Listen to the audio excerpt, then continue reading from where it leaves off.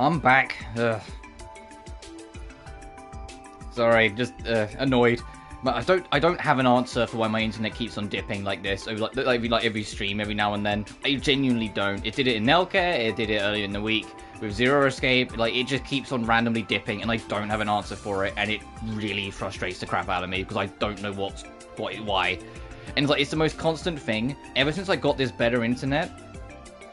Like, ever since we got this better internet, like late last year, we've just had more random problems. Like, back when I was on the old internet, yeah, the old internet was way slower, but it was consistent, you know? It was way slower, but it was consistent. And it's like, now, it's way faster and way stronger, but it randomly fucking dips for no reason. It's so fucking infuriating. But I digress. We just gotta carry on and hope it sorts itself out. But as I was saying before I got rudely cut off, outside of, like, the pervy talk, I very much feel like the Randy of my friend group at work, because I'm the oldest one. Where, like, I'm about 24, well, I am 24, and all my friends are, like, somewhere between 18 and 21, like, at work. And it's like, so I very much feel like the Randy of my friend group, so I kind of, like, relate in that sense. I feel like Francis the intention.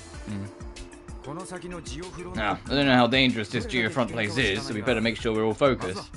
The sooner we finish this mission that old man forced on us, the sooner we can get back. Still have a lot of questions, but yeah, I agree.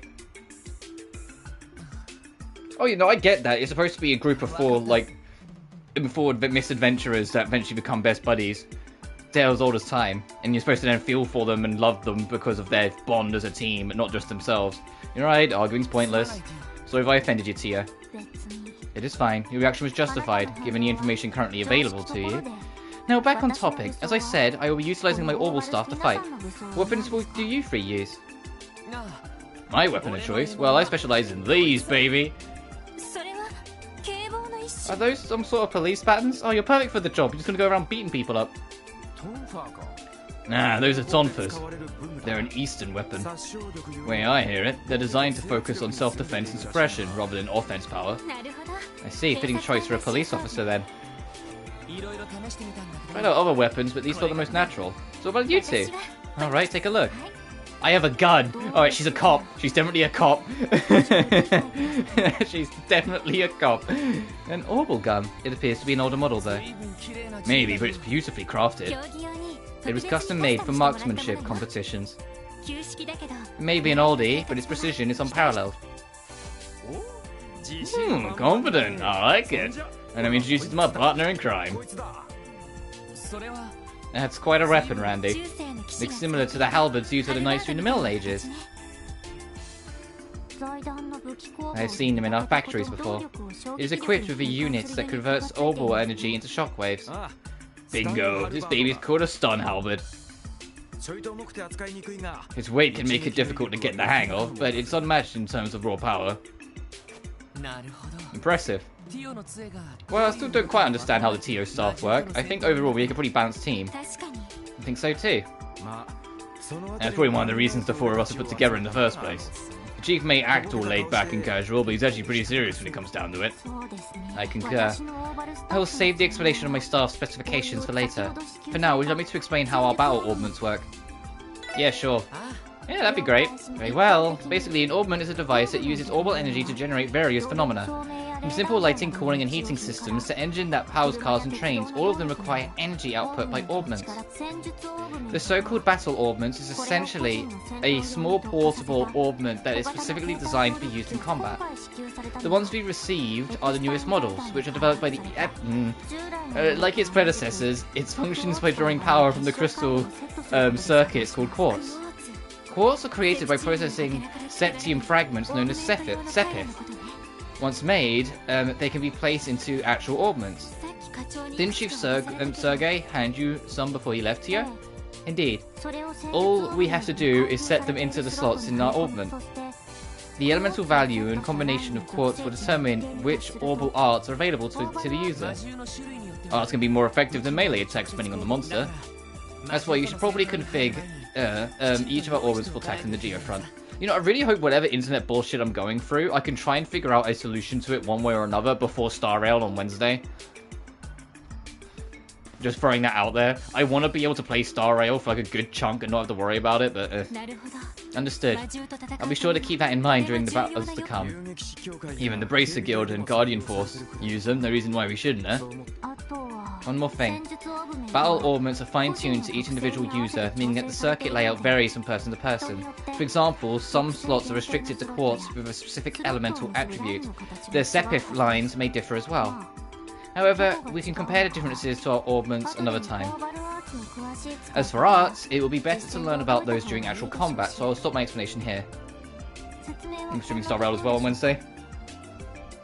Like I said before in your message, like, for me, I'm streaming it on Wednesday because of time zones. The time zone makes it come out at 10 PM on Tuesday night for me. So I'd rather just do it on Wednesday than, like, stream at 10 PM, you know?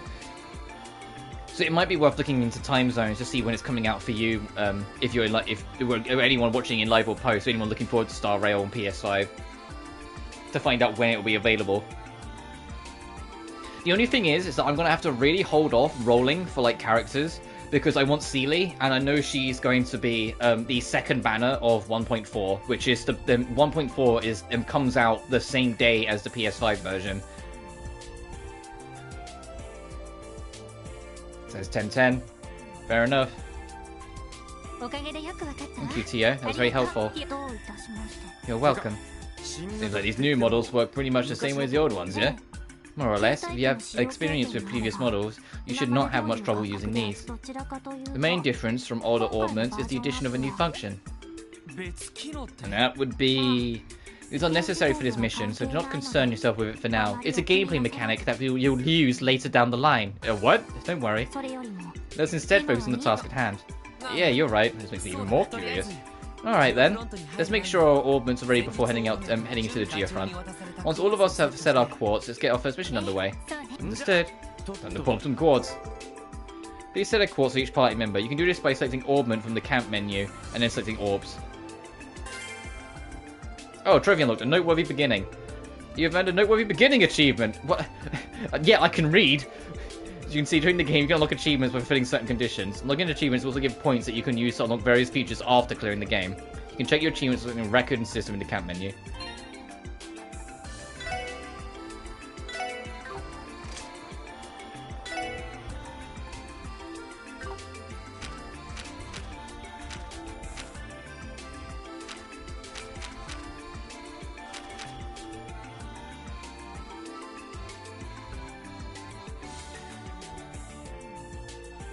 So like STR strength, DEF defense, that's obvious. What's ACS? Is that arts?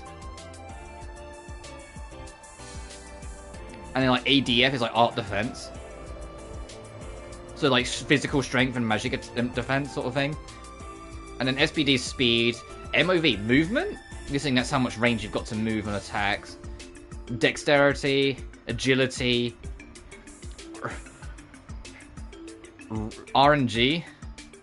Does it literally mean it's a random number generator, or does it mean something else? Or is it range?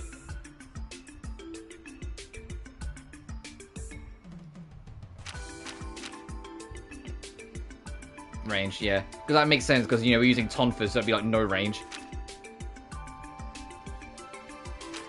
Alright, so I would have thought the staff user would have had higher arts than the one, but oh well. Oh, she can only use this one, huh? Oh, alright, I guess that's what I'm giving her. Can you only use... Yeah, you can only use some of them, huh? Alright.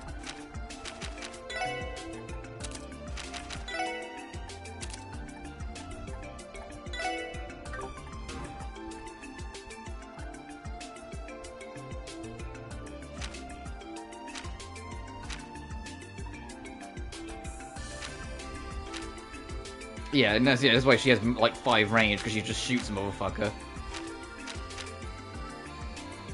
Oh, I see in the corner. Defense +3, strength -1. It's literally fucking materia from classic Final Fantasy VII. Got it. Alright, that makes it easy for me to figure out how to use them then. It's literally the materia system from 7. From classic 7, where it would, like, if you boost a stat with something, you sacrifice a little of something else. So you kind of end up committing to builds on characters, depending on how you use them. Alright, that's very easy for me to understand then. I always worry, it's like, am I gonna get it? Am I gonna understand it? No, that's very easy to understand.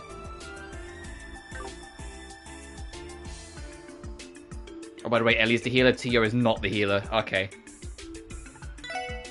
I'm gonna save now we've got an opportunity to do so. But yeah, because Star Rail is going to be on Wednesday instead, I swapped it with Bomb Rush. So tomorrow we're doing Bomb Rush Cyberpunk, which I've already played a shit ton of. It's why I put it in Experiment Week, because that game, it's there because I want to show off how fun that game is. And I hope I can do it justice. That game is super fun. Door's locked. Door can be unlocked with the Geofront A sector key. Door's unlocked.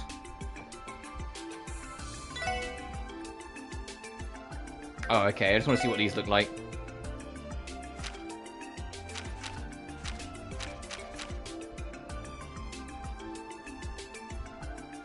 Attacking enemy will... Yeah, attacking will stun. Okay, so it's doing, sorry, I'm doing that comparing again. It's doing it's doing what Soul Hackers 2 did, like, 2 decades later after this fucking game. Or however old this game is in comparison, where when you hit an enemy, it doesn't mean you go straight into the fight. You just kind of stun them, and then it's up to you to decide whether you want to commit to the fight or move on. So you can just whack them out the way, basically.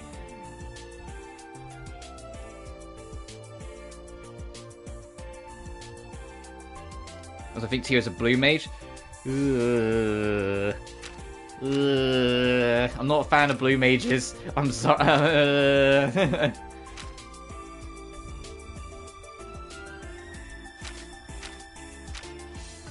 The only time I didn't mind blue mages was Brave New World and enemy skill in 7. In FF7. Brave New World rebalanced blue mages so severely that it was in your best interest to use one. And FF7's enemy skill, you didn't have to commit anyone to a blue mage, so you could just have it as an extra, so it was just nice to have. Tears of Blue made by Freedom and Liberty. I'm not gonna lie, I don't get the Infinite Trophy. I will not be getting the Platinum for Nayota. The boss battles are too broken and a bad way to beat. Oh, fair enough. And in other words, she buffers. Tio's purpose is buffers with some form of magic attacks. Oh, fair enough.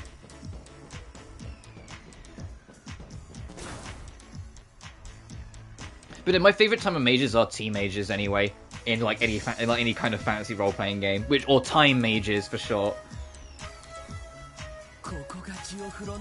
Because they're all about altering status conditions and enemy conditions and like world conditions, so it allows you to have more control on the setup of the fight. And they're just, if you know how to use them and manipulate what they've got properly, they are really fun. Hey, I'm just going to make it so I can have 4 turns and the enemy can have no turns because I make the rules. I'm a time mage. That kind of shit, you know, like I love that. So this is the Geofront. I had rumours about it, but I never expected to find a place like this beneath the city.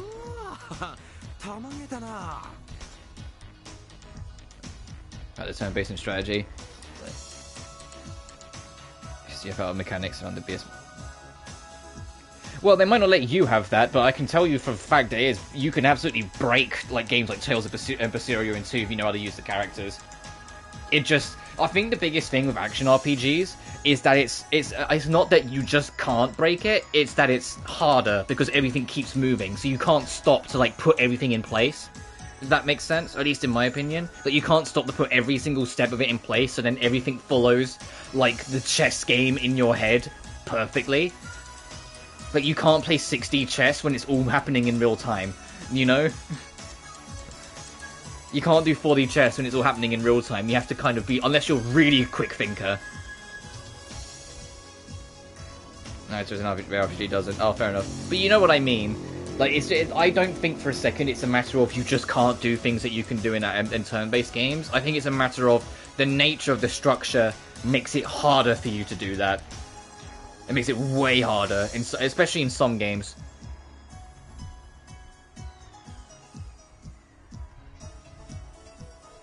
But then equally, I'd rather a game really push me and challenge me and make me feel like I'm backed into a corner when playing any kind of RPG than one where I'm just like, alright, I'm just going to use, I forget what this class is called, like the potion making class in Final Fantasy V. I'm just going to use the potion making class, and I'm going to make a potion so the final boss can't change form, so then it dies.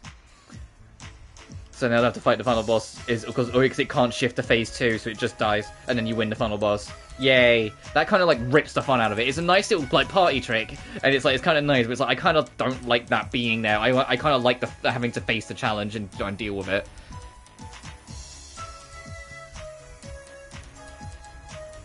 Does push me away. Fair enough.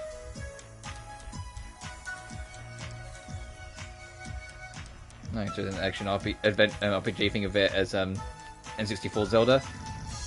Fair enough. But I don't think of Zelda as an action RPG. I think of Zelda as an adventure game. Ocarina of Time is an adventure game, and Majora's Mask is a time management adventure game. But I get what you mean in terms of comparison, like in terms of like game feel and how it plays. But we're going to be trudging through some nasty-ass sewage, honestly. According to database records, the geofront construction began at approximately the same time Crossbell ventured into large-scale urban planning 20 years ago. It initially included water supply and sewage systems, as well as waste disposal plants. Orbital cables and additional modern tech were added later. Well, it's safe to say that this place isn't all I expected it to be. Central Square is directly above us, right? So certainly the thing that monsters are roaming around right beneath our feet every day. The area is usually sealed off, so monsters cannot exactly wander onto the streets. But even Azure, fucking that's a word and a half, into Azure, I could figure out how to mess with the mechanics to my advantage. But then that's also a thing of you've played a hell of a lot more turn-based RPGs, so like me, you're kind of used to seeing between the lines, almost like on a spiritual level. Even if it's a completely new gameplay system that's turn-based, you know you have such an ingrained understanding of the fundamentals of playing so many others that you just have that natural advantage to spot that shit. I guarantee you that ingenuity and that thinking ahead does exist in almost every single action RPG that on the planet. It's just it's way harder to find, and what doesn't help is that you don't enjoy them, so you're not looking for them. You're not actively seeking them as much, or alternatively, you don't know what you're looking for as much compared to a turn-based. You know? Forgive me if that's too assumptuous, but that's kind of like that's kind of what I'd assume. Where it's like, because it's the same with me, where it's like I play so many turn-based RPGs that you kind of like, even if it's a completely different system, you can kind of see between the lines. And so you kind of just spot shit and be like, oh, that's the broken shit, got it. You know? Like, yeah, like, you know, you kind of start spotting shit and go, oh, that class seems a bit weird. Oh, that specific skill seems a bit out there. You know? You know, yeah. Like, it's why I said, like, enemy skill, I like it in 7. Because if you know how to use enemy skill, you go get fucking beta from the giant snake, I forget what it's called. If you go get the beta skill from it, and you realise that, hey, that's an enemy skill, so you can absorb it, and this skill is a non-elemental nuke. You've just suddenly got you've got a magic attack that ignores magic defenses off the rip. So it's like, of course you're gonna fucking get it. You know, like as soon as you realize it's like, hey, that's a non-elemental skill that you can just have like 2 hours into the game, so you can ignore enemy weaknesses for like the next 6 hours until it starts to become obsolete. You just fucking get it. You know, it's no reason not to.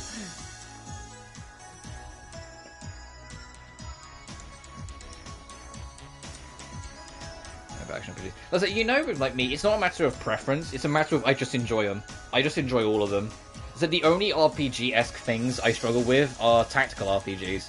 And that, for me, is just personal preference. I'm not a big fan of them. The only tactical RPG I ever really enjoyed was Final Fantasy Tactics.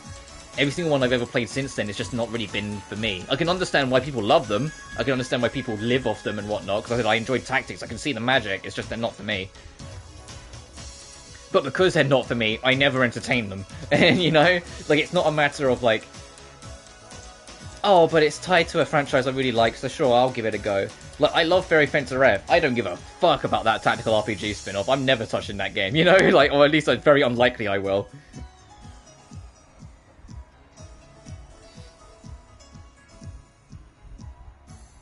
That makes sense. But yeah, that's what it is. Like, for me, at least, I think it's a matter of, like, where you've played so much of it, you just know what to look for. Or, like, you have, like, a sixth sense towards it. Maybe that's the better way to word it. You have, like, a sixth sense to it, because you've played enough turn-based RPGs that you feel it. Whilst with action RPGs, because you don't enjoy them as much, you don't have as much of, like, an incentive in yourself to want to look for it. Or maybe because you don't enjoy them, you don't notice it because you're not really that fussed anyway. you know? I can think of many examples of like other people. Firesman neurons, yeah. So I can think of many other people where like something that I know has layers and knows has depth, people are going, oh, it's so simple and basic, and like, let me guess, you just didn't like it. But I know it has layers. Like, perfect example, fucking Neptunia and Ninja Wars. That game sucks, but that gameplay does have layers. It has a lot of layers. Problem is, the game doesn't give you any reason to use it, so everyone's saying, oh, it's a basic bitch game. It's like, yeah, I get it. It's technically not true, but I get it. You know? Oh no, actually, I just realized I said the Doom word. I shouldn't have said Nep out loud to talk about something else. So I'm working on my Doom 3 review. I finally started working on my Doom 3 review. I've been making notes on that and doing a lot of research on it, and it's kind of funny. It's like how quickly that game got buried in the time when it first came out, because 3 months after its release, Half-Life 2 came out. Anyway, unfortunately, the police seem to be too busy at the moment to provide the appropriate countermeasures for these incidents. No idea. One of the reasons the SSS was created? Because I used to nail Perfect Guard. Oh yeah, but I'm saying like the thing with Ninja Wars is that there is a lot of mechanics there. It's just the game doesn't like your comment is exactly my point. There is a lot of mechanics there. The game doesn't give you any good reason to use them. Ninja Wars has a lot under the hood, but you have no fucking good reason to use them.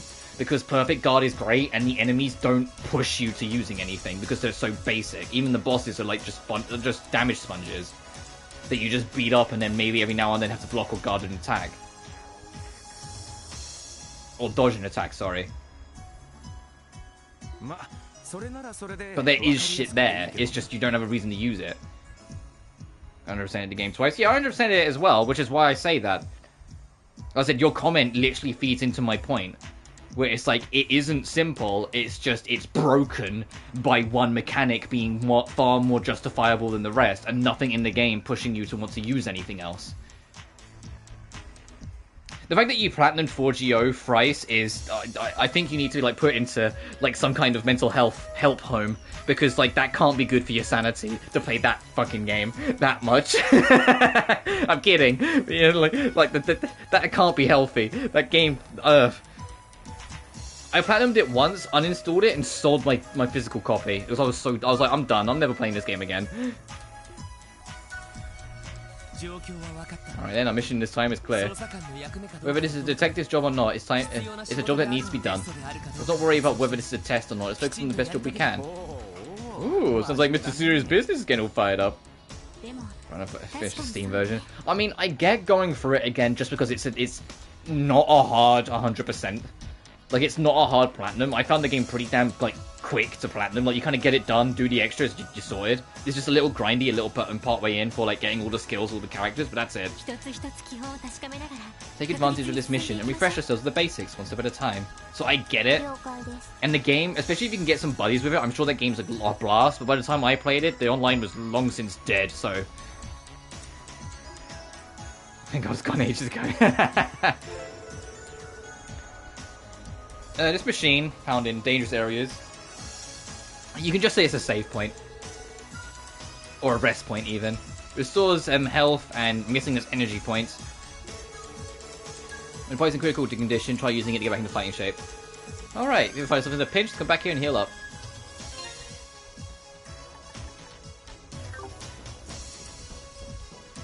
It's locked.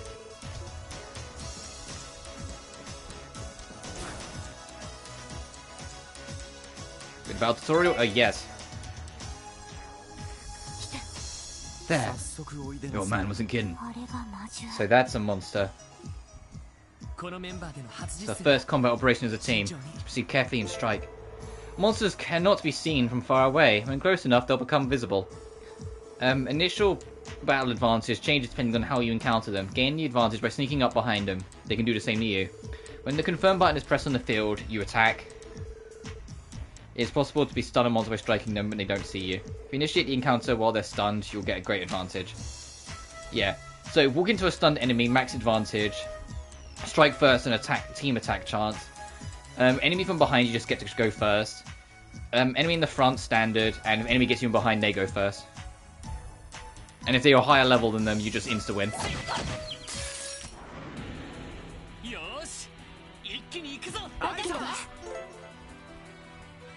The action time bar indicates whose turn it is. 80 bonuses indicate bonuses allotted to the bar order. When an bonus icon appears next to a character's icon on their turn, they will receive that bonus. Heal, Zeph up.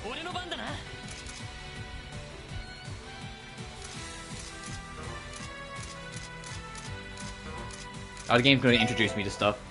Attacking enemy. Highlight the enemy you can reach. Selecting a target in this area will move the character to attack it. When the target is out of range, the cursor will have an X on it. Selecting an out of range target will move the character as close as possible, but no attack will be performed. Alright, so you don't have to go into like the move thing every time. You can just go like, hey look, they can't be reached, just do that. But you have way bigger... Yep, you could just shoot these bitches. Oh, that one's slightly out of range. Oh no, you're the staff, right? You're not the shoot. Oh, it catches both, alright. You're the shoot. You're the one that'll reach them from a million miles away. Oh, and it gives you the hard number of turn delay. That's appreciated.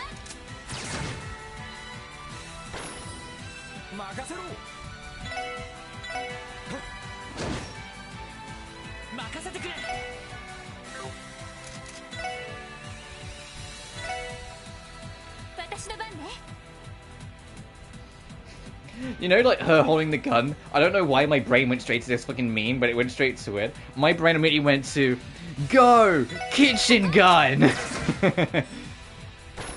It cleans dishes. Bang, bang, bang! It cleans the wall. Bang, bang, bang! It'll clean your pants. Bang, bang, bang! I love you, kitchen gun! In case it's the fucking thing. You can turbo mode this, by the way. I won't at first, but I'm getting the feel of it. But it's nice to know. Once I've got more of an idea of how everything feels. Does that even mean, bro? Have you never seen Kitchen Gun? That stupid fucking meme video. Wait, it's like a mock-up advert of a dude like walks in and he's got a gun that cleans things, but it's just a gun. Like it's not like it's got a sponge or anything on it. It's literally just a gun. It's literally just like a Glock, a Glock in his hands. Like he's literally just got a pistol. And he goes, oh man, I wish I had some help to clean these sinks. Then I've got the product for you. Just whips out his fucking pistol. It's kitchen. It was a genuine like mock-up advert that played in like a charity event like 15 years ago. That's like just taking the piss. And he goes, it will clean dishes. He literally just points the pistol, opens fire, and like smashes all the dishes. And he goes, bang, bang, bang, when he's pulling the trigger. And he's sort of scaring the woman, shooting everything in the kitchen. And at the end, he kisses the gun. He goes, I love you, kitchen gun. And then the advert just ends. For some reason, I gotta find the advert and put it in the link then. Hang on.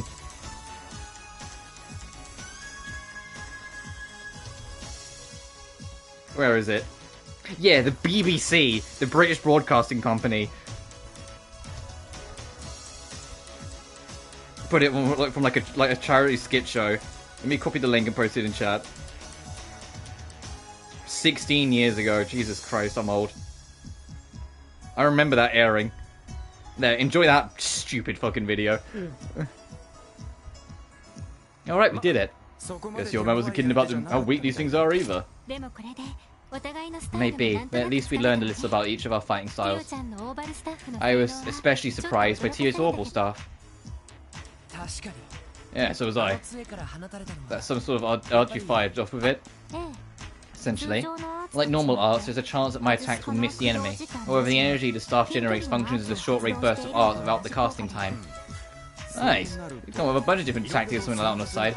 It's like, hey, my attack can hit multiple enemies. The trade-off is it can fucking miss. Oh, we're not you. Oh, that's gonna miss at a pinch then. Got it. That was the goal of this technology. Also, if I could direct your attention to the breastplates that I am wearing.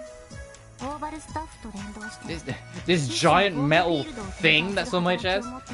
This links to the orbital staff systems and provides me with a protective field, increasing my defensive capabilities. As such, I'm able to withstand much more than my physique suggests. Should the need arise, I can take the front lines without issue. Incredible. Truly is cutting-edge technology. Might as well take advantage of it, huh? And even so, I'm not really sure how comfortable I am having a little girl in harm's way. Never mind.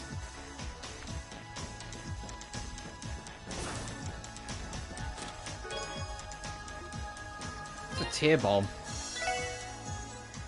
Oh, potions, got it. Yeah.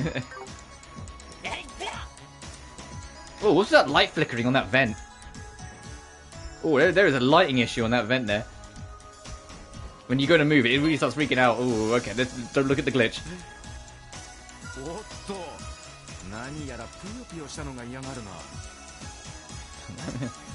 Heck is this, some blob of goo? I think arts will be more effective than our weapons against these types of monsters. Let's give our enigmas a whirl during this fight, everyone. Yeah, good idea, Roger. That's not the attack button.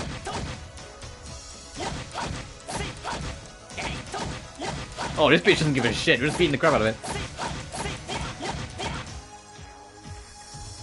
That's like naming and measurements. Oh, fair enough.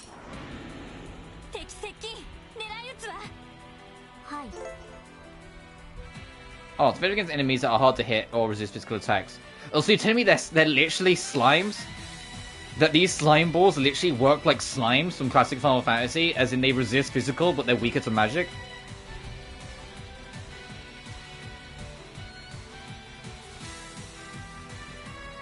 Yeah, they just have their own naming conventions, that doesn't bother me. It takes time for arts to be cast, and consuming a set amount of EP. All arts are associated with different elements, strategically identifying which element is the most effective against the enemy.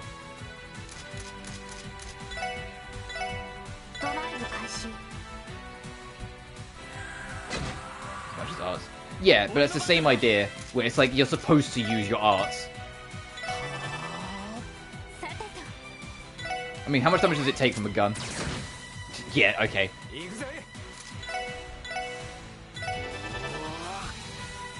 Does the game have an auto-retargeter? If the enemy dies to one of their spells, will the other two automatically shift to the other one, or will their spell get cancelled?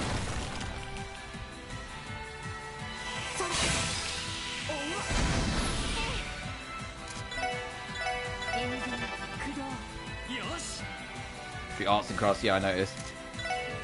Oh no, it's a cute naming convention. They'll hit the other. Okay.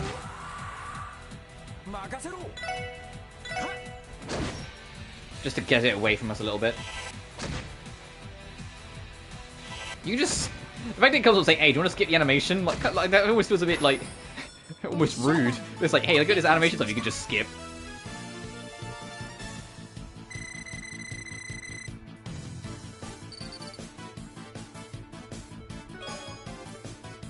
And these kind of like this like quartz thing, where it's like you get like these energy crystals that like that will like help you make things later on or whatever.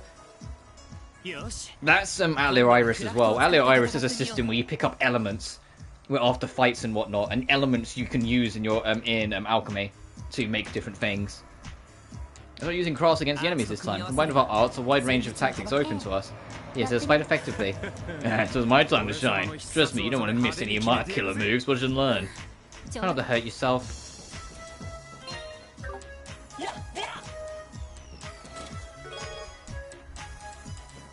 Smoke bomb.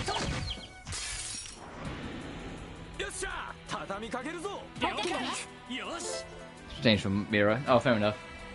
Crafts, characteristic skills that not only deal damage, but have a broad range of effects. You use craft points during receiving damage during battle. Oh, so it's like a limit break system. Got it. Doing damage or receiving damage will make it do its bit.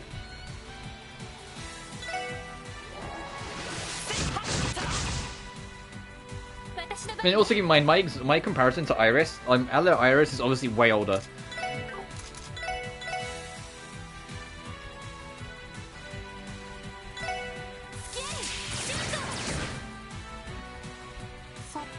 Imagine having like a fly infestation and pulling out a gun to solve it.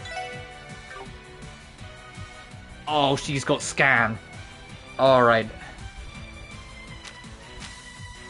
And there's S-craft, so that's like special craft, I'm guessing.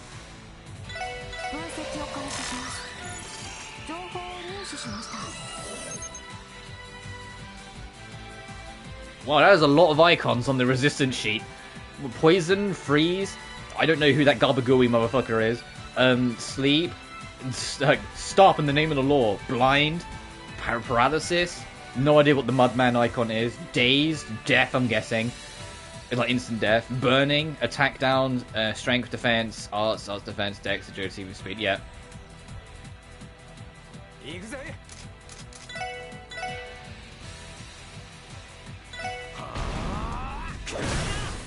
Hell yeah. Ooh, he has attack delay as well. Well, that bitch is dead, but...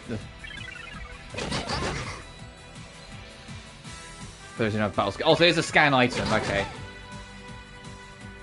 Stone Man is petrification. Oh, okay. Does petrification count as a death state in this game? Like, it's like if my whole team's petrified, will it game over me?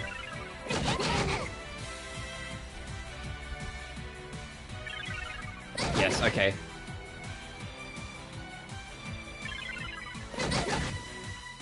That's why I asked, because obviously, like, different RPGs, like, getting turned to stone can count as a death state. So that's why I was like, is this one of them?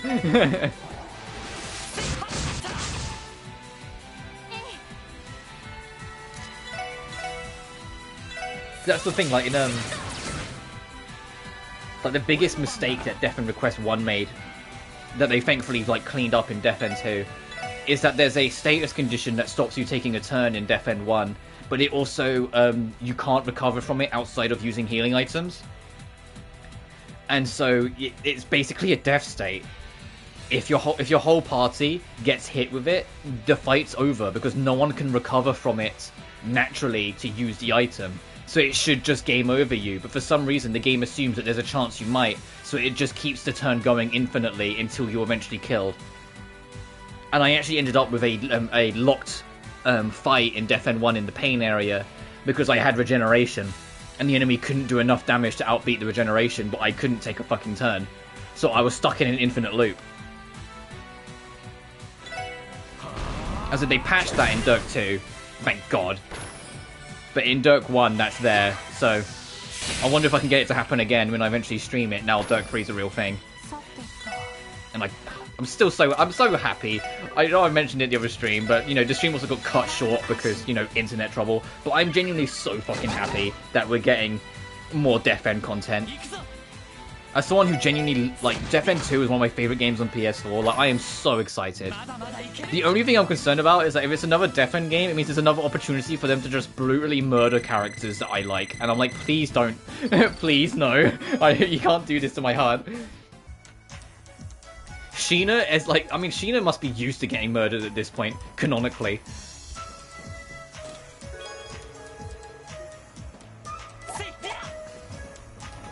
Because she gets killed and then, you know, time shenanigans in the first game.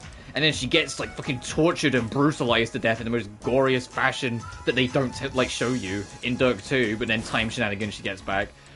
It's like, it's gonna lose its meaning if it happens in the third game. Also, something that I had no idea about until literally this morning. Sheena's English actress is younger than me. And I was like, and I was completely, like, thrown back. I was like, what the fuck do you mean? Like, I was like hit by a pile driver by it. I was like, I didn't realize she's 22. I was like, what? I had no idea.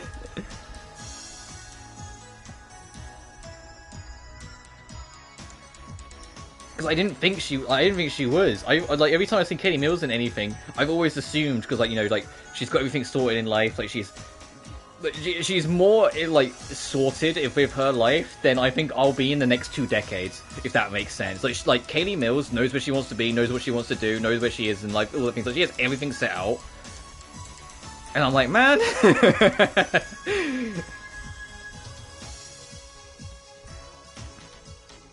But it was just one of those things. It's like, man, because Death End 1 came out in 2019. I was 20, so she was 18 when she did Sheena. When she voiced Sheena in the first game. These pests one by one is getting to be a serious pain.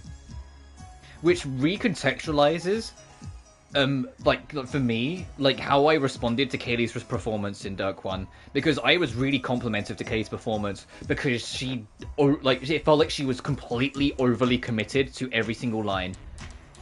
But now it makes sense. She's, you know, like, the actress, it makes sense. Because what I mean is that no one belted out a scream as good and as convincing as the scream Kaylee Mills gave out as Sheena in Death End 1. And like for like the English dub, and it like really like caught me by surprise.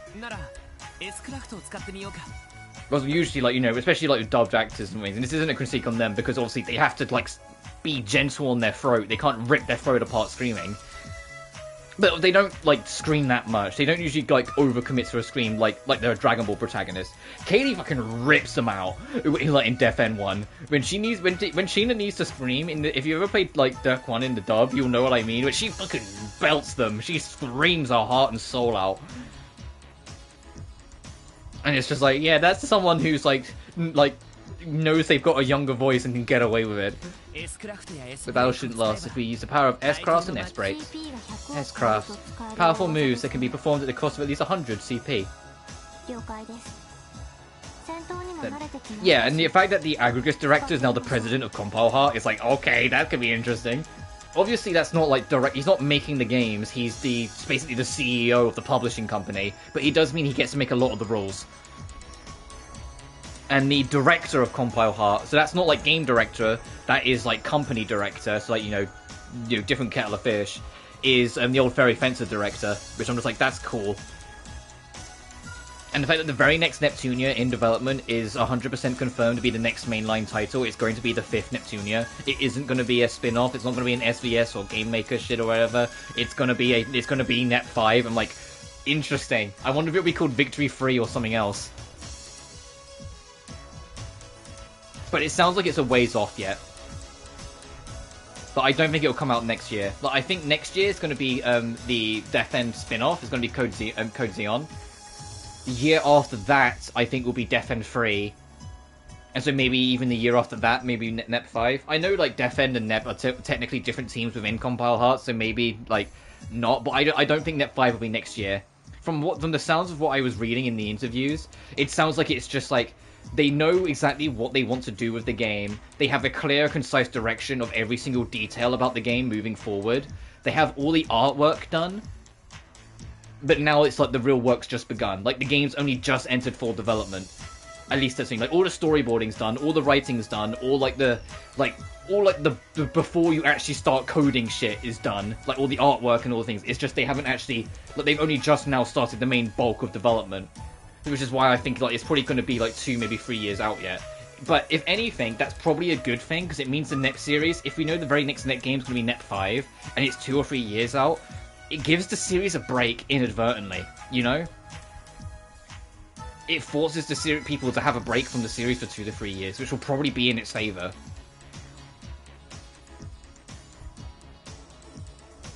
I'm also curious what engine they'll be using, because also keep in mind, 2-3 years time from now when it comes out, it will almost assuredly not be on PS4. I almost expect it to be on PS5 or just next-gen consoles in general. Cross can heal us, don't hesitate to run me in trouble. Oh, how are we on health?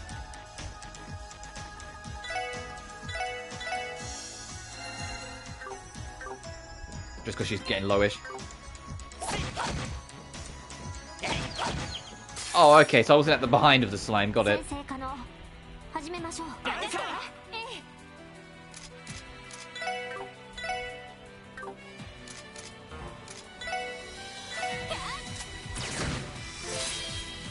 Once your character has 100 CP, an S-Craft can be unleashed at any time, ignoring battle order. It's called an S-Break. Each character's S-Break can set up a specific S-Craft under status.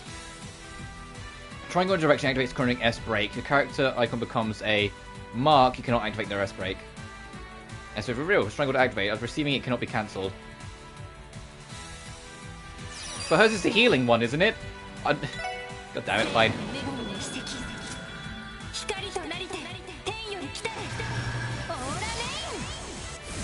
And I'm really curious about Death End Request Code Xeon. I'm really curious. All we know is it's a spin-off. We don't know if it's changing genre. The only thing they said in the interview is that because it's a spin-off, they're going to be more experimental with it, because it ultimately doesn't matter. And I'm like, okay, that's fair.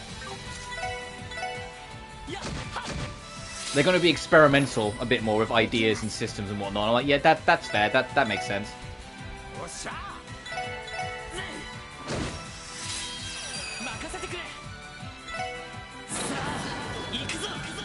If it's Code Zeon's a strategy game, it might be the strategy game to make. It might be or a tactical RPG even.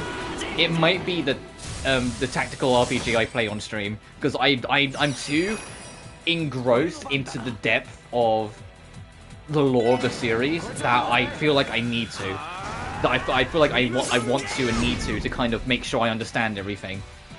And the fact that it's even confirmed to have ties to the first two games means I'm already going to regardless, you know? I am curious about the new lead, though. There is a new main character in the spin-off, and I'm curious if the new lead is, like, just for that spin-off, or whether it's going to have ties into Death End 3, and it's like an early introduction to, like, the next lead. Because I'm hoping Death End 3 it follows Lydia and all that bullshit with, like, the gods and the pens and the white and all that shit. But equally, I would be interested in being surprised and it going a different direction. I'm always down for games giving me things I didn't realize I wanted over just giving me what I want.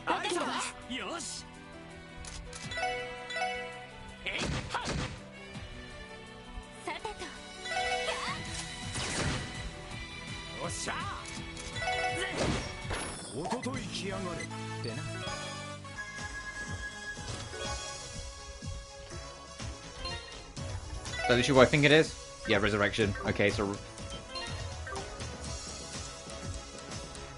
Oh, I'm not going to get the attack point, am I? Aha! I'll do.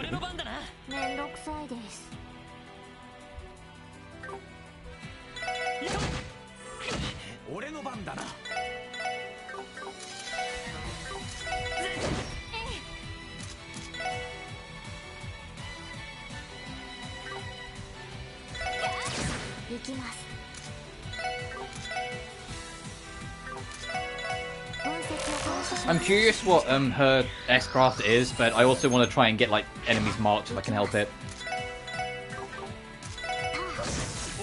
Oh no, it's you that has the like, yeah, the group attack.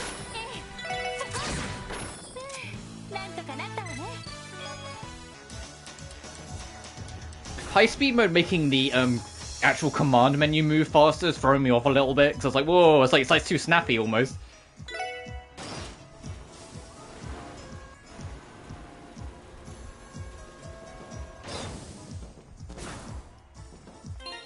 That's not the attack button, god damn it.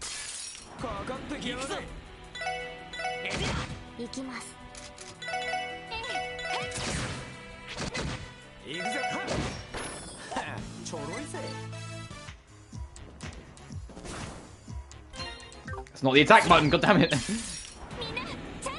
I'm gonna do that a lot. Or simultaneous attack. When your bonus appears, simultaneous attack can be performed. You can choose to cancel or perform the normal action instead.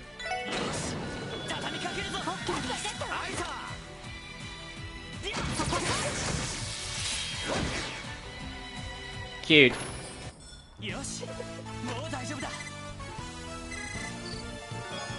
So it's just their first strike system, but a bit more fancy.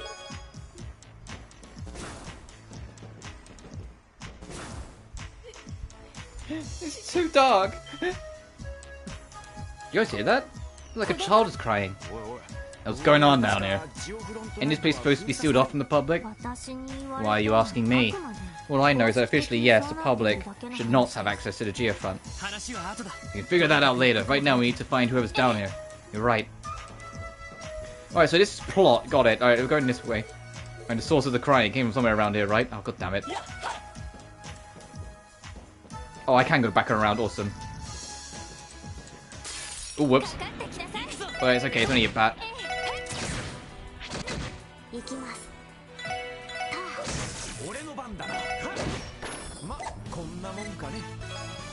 How high can you stack your craft points, by the way? Is there a hard limit or a hard stat for it? Oh, I can kind of see from the bar that it probably caps at like 200.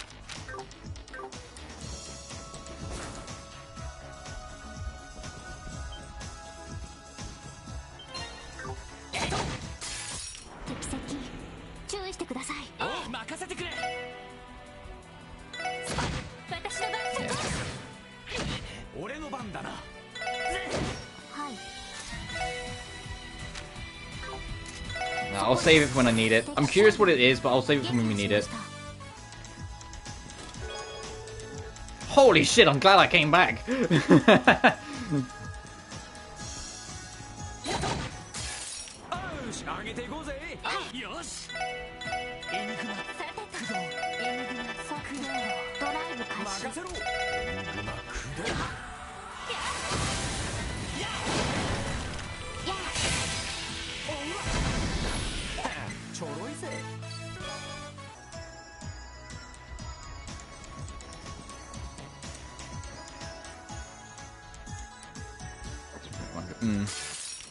Oh, whoops.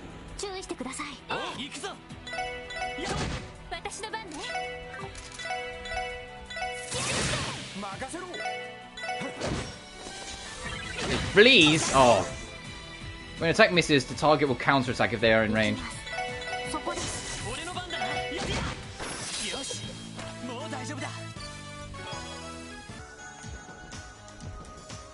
Oh, let's go find the child.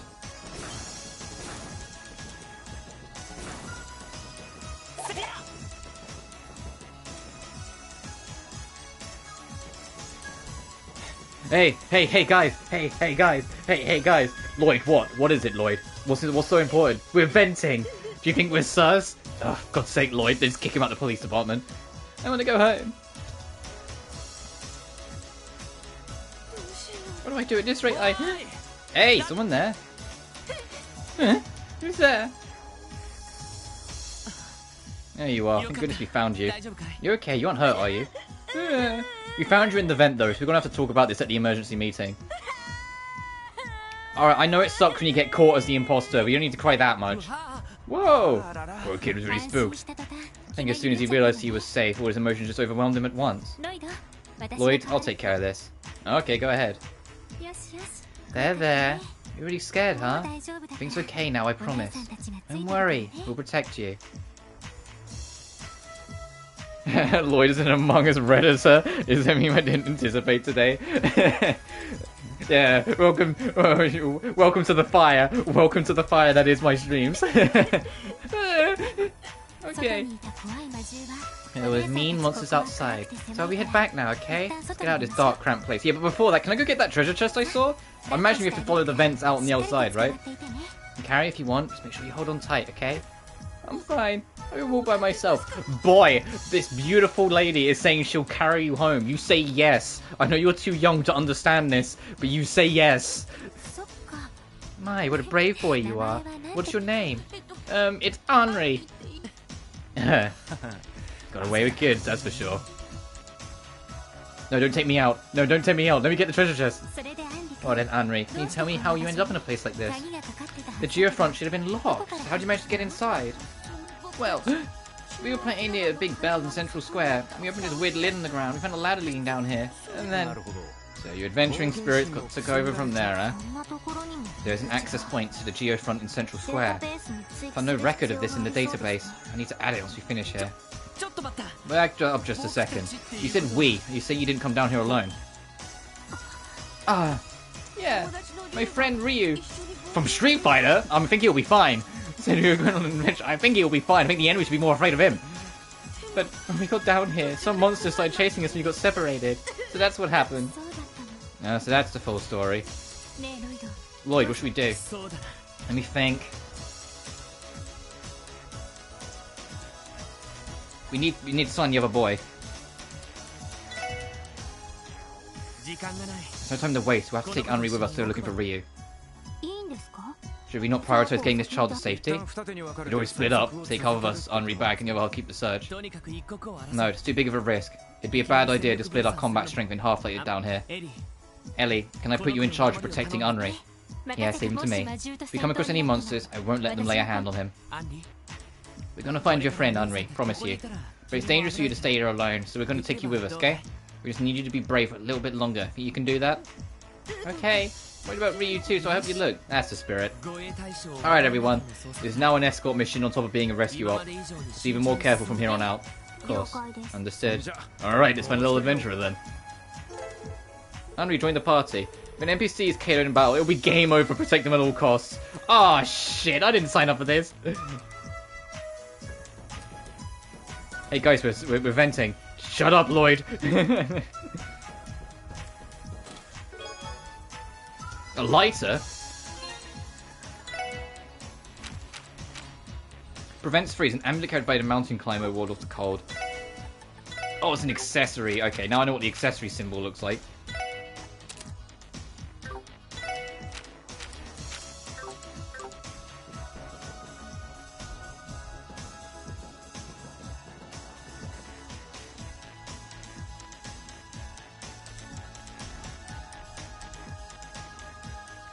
Escort missions. I was like, yeah, but it doesn't mean I want to have to protect the kid.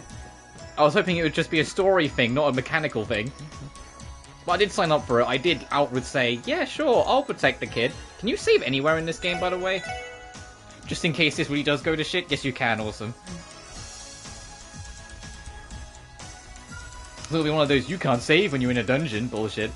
Actually, I suppose if this was on PSP originally, they kind of have to make it so you can save anywhere, because you need to be able to pick up and play, and also put down and stop whenever you need to.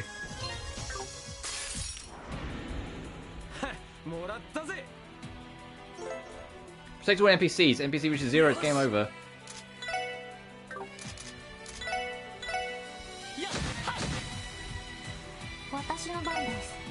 Oh, you're out of range. Is this in range? Oh, it's in range. It's on Death Beam by the looks of it. Alright, let's try it out.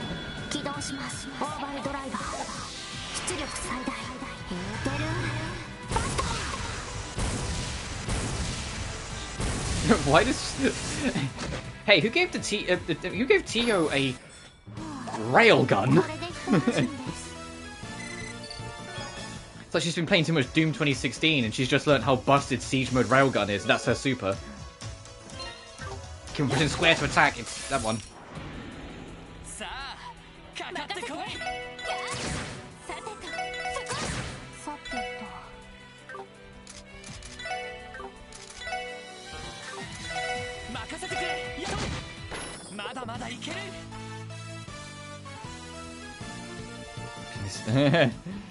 Venus tires again? Yeah, alright. Is that where we came from? This way we need to go, right? Oh, hey, a refill terminal.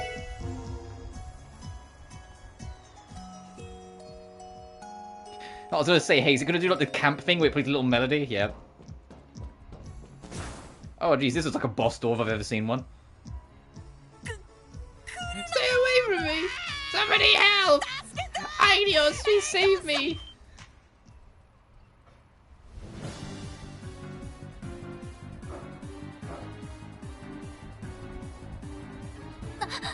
Oh! Rio! Ugh.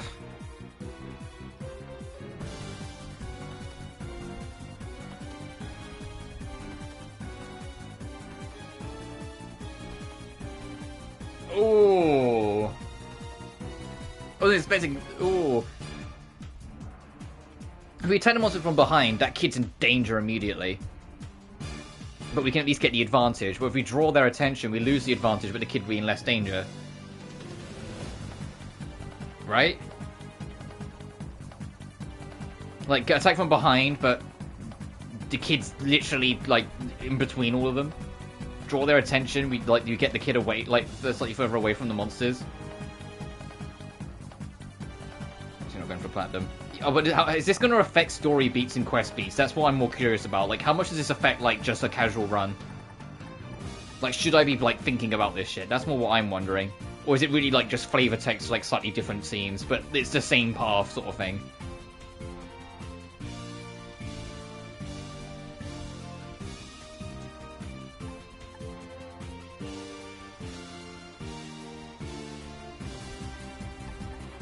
I mean, I'll draw the monster's attention, that's the one thing.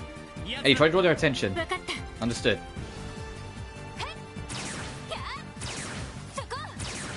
I like how the slime gets like a little moody symbol.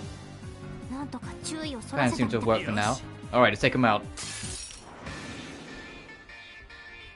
Yeah, just for a scorecard. Oh. I think like being more tactical and making smarter decisions leads to like you being a bit better at your job sort of thing.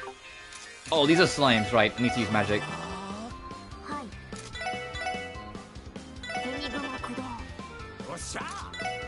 That reach. Okay, I'll also have limited range. Kid, what are you doing? No, other kid, stop. Uh-oh. Hey! Leave him alone!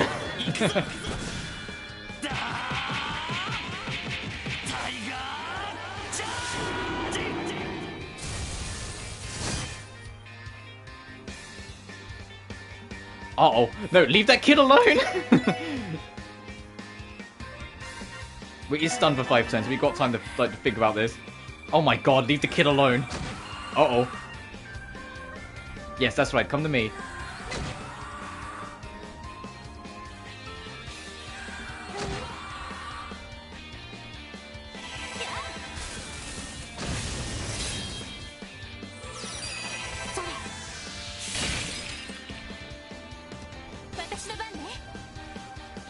Oh, hers is healing, right. Can I heal the kid?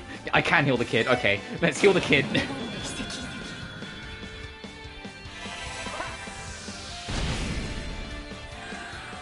Whoa.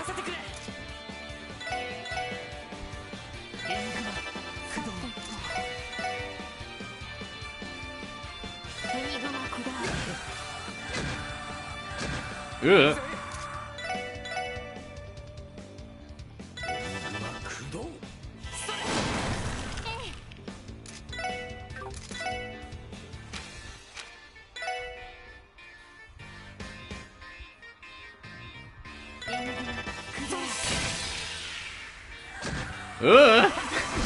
Hurry up! Hurry up!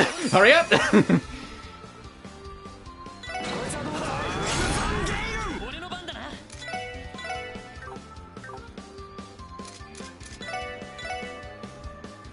Of course, it has to be in range.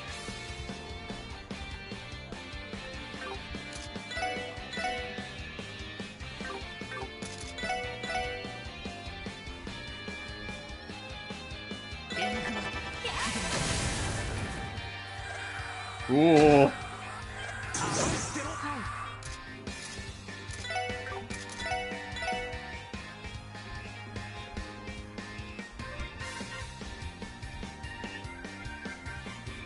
That stuns, that's fine. And it burns to death as well, even better. Okay, the kid's like, okay. You can breathe.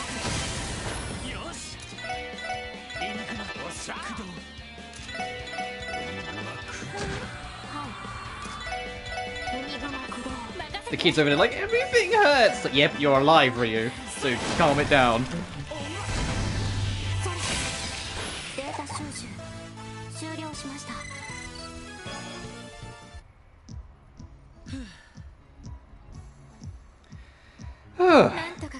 We did it somehow. Man, those were some tough customers, huh? I am tired. Well, that was a close one. Ryu, I'm so glad to see you. Are you okay? Yeah, I mean, of course I'm fine. Glad to see you're okay. I mean, you're so clumsy all the time. I was worried you'd be monster chow without me there to save you. You're the one to talk. You were this close and going up just a second ago. This is all your fault anyway. You're the one who said we should come in here. What? Nuh-uh? The fuck do you mean, nuh-uh? You're the one who was all like, oh, the geofront's so cool. But I never actually wanted to go inside. Alright, that's enough, you two. No more fighting. Sorry. I haven't seen you guys around town before. Must be new. You seem pretty strong for a bunch of rookies, though. Huh? You're a bit too big for your britches, kid. How about a little gratitude, huh? We just save your hide. Fine. Thanks for the save. I got a little iffy there for a sec, but I managed to get out with only a couple scratches. I guess you guys passed. Barely. Well, it's true, we still have some room to improve. I'm glad you're okay now, though. And now that you're both safe, we should get out of here. Agreed. I believe this is as far as we can go in this sector anyway. Meaning we've completed Chief Sergei's mission too. True. Well, no way in hell I was expecting something like this to go down. Get these rascals home, we should report back to HQ, yeah? Something wrong? Well, I was just thinking, you guys are rookies, right? Yeah. How did you know? We don't have uniforms like the rest of the department does. Uniforms? Could it be...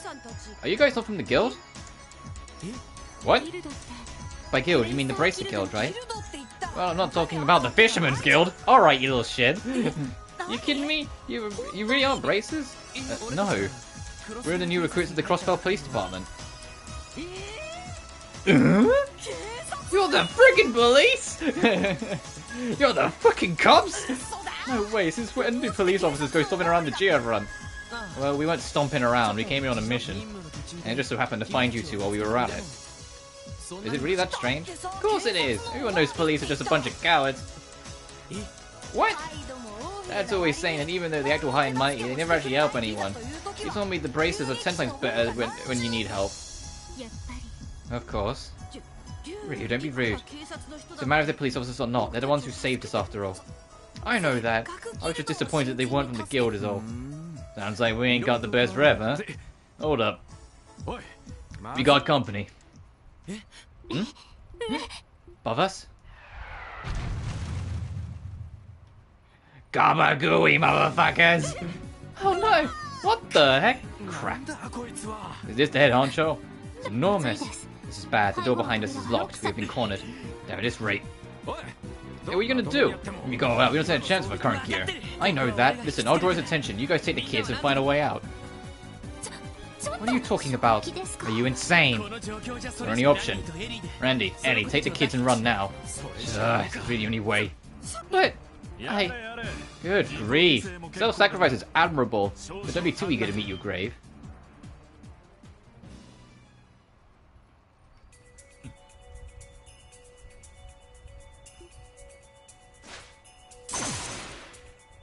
Of course. What?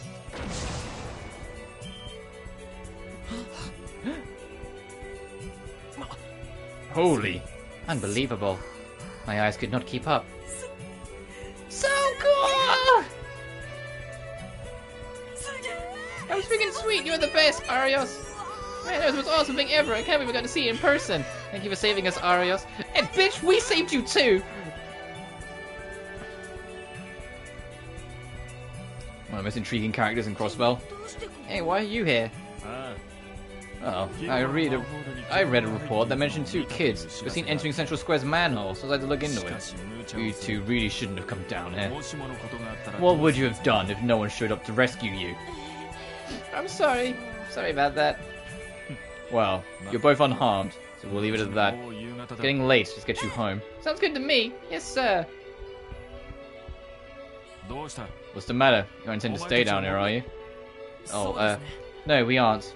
We'll head back with you if you don't mind. In that case, quit dawdling. Or you could very well be ambushed a second time. Let your guard down until we're out.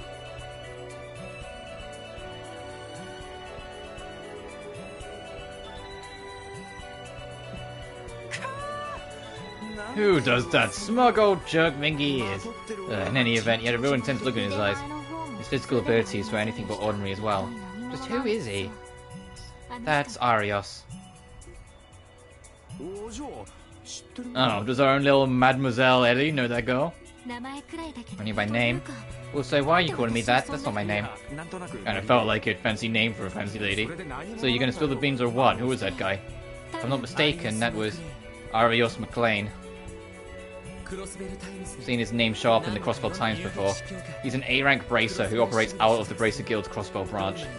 He completes every request to perfection, and he has earned the citizens' utmost trust. They call him the Guardian of Crossbell. The Divine Blade of Wind, Arios McLean.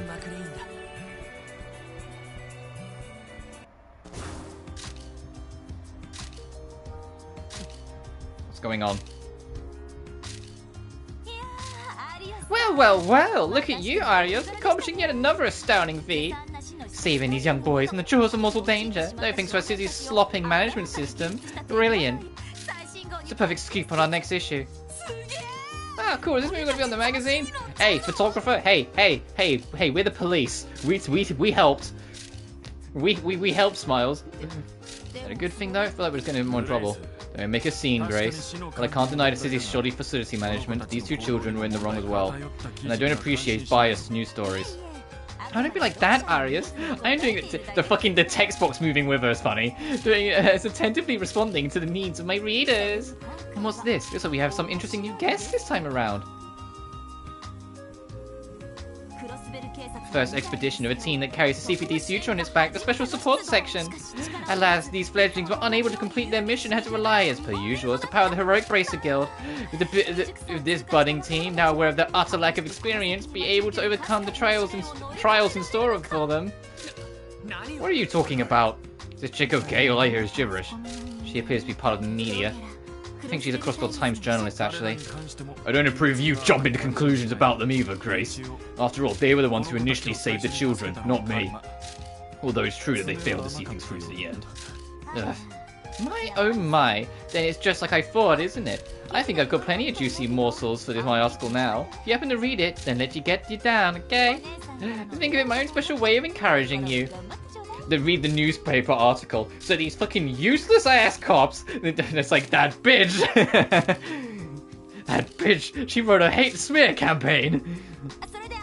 Well then, Arias, have you given any more thoughts to that one-on-one interview? I've already told you I'm not interested.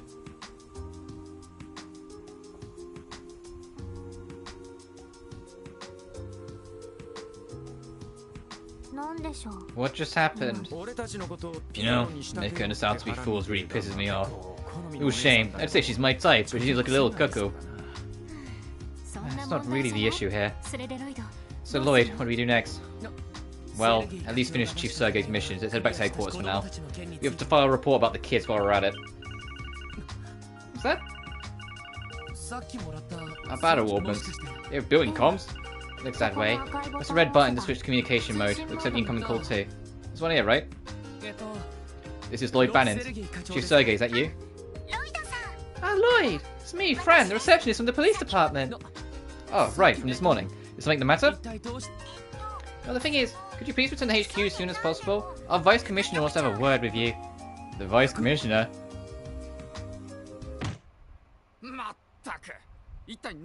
What was going through those thick skulls of yours? You deviated from your mission and got involved in something completely unrelated. And because of your incompetence, all the credit ended up being on Aldous McLean again. And the worst part about this situation, this little mishap of yours was exposed by the Crossbell Times. But sir, keep each and every one of your mouths shut. I don't want to hear your excuses. This is exactly why I was against the formation of this pointless new division of yours. If only that damn Sergei hadn't tacked on so many conditions, this would have never happened otherwise. Could you elaborate, sir? Silence! This is not concerning you in any form. Wait a minute, this might just work out. If that utter nuisance loses even one of his subordinates, I can put a stop to his antics. Now listen, this is for your own good. Decline your assignment to the SSS within the next couple of days. Why? Wait a sec, pal. What exactly are you insinuating? Did not understand. What's there to understand? Do as I tell you. The SSS is sure to fail within half a year. I doubt it'll advance your careers at all. In fact, it might result in quite the opposite. Keep running into screw-ups like this, and no one will ever glance at your resumes. And wouldn't that just be an utter waste? Aren't you aiming to become a detective, Lloyd? I'll personally see to it that you're placed within one of our investigative divisions. As for you three, I'll make sure you're assigned new roles that are more in line with your skill set. Quite generous offer, no? I promise you won't regret it. Sleep on it and let me know your answers tomorrow. You are dismissed.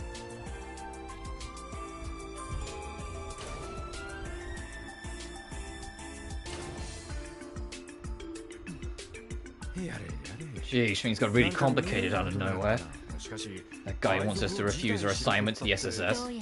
I suppose the CPD has its share of internal conflicts as well. Only heard rumours, but this confirms it. Yes, this is very different from what I was originally promised.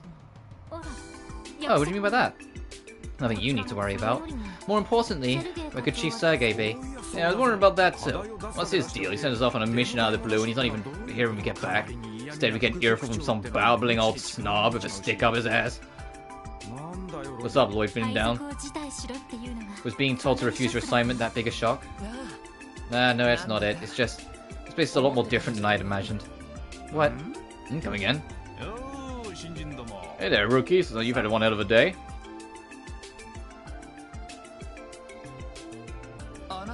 Oh, I'm Donovan, Chief Inspector of the 2nd Investigative Division. And I'm Raymond from the same division. I heard rumours, but you really do have a kid in your squad. Rude. Nice to meet you two. I'm Lloyd Bannon. My name is Eddie McDowell. I'm Randy Orlando. Nice to meet you. Likewise, welcome to the CPD. I see, so you're his... Chief Inspector? Oh, it's nothing. Anyway, Sergei likes to come up with some pretty wild ideas. Doesn't a bunch of rookies into the lion's den to try and score some points for the citizens? What do you mean by that? Oh, you haven't been told yet? Maybe I should just keep my mouth shut. Well, anyway, sorry to say, but you guys got the short end of the stick. Can't imagine how tough your job's gonna end up being. If I Yada would refuse. I think you could stand to grow a backbone, Raymond. Keep talking like that, maybe I'll hand you over to Sergei too. Okay, come on, Chief Inspector, cut me some slack. Well, I'm sure you guys have a tough road ahead of you. But I hope you'll consider continuing to work with Sergei. Just don't push yourselves, okay? If it comes down to it, I'd be happy to bring you all into the 2nd Division. Thank you, sir. Well then, we're good out there. Oh, and Ellie, was it? I'll take you out for dinner sometime. I discovered this fantastic restaurant and... Hey, dumbass, we're leaving. Ow, trying to be a gentleman.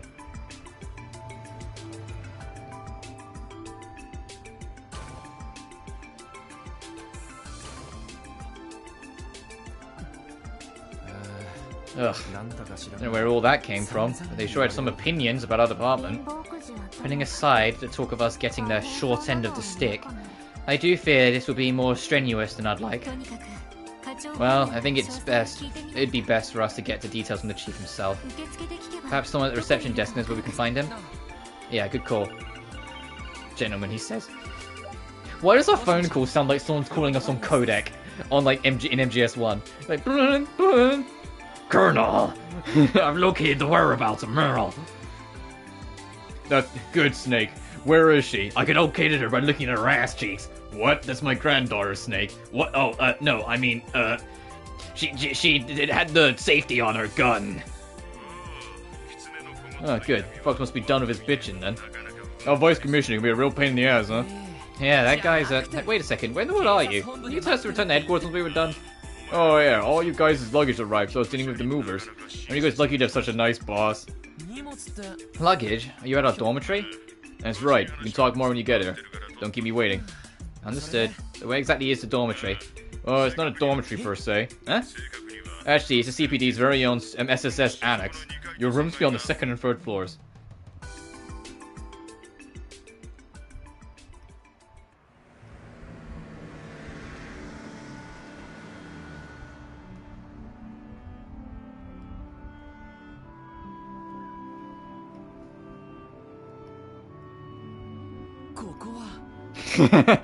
Snake, what the government doesn't tell you is that you can take ducks, Snake. They're free.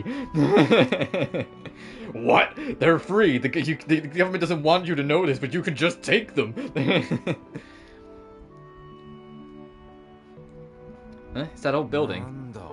Man, this place should have seen better days. It's a brand spanking new. You know, I'm glad that every voice line in Metal Gear Solid games are voiced, because if I had to do Snake's voice in like any of them, I would overcommit and like tear my throat out.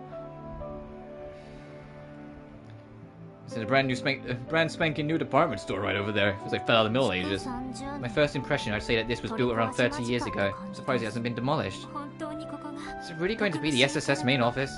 Seems so. Hey, I've always told you not to make me wait.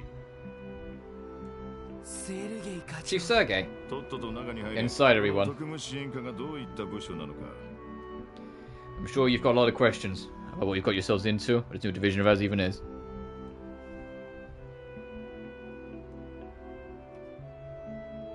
Yes, I'll be a revolver ocelot. Well, just like torturing people and betraying everyone. By the time I filled you all in.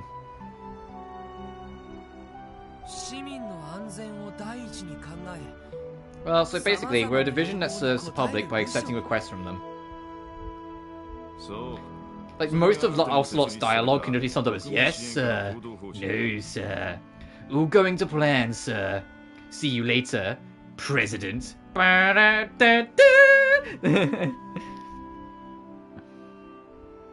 And Snake!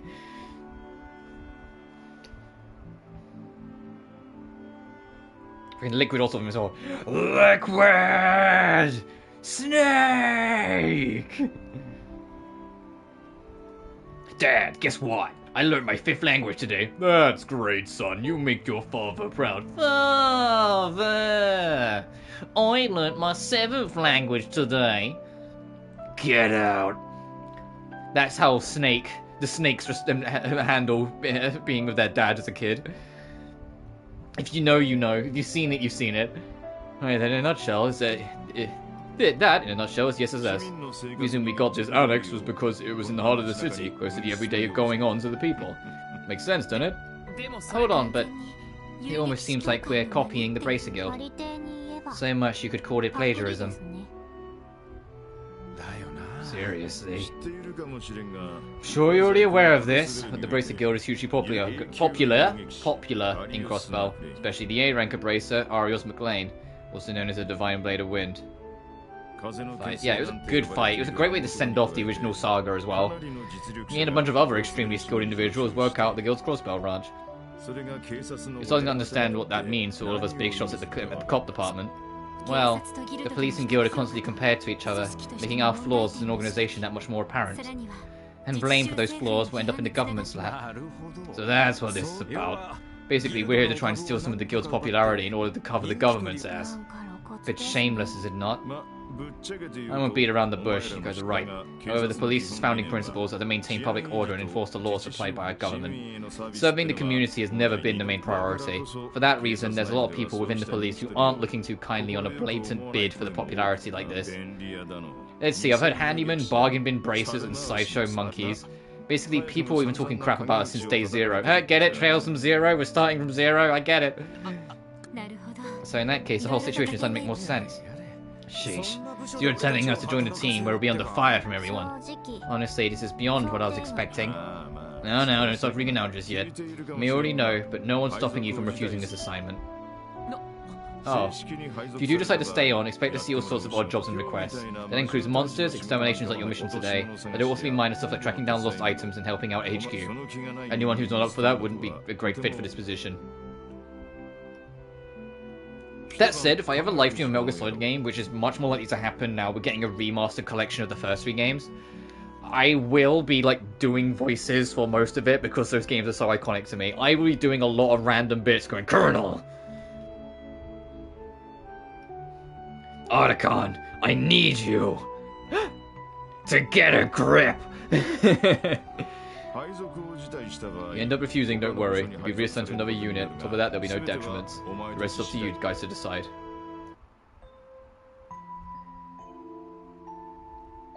Hurt me more, Snake. Oh, he reminds me of Grey Fox. What? How did you get that from that alone? Don't worry about it. We go way back.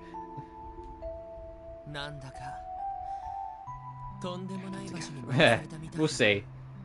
It depends on getting schedules lined up and getting you in on chat and all sort. That's the biggest thing that stops a lot of collabs and like crossovers and whatnot. It's just getting people together. My stream timing and when's most convenient for me is always inconvenient for others.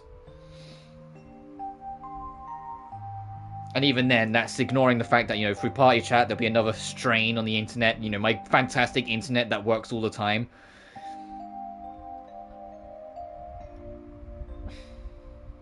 Well, I get it. Imitating the Bracer Guild. I didn't join the force to be a part of something like that. Guy was assigned to the 1st Division, wasn't he? An elite unit that single-handedly solves major cases, be it criminal or political in nature, not to mention handling international matters. The Division really are worlds apart. And I'll be making a shit ton of references to Let's Destroy Metal Gear because I love that sketch. And what the others are planning to do. Doesn't seem like any of them attend the police academy, so I'm sure they've got their own reasons for joining. I think I should talk to them for a bit.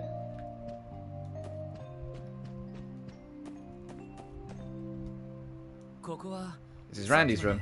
They're moving stuff around in there not so long ago, so he should still be up.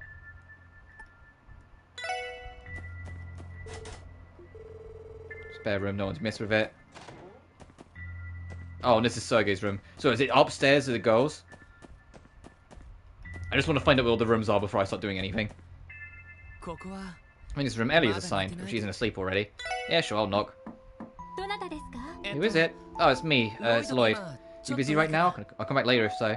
Oh, no, you can come on in. Door should be unlocked. Alright, thanks.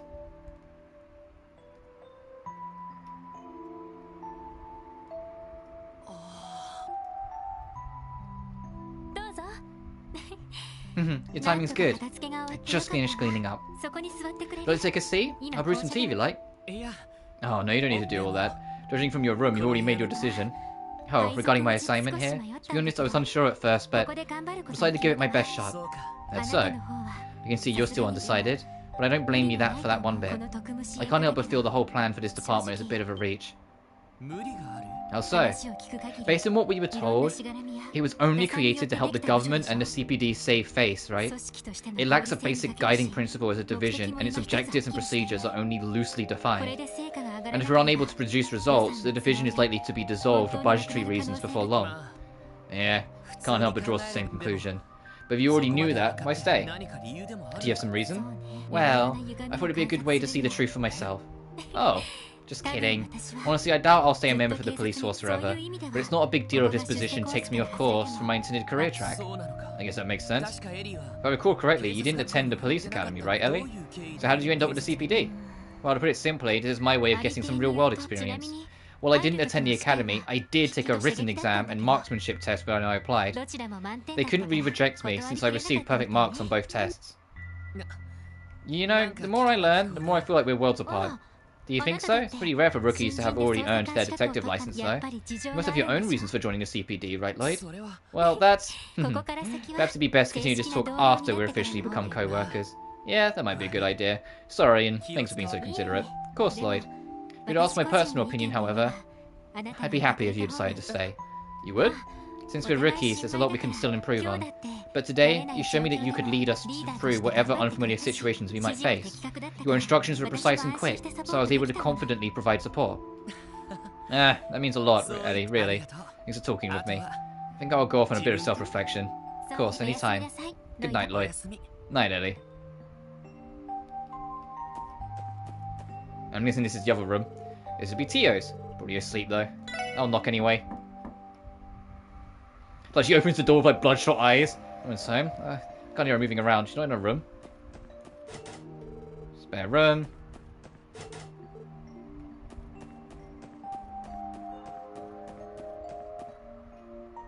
See her up on the roof. What a great view. Of a city I've yet to actually run around and explore at all.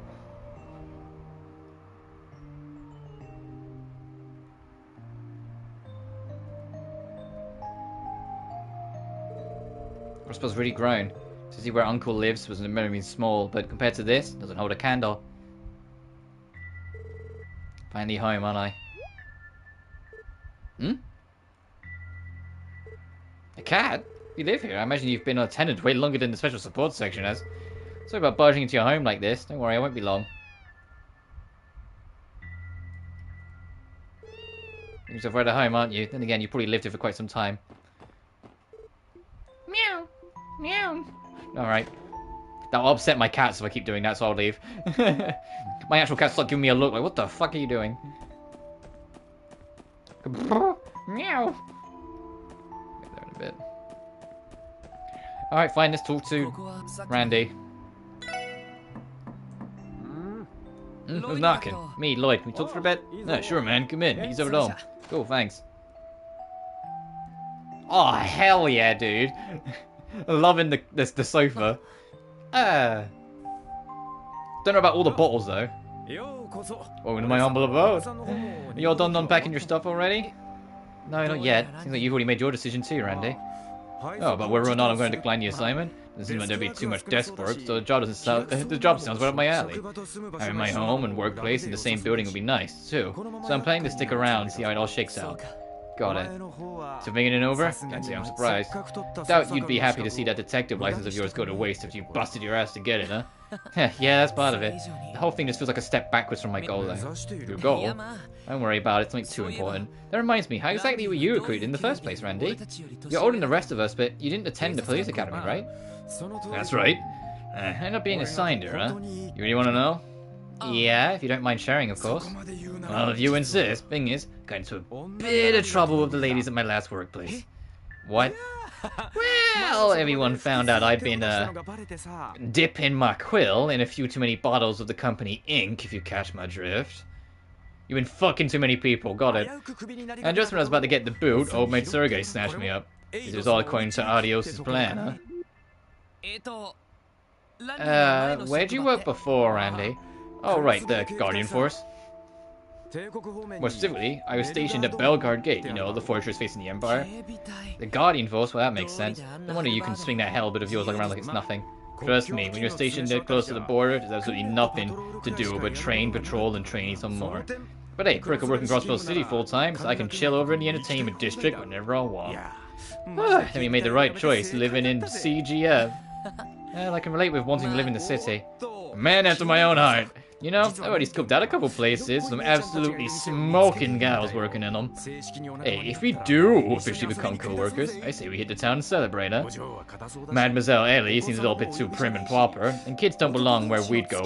We'll have to have ourselves a guy's night out. Sure, I'll think about it, Randy. Keep it in the pants though, Randy. Right, speaking of, where is our little 14-year-old misfit?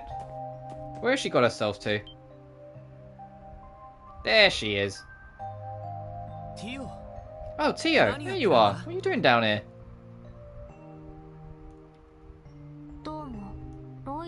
Hello, Lloyd. As you can probably deduce, I'm checking out Terminal. The Terminal? You mean all that stuff there? Yes. These are all components of an improved Orbal terminal based on ZCF's Capable computer system. With this, we'll be able to receive data and information from the CPD's main building via the Orbal network. Let's rewind a bit, you lost me. How should I explain this? Lloyd, what is the extent of your knowledge about the Orbal Network project?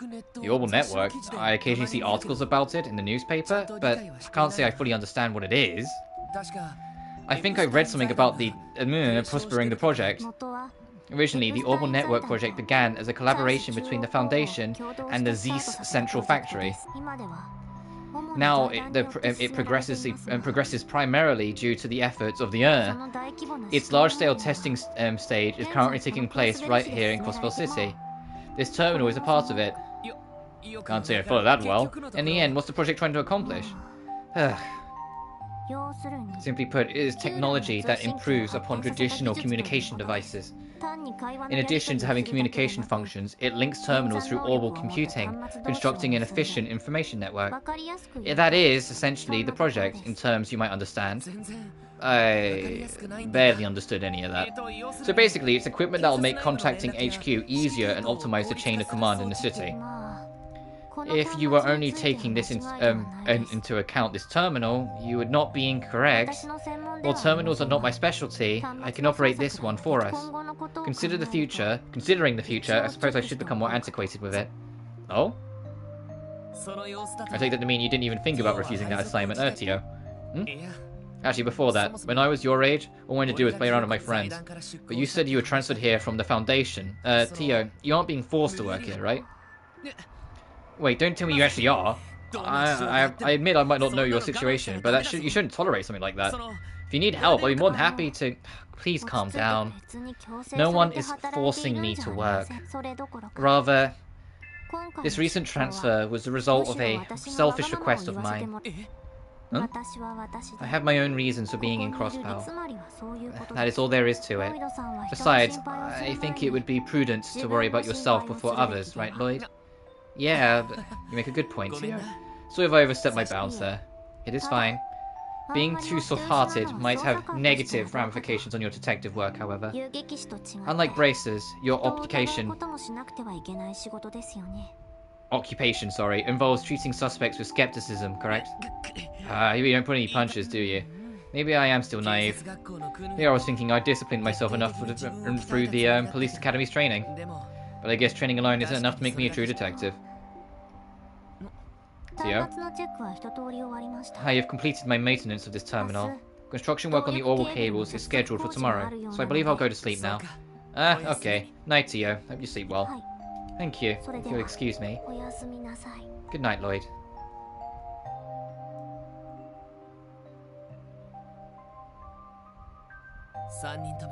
Seems like all three of them have really put a lot of thought into things. And here I am, still undecided. Man, I'm just thinking in circles now. Get me nowhere fast.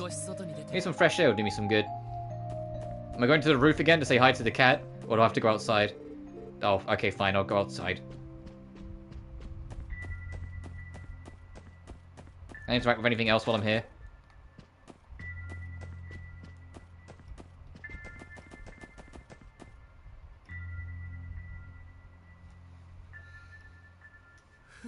Ah, what a nice breeze.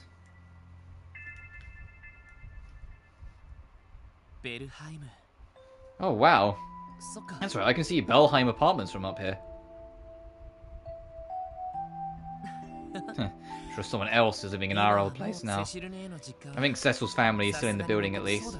I should pay him a visit once I find the time. It's been 3 years since then. The uncle's family took me in. I eventually enrolled at the Crossbow Police Academy. I studied and trained like a madman. Thanks to that, I managed to pass the detective qualification exam. But in the end, what I actually want to accomplish after becoming a detective? Hey! Oh, it's you two. We've been looking everywhere for you. We went to the police department, they told us you weren't around. They told us about this place, though. This is it, right? This the SSS works? Yeah, this is the place. But what did you come all the way over here for? Well, actually, we thought we ought to thank you for today. Really? If you hadn't been there, those monsters would have hurt us pretty bad. So that's why we came to thank you. Wow, thanks you two. That really means a lot. Don't forget, you guys are nothing compared to, Arios. But you know, compared to the rest of the CPD, guess you're not so bad. Just gotta make sure you work hard to catch up to him, okay? Come on, Ryu. We came to thank him. Why are you trying to lecture him? He's right, though. We'll have to work as hard as we can. By the way, where do you two live? I can escort you guys home if you want. Ah, no worries. West Street is right over there, so I'm good. I live in the residential district, so I should be fine. But could you tell Ellie and the others that we stopped by too? Sure, I'll let them know. Be safe on your way back, okay? We will. Goodbye.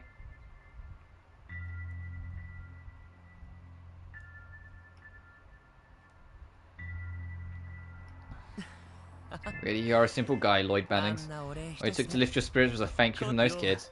Guess in the end, everything depends on the way I choose to feel about it.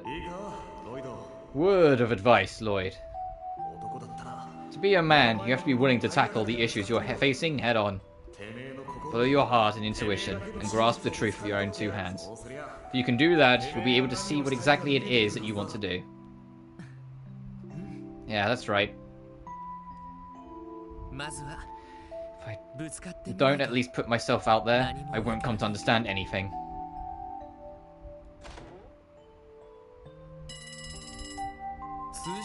Phone call? Phone call! Phone call! Whoop whoop! Whoop whoop! Phone call! Alright, I got it. Hello? You've reached the Crossbow Police Department's SSS. Lloyd? Lloyd, is that you? Cecil? Thank goodness, it really is you. When I contacted the police department, they told me to call this number.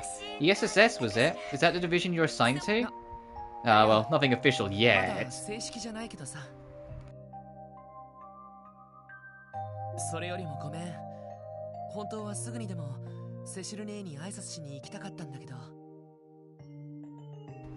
Sorry, my mic was messing for a second. More importantly, I'm really sorry, Cecil. I was meaning to stop by first thing, but... Oh, don't worry about it. I should have gone to greet you when you arrived at the station. This is fine, Cecil, I promise. After all, work has you busy, right? We can meet up once you're able to get some time off. Oh, don't be like that. I'm gonna be so distant to someone who's practically your sister. I haven't seen you in 3 years, you know. Alright. We'll find a way to make some time somehow. And I'll make sure to go see Uncle Miles and Aunt late tomorrow as well. Glad to hear it, they'll love that. Mom and Dad have been really worried about you all this time, but I'm happy. You finally come back to Crossbell. Yeah, I'm home, Cecil. Welcome home, Lloyd.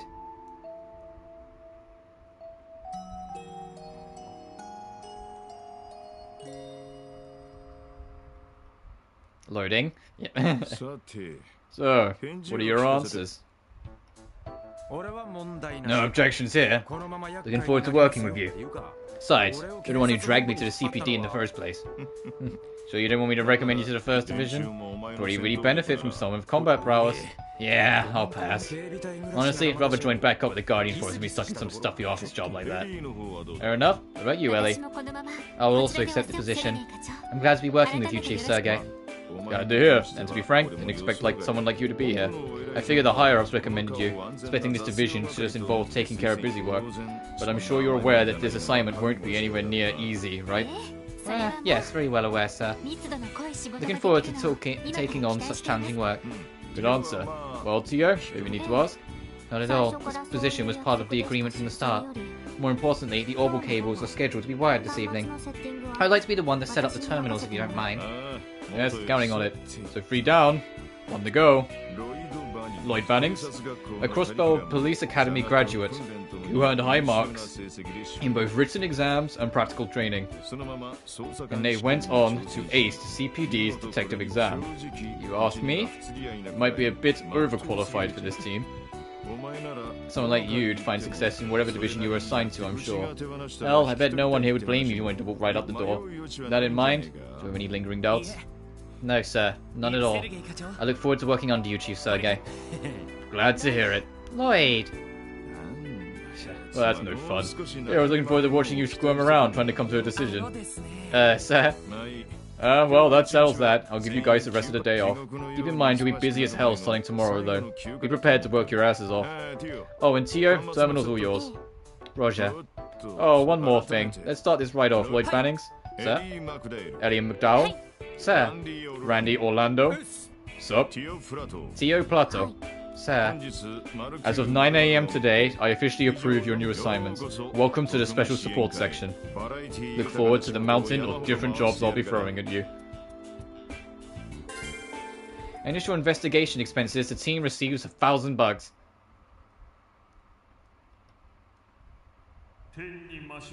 Our beloved goddess, Aidios, who art in the sky, we beseech thee, open thine heavenly gates for the soul running towards your loving embrace.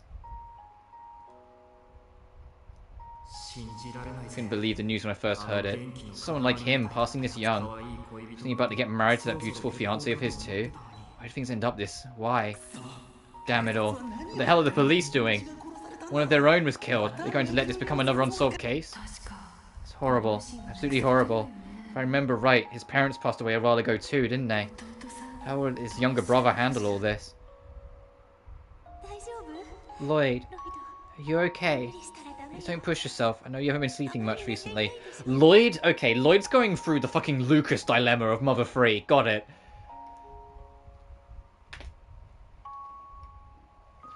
He's going through the Lucas dilemma. Both his parents are dead. Both his parents died when he was young, and he didn't know how to handle it, and then his brother died. And he has to kind of, like his big brother died, he has to kind of find a way to carry on.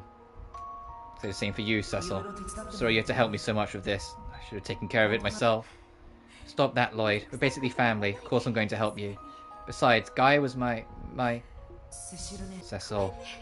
So sorry, Lloyd. I know you're the one hurting the most out of all of us. I'm sure things won't be easy from now on, but please don't forget that I'm here for you. So you can stand on your own 2 feet. I'll watch over you, Lloyd.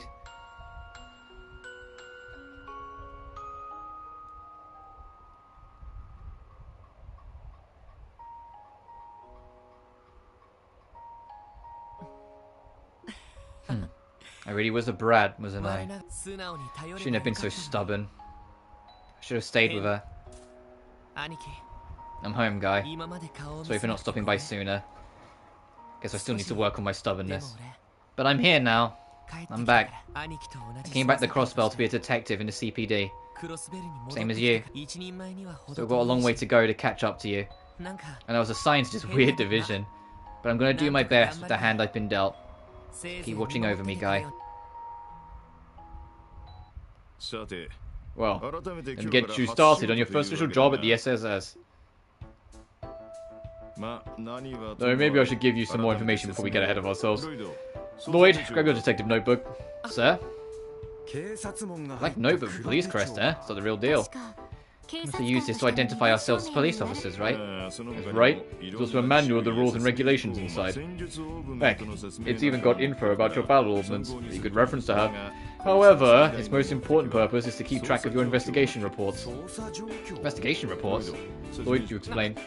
Yes, sir. They taught me this at the police academy, so I suppose the others wouldn't know. The CPD maintains a rule that all of its investigations are to be carefully and thoroughly documented.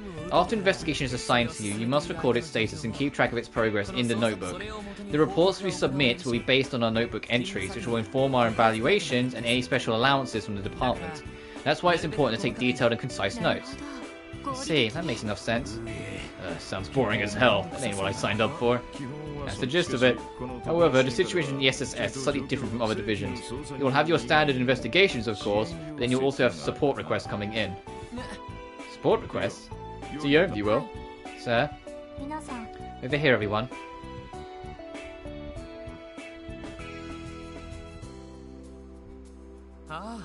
Oh, this is from the other day. Isn't this the terminal that you were busy hooking up into the Orbital network, Tio? Yes, I finished configuring it yesterday. The terminal will be left running and you can access it at any time. After you log on, this screen will display. A bunch of text showed up.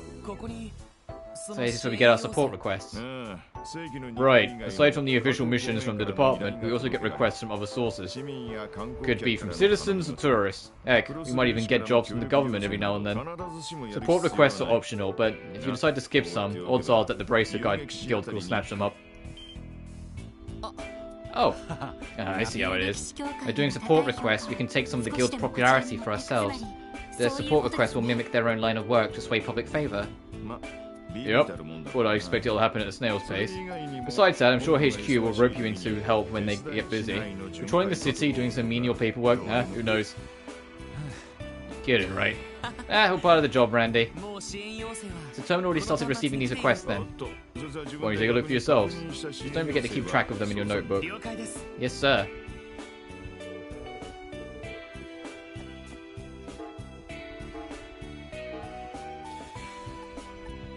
Client Crossbow Police Receptionist. Hey everyone, congratulations on being appointed. First order of business, allow me to give you a rundown of submitting reports on all your assignments. Please come by the reception desk at the CVD, sorry to trouble you. It's a medium difficulty, but it's just go say hi.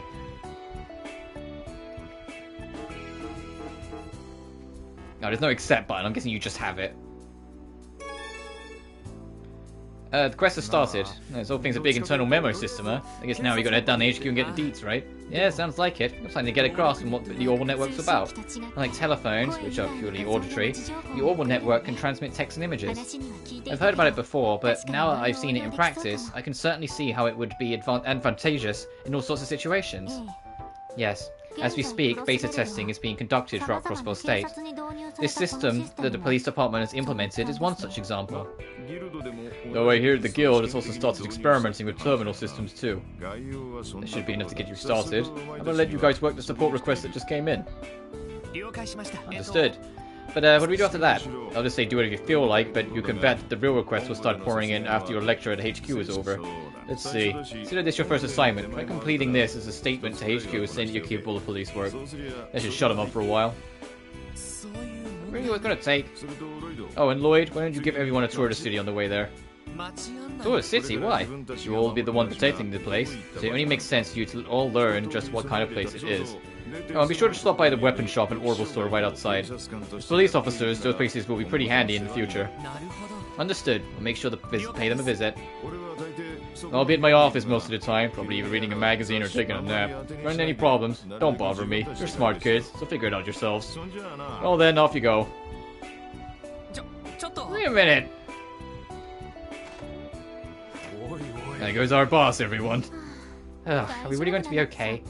I fear the road ahead of us will be difficult. Anyway, this is our first real assignment. Let's walk around the city a bit first, then we're going to take care of the support requests. We need to rush to this just because this is our first official mission. Let's just take our time and get a feel for things. I agree. Understood. Time to hit the road then. We can suggest and choose check requests. A list of available support requests is displayed. Support requests are completely optional, but completing them earns you Mira and DP.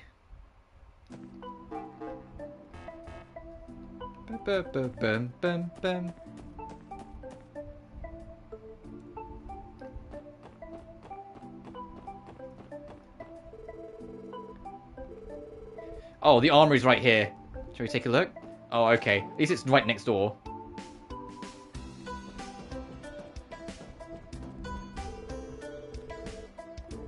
Can't buy a weapon crossbow without a license, kids. So if it's a prank, then beat it. We're actually from the CPD, so sorry for the confusion. Yo, police officers! You must be those kids Sergey told me about. Alright, let's take a look around. You're ready to check out. Show me your detective notebook. That'll substitute as a license.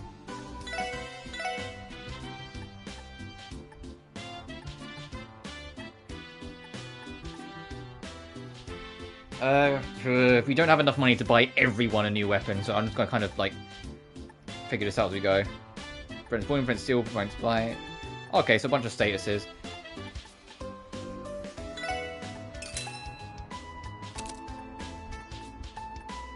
God damn, 53? Alright, alright, enjoy.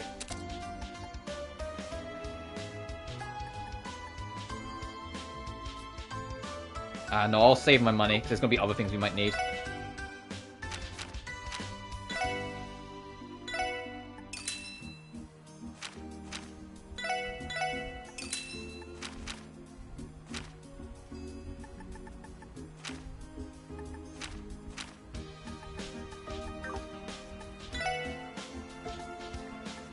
Oh, you can exchange.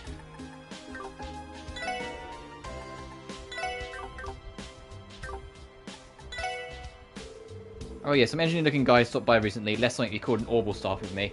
Some fancy new weapon, but who the heck would even sell a fishy thing like this to? An orbital staff, you said? That's what you use, right, Tio? I'm under the impression that it was still in a testing phase of its development, though. I get it, you're selling it to. How you even just sell it in the first place? You said the man looked like an engineer. I'll admit this whole thing is setting off quite a few alarm bells for me. Actually, that man might have been my boss. Your boss over in the Foundation? Yes, exactly. He may have come to drop off a newer model of the orbital staff for me to test. Though I can hardly fathom why he would not just give it to me himself. Gotta say, I'm just as stumped over this one. I don't know what the deal with this thing is, but I can sell it to the girl, right? Why don't buy it then? I only have to pay for the shipment. It's like free. Yeah, it's too much. They need to sell some shit. Oh, there's scan. Okay.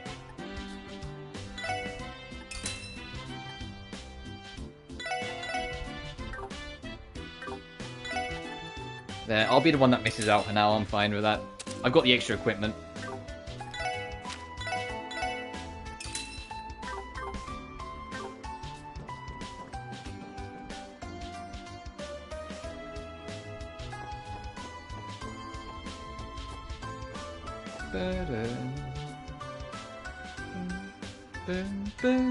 I need to stop humming the music.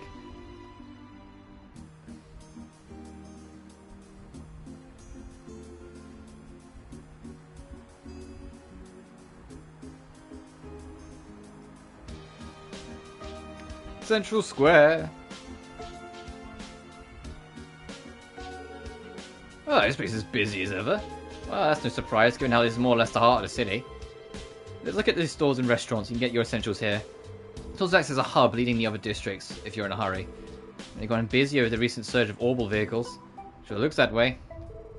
Okay, everyone, how about we drop by the orbital store next? In the orbital factory the chief mentioned. Word around town is that the whole place got a huge makeover. Real fancy now. Indeed.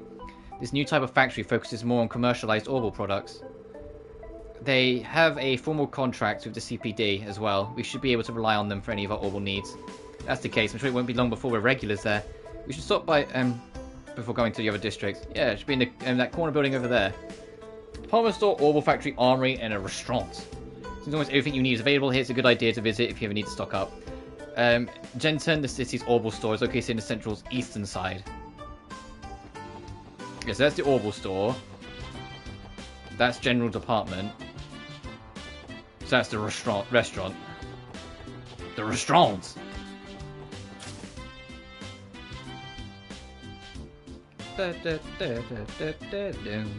I don't want to see that on the wall. Oh, this orbital store people have been talking about. From the biggest orbital cars to the smallest orbments, they have it all. On top of that, the new redesign gives off that sleek and modern feeling, doesn't it? Well, I believe this was a simple factory 3 years ago. Anyway, we should look for the technician to adjust our orbments. Recall correctly, there should be a support counter over there. They will be able to handle any adjustments to our orbments that we may need. Alright, let's go check out the counter then. Welcome to the customer service desk. For maintenance of your orbital goods, please step over there to the other counter. Oh, fine, alright. Hey there, everyone. Welcome to the orbital factory. I mean, the general store. Oh, no way. Lloyd? Is that really you? Wendy? What are you doing in a place like this? How rude. Why don't you tell us pretty clear that I'm an engineer at this store? Seriously? I know you mentioned you were looking for a job in your letters. I just really wasn't expecting you to run into you like this. Now, the key facet of what makes this battle system so intricate. Well, that you have to equip the orbments. And they affect your stats and what you can learn and what you can use. That sort of thing. He's a friend of ours, Lloyd. I'm a little jealous. So it was a little fun date once your shift's over. Now, isn't the time for this, Randy? We're on duty for crying out loud. Nice to meet you, Wendy. I've heard great things about Jensen, but his rumors don't do you justice. Yeah. So are you Lloyd's colleagues? Yeah, well, to be honest, the shop's whole look is just a manager's personal taste. Now, I should have mentioned this sooner, but this is the customer service counter. Maybe we can provide maintenance for all your augment needs. Alright, we're leaving our augments with your capable hands from now on, Wendy. Oh, but our augments are the Enigma models. Are they going to be an issue? Oh, wow, so you guys got your hands on the brand new models, huh? I got you covered. I should have tools from right here. I have a few regulars that use that model too. Man, Braces sure love their augments. Really? So the Braces Guild's connections have allowed them to acquire cutting-edge technology as well. Damn, those Braces really are always ahead of the curve, huh? This isn't a laughing matter, Randy. Anyway, please don't let us get in the way of your work. We just thought we'd pop in and check the place out. Sure, we'll be seeing lots of each other from now on, so we'll be counting on you, Wendy. No problem, leave everything to me. Whenever you get that itch to modify your augment, just let me know and I'll get you all set up. If you have any general questions about your augments, ask away. You're speaking to an Orbital Pro, after all. You can select upgrade and synthesize at the Orbital store. You can synthesize new quartz to open slots in your battle augments. If you synthesize new quartz and place them in your augments, you'll be able to use new arts. If you open augment slots, the number of quartz you can set will increase, while also increasing your maximum EP. So it's off in the menu. To use these functions, Septum Fragment, called Sepith are required. You can obtain Sepith by defeating monsters. Yeah, so all of this, and we can unlock more slots to equip more things, and we have more different variables that we'll get later on. It's literally the fucking materia system from FF7. The only difference is that you don't have to spend the fucking Sepith points or whatever the fuck that was. You can just get them and equip them. It's up to your equipment base for how much you can equip. So go over, I suppose it's about mass appeal and brand image. Thinking back, I really miss the old grease-stained look of the place when it's still a factory. Yeah, it seems like it looks like it suits you better, Wendy. Sorry, I didn't quite catch that, Lloyd. Could I say it again? Sorry, it was nothing. Oh yeah, I heard my old teacher opened up his own store downtown. If you guys find some time, it would be worth checking out. Especially the ones where it's like minus defense on something else. That's absolutely fucking materia system from base OG7. I specify OG7 because Remake simplified it a smidge. It's still there, but they did simplify it a smidge, whereas this is a lot more like clear cut. Like this is like absolutely the materia system from original 7. Yeah, so the only difference is the fucking like Sepith thing. That doesn't exist in the other one.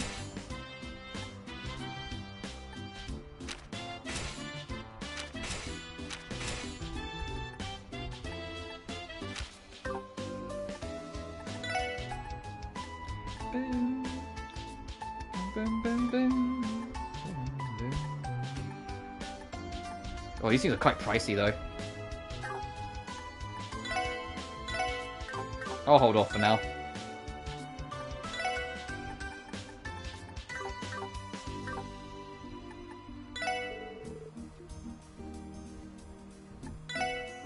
I'm good for now. So what's your purpose other than... I'm Chico, a salesperson here. Pleased to meet you. Alright, give us every day. I don't understand much. Smart should answer all my questions. That's about right. Wendy's been in Orbital buff for as long as I can remember. Anything else of interest over here? Anything tucked away?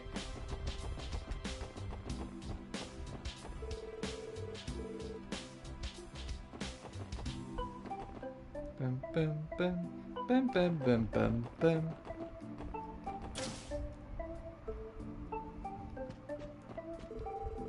It's a department store, the general information desk. If you have any questions regarding the store, please don't hesitate to ask. Okay, where am I buying from? Oh, is it the person over here? Welcome to Legion's Food. I do have a whole variety of important ingredients. Please make yourselves comfortable and take a look.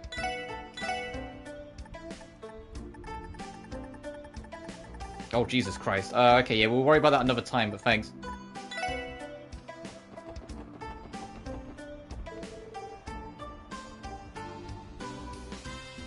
Oh, there's a general store down there as well? Oh. A general store for me to browse my wares to the crossbow times more. Okay, yeah, potions, magic, resurrect, flee from battle, analyze, poison, petrify, mute, freeze, seal, burn, blind, sleep, faint, confuse, stat down, a book.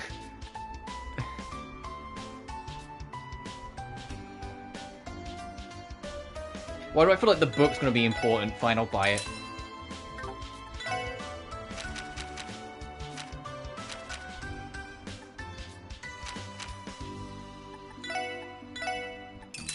I need some pocket change.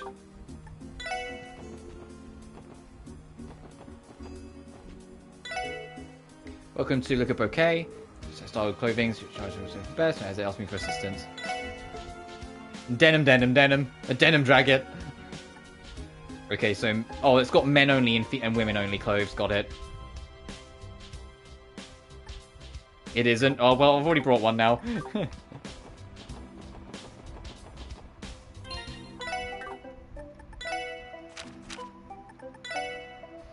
Now, the next stage of Crossbow Seeds. Urban development plan yesterday. Oh, I'm not reading all that. I'm too long, didn't read. Congrats, or I'm sorry that happened. Poison and movement up. Ooh, that could be kind of nice. Accessories are a pricey side, but they'll be worth it.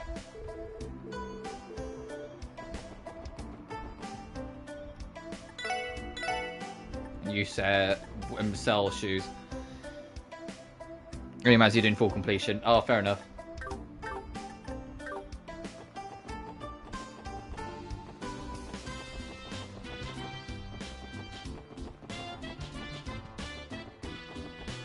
Oh, I can't go in there then.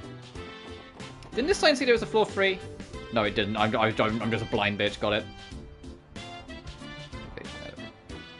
Well, let me just... I've never played these games before. Let me just feel it out for myself. I'll figure that shit out for myself as we go on.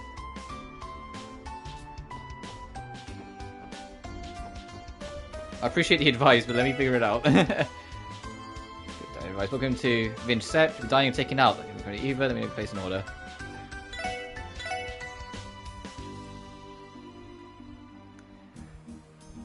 I don't think the steak's worth that much, my guy. You'd be like, oh, window shoppers, eh? We don't take kindly to your kind. Pulls a shotgun out from under his desk.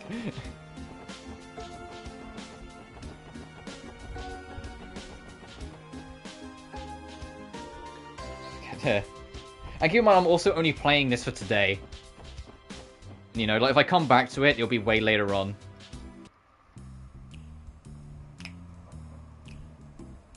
The back alley. What is this place?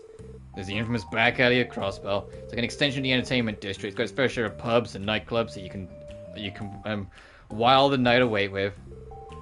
It's like you're awfully familiar with this area, Randy. Of course, man. Did I tell you before? Clubs around here have a ton of sexy ladies. And where there's sexy ladies gather, so too does Rand. Alright, you can stop talking now. I suppose Randy must be a regular in these kind of places.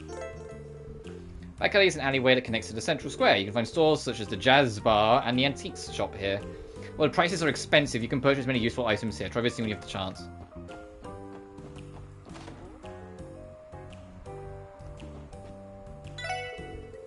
Welcome, welcome. Feel free to inspect any of my prized possessions. Something about this place gives me the creeps. Oh! I mean, they're good. Like, prevents poison, blind, and burn, but... Ah, no! Pass.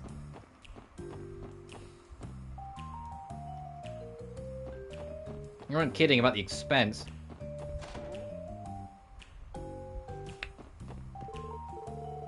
Open yet, you should know. That's some kind of jazz bar. That it is. It's a pretty famous local spot with a nice section of drinks too. This is a jazz bar, Grant. Wait a second, I think I remember my brother mentioning this place. Well, I'm not so cold to give exhaustive guests nothing by stopping by. Ready to whip up a cocktail or two for you, excluding the kid, of course. So I'm the only one left out, is that right? God, it's still pricey. Sandra, the dirty old puppy, can't be stands for himself. He's exhausted being a hostess as it looks. Oh, jeez. Oh, hell yeah, guys. Everyone pick an instrument. I'm on the piano. Randy, you do the drums. Go, like, one of you pick a guitar. Fucking Tia, you're smart. You be the conductor. You make a melody for us. We'll go play. What do you think so far? Jury's out. It's alright, but there's not enough yet, if that makes sense. Like, nothing, like, not enough's happened. Like, they haven't had enough time to mess with anything to really have, too much of an opinion. It's just like, yeah, it's alright, but I'm just going through the motions. I love the music, though. I think the music in this game is really good. But it's like, I'm waiting for, like, things to move a little bit, if that makes sense.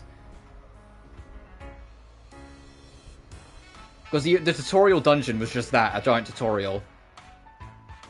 The gameplay mechanics are pretty nice. But they haven't, like, expanded and explored them yet, because obviously it's still early in the game. But it's like, you have to, like, keep in mind, like, this is someone that's, like, who's completely familiar with anything to do with Falcom in their games. The only thing I know about Falcom is the character that's in, like, that shows up in the NEP games, like, once or twice. Yeah, so Zero is slow. I don't mind slow games, though. I mean, one of my favorite games is Persona 4, for goodness sake, and that game's hella fucking slow.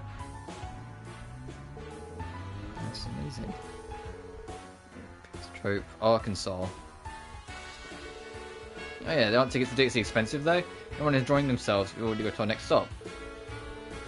Oh, and I mean, to be fair, there are a lot of games that are super slow and hard to recommend, but if you want to just get into them, but are genuinely, like, fantastic if you give them the time. Final Fantasy IX is, like, the most infamous example. That game is hella fucking slow, but once you're in the mojo for it, it's pretty damn fun. It's the reason why it's so many people's favorites. Not my favorite, because I find the game as a whole a little too slow at times, and 100%ing it is a pain in the dick. Not trophy 100%, it's an in-game 100%ing it's a pain in the dick, but Falcom's mostly Yeast though. Yeah, I've always known Falcom as the Yeast team. I didn't even realize Trails was them as well. So I've always known about Trails by name, because I know friends that are super into the series, but I didn't know it was Falcom. I always knew Falcom as the Yeast guys. Which apparently the newest game that just came out in Japan, far exceeded sale expectations, and I'm like, that's good. That's just nice to hear. That like Falcom are constantly finding more and more success. Like it did like 300,000 units in the opening week, in just Japan. I'm like, that's sick. You know, that's really cool. I'm happy for them. When their like sale expectation was something like 90,000, it's like literally over triple it in the first week. When their lifetime sale expectation was 90k, I'm like, hell yeah.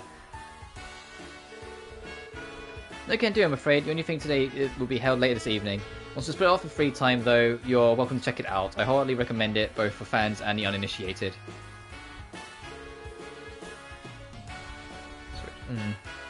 Okay, well, let me lead you to your next destination. But I always just love hearing that smaller teams doing really well in sales. Like, I know, like, the Ryza trilogy, for example, isn't, like, everyone's favorite Atelier game. Like, I fucking love Ryza. I love the Ryza trilogy for what it is, but I still prefer Mysterious a little bit. But, like, that game blew up Atelier's popularity so much in its own little way. And it makes me so happy that Atelier does so much better now as a result. You know? You know, hearing Ryza 3 ended up breaking 2 million units. It's like, that's fucking sick. I'm so happy for him. Tour buses coming in from out of town. The Imitate District has a lot to offer, so that makes it one of the more popular spots for them to visit. That's why our work is such important. When it happened to them, it could snowball into an international crisis. It'd be best to avoid that indeed. The district is a commercial area in the northern part of the city. Various casinos, hotels, and theaters attract the incredible amount of tourists. While some areas are currently inaccessible, you should try visiting them as you progress through the story. Hint, hint, it might be worth visiting every now and then.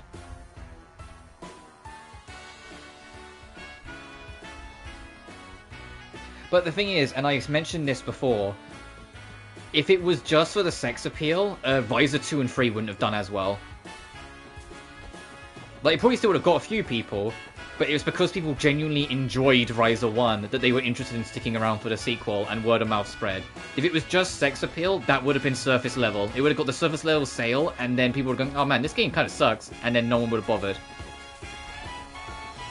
But the whole even though I have problems like here and there with like parts of the trilogy, mostly with Ryza 3, even though I still absolutely fucking love all three games, don't get me wrong, Ryza 3 was like a bit wonky with its experimentation. It's like do a bunch of 8s and circles around the square. I don't think it's just First Trap that sold it, and I don't think people sticking around are sticking around because horny. I think people are sticking around because like they might have been introduced because horny, but the games are good and people love them, you know?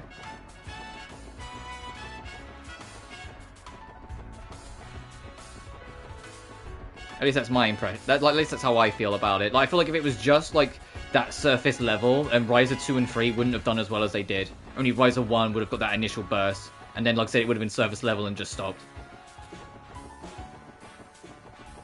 So Sophia writes to Aisha. I mean, the culture shock's going to be more in gameplay. I feel. for people who go from Ryzen and go backwards, and not just because, you know, one's ATB and the other's more traditional turn-based. I mean as in, like, the setup of the games. Because obviously Ryzen are more, like, you know, story-driven RPGs, where, you know, you're constantly exploring new environments, moving ahead, whilst a lot of the older ones are more, like, they're more repetitive, or their story isn't as big a focus, or, you know, they got the time limits and shit. Like, I think that's where more, like, the system shock would be. Lord knows it was for me. Even though I adjusted, it certainly was when I started Ireland. It took a sec for me to kind of like vibe it out and adjust.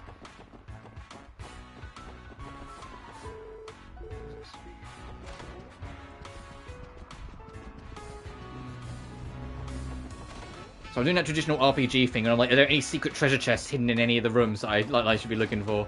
Is this game based and has secret treasures hidden in like random buildings?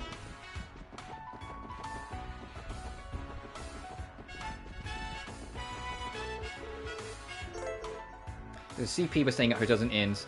Regular inns are hundreds. Oh, that's actually kind of sick. I was wondering if like inns would have any purpose, considering we can just go home and rest. But that still gives them worth. Then you can reset your like super bar basically. Having your craft points tied to that is actually pretty clever.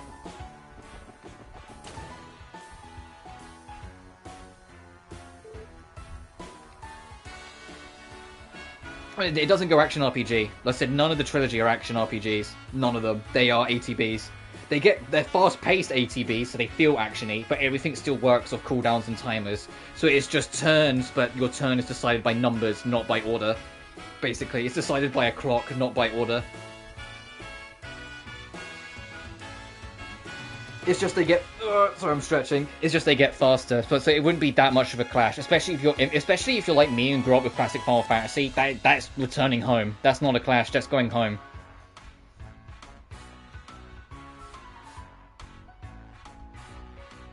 They're still all turn-based games in a technicality. It's not a false thing. ATB means active. It doesn't mean action turn-based. It means active time battle. Active time battle is turn-based games where the clock keeps moving.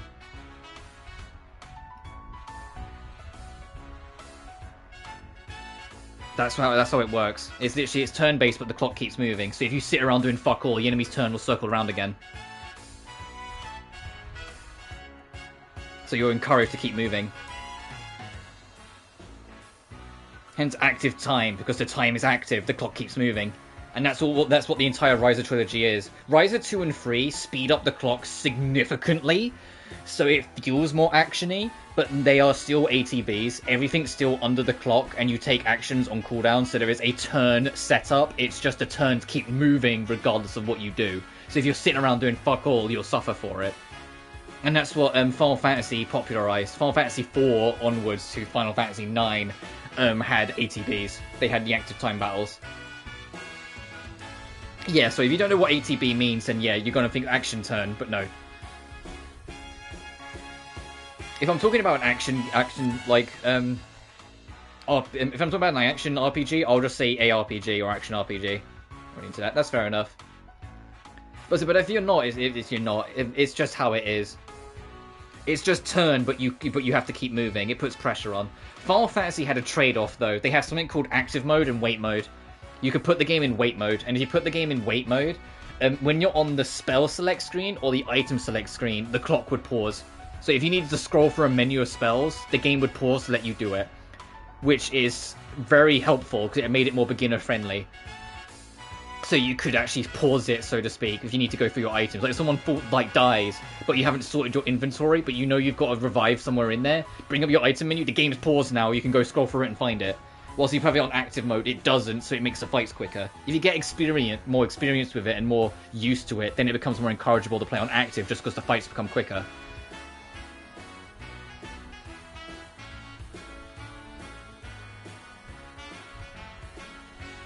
Is V2R active ATB?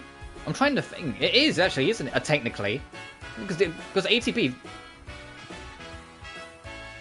No, it isn't. It isn't because your opponents don't take their turns if you do nothing in V2R, unless you're talking about a different V2R. Oh, you mean 7 remake? Oh, I completely misread that. You mean Final Fantasy 7 remake? I completely misread that. I was like the penny dropped. I was like, wait a minute, V2R is the Neptunia V2R I was thinking of. I was like, that's not an active. Yeah, 7 Remake. 7 Remake is a hybrid. Because everything does... Yeah, because everything does keep moving. Even when you bring up the menu. It's an action game when you don't have the menu up. It becomes technically an ATB. Just an ATB with a very slow clock. When you bring up the menu. But that is... But 7 Remake, I would say leans heavily more onto action RPG than ATB. It's classic 7's ATB. What's going on? Oh, don't be so stubborn, Rixia. I promise you it's not a big deal. Stay with me for as long as you'd like.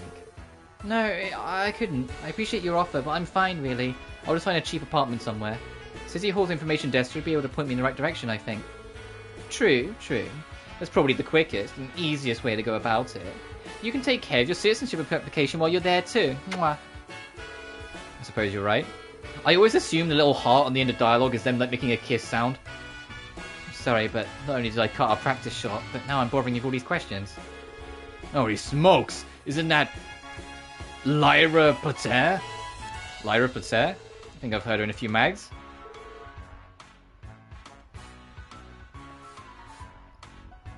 There's another one first. Well, that's the blonde check, isn't it? Who might you all be? Serious apologies, but Arkansas is a performance starting at 6 PM. If you're a fan, we appreciate if you'd return at a later time. Sorry, sir, we didn't mean to come in unannounced. Please excuse us then.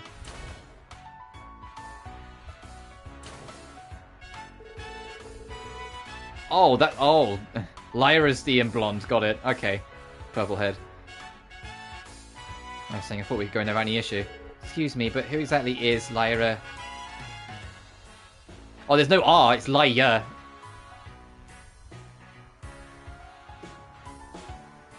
Assuming they're L's and not I's, and it's not Ia. She is stunning. How could you not know who Pater is? Man, you've been living on a rock all these years. Say that again. Calm down, you two. To answer your question, Tio, she's a bit of a celebrity.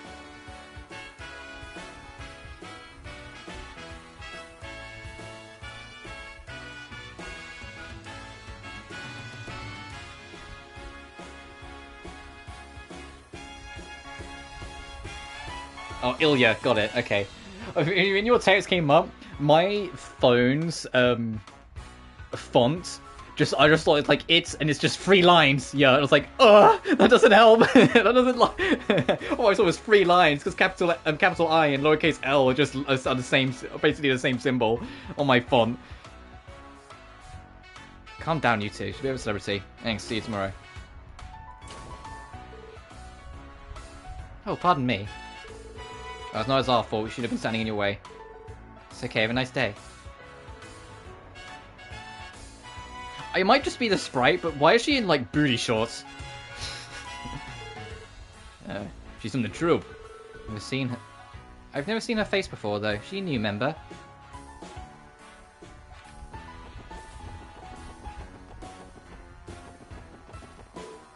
Is this a casino? Sure is. The Industrial Basha Casino. My go-to place in Crossbell City.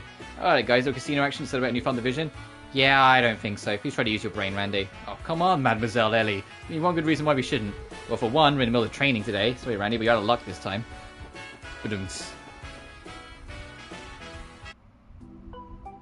There's a casino in Danganronpa V3, and it's the most, like, rigged, in-your-favor casino minigame I've ever played. Like, you just roll it, and you just always win. It's like, why?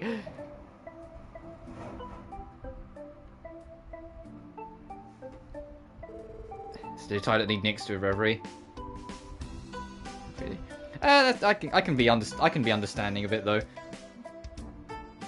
They probably like I guess the whole point of the character isn't for them to just be like eye candy. You know, she has a personality, she has a life. She's not just there to be like something for the guys.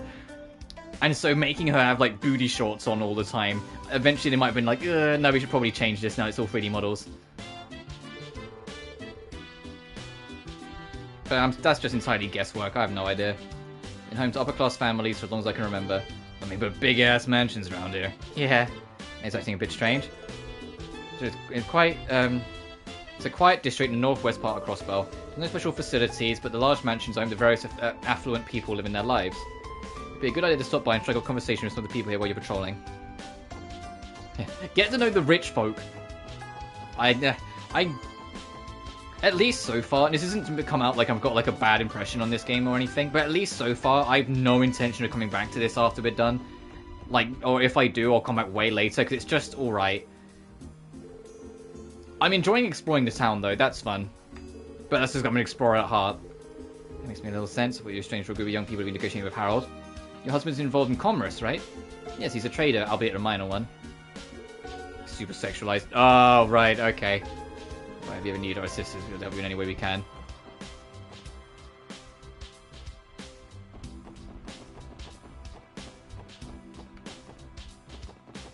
Where does this go?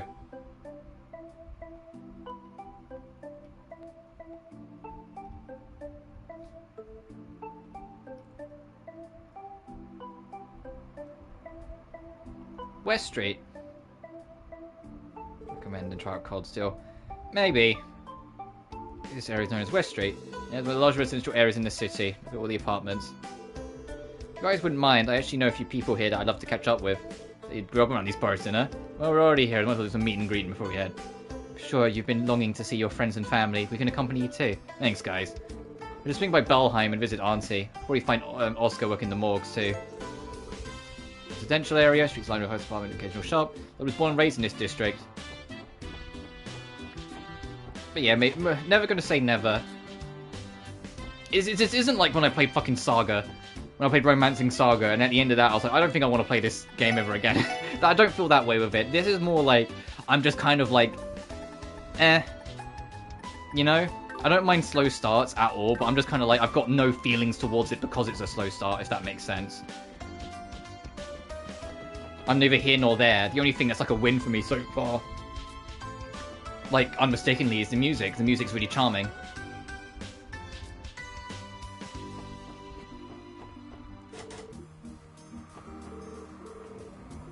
And the thing is, I'm sure it gets better in time, and like gets more enjoyable in time. The problem is that when the game can be summarized as it gets better in time, when it's someone like me who's a complete newcomer to that franchise, getting better in time is time I'm not going to give it. You know? If it doesn't win you in the first impression, why would you stick around? It's only because I'm streaming it that I'm playing it. No, I say that, I'd play it more, obviously, if I was off-stream playing it for the first time as well, but you know what I mean.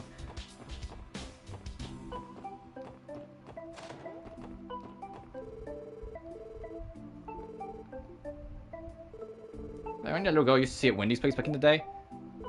Are you friends with my sister? Oh, don't worry, it's nothing. Sorry for bothering you. She doesn't remember me. It's been 3 years after all.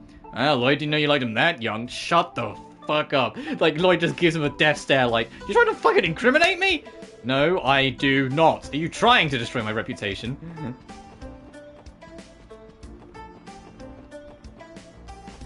I would have punched him on sight. I would have turned around and whacked Randy, so don't even fucking joke about that.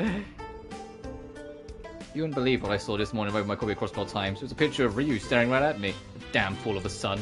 I believe I gave him an absolute earful right then and there.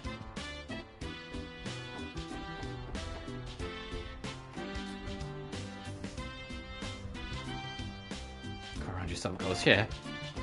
Well, it's not the only game, one man. It might... I'm not saying this is like a 0 for 1 in your case, because it might, like I said, I'm still jury's out with it. But you still got, you know, Legend of Dragoon on Thursday.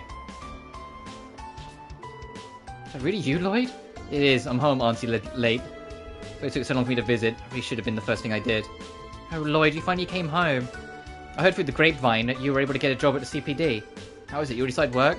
It's fine so far. It might be a bit too easy going for my taste, though. Our chief kind of lets us do our own thing. Really? That sounds like an enjoyable place to work to me. Honestly, I'm just happy to see you looking healthy and cheery again. I have to thank Aidios next time I'm at the cathedral. Lloyd, if you ever need anything while you're living in the dorms, you better let me know right away. Your auntie will be over there in a flash if you ever need anything. Come on, auntie. I'm not a little kid anymore. And besides, I've been living in dorms ever since I enrolled in the police academy. And to be fair as well, even if you hadn't, like donated it in, one man, to have me play this, if I was gonna start with Trails, I still would have tried to start with the earliest in the chronology, or like the earliest released one, so I probably would have started with this game anyway. I know like the Sky games came before it, but I mean that's on like current hardware. So, like, I was always going to come to this game first. Like, it would be this game, then Azure, then the Cold Steels, into Reverie, into Kuro. Or into Daybreak, as it's now called. Sorry, Auntie. We should have dropped by again soon. I'll bring some desserts, and we can catch up over them. Dang, she totally got Lloyd on the back foot. Despite her seemingly gentle nature, she appears to be quite the formidable force. For some reason, I don't get the feeling they're related by blood, though. Maybe not, but they're as close as any family I've ever seen. I'm a bit jealous. Yeah, I remember you coming into my stream and not vibing with this game at first.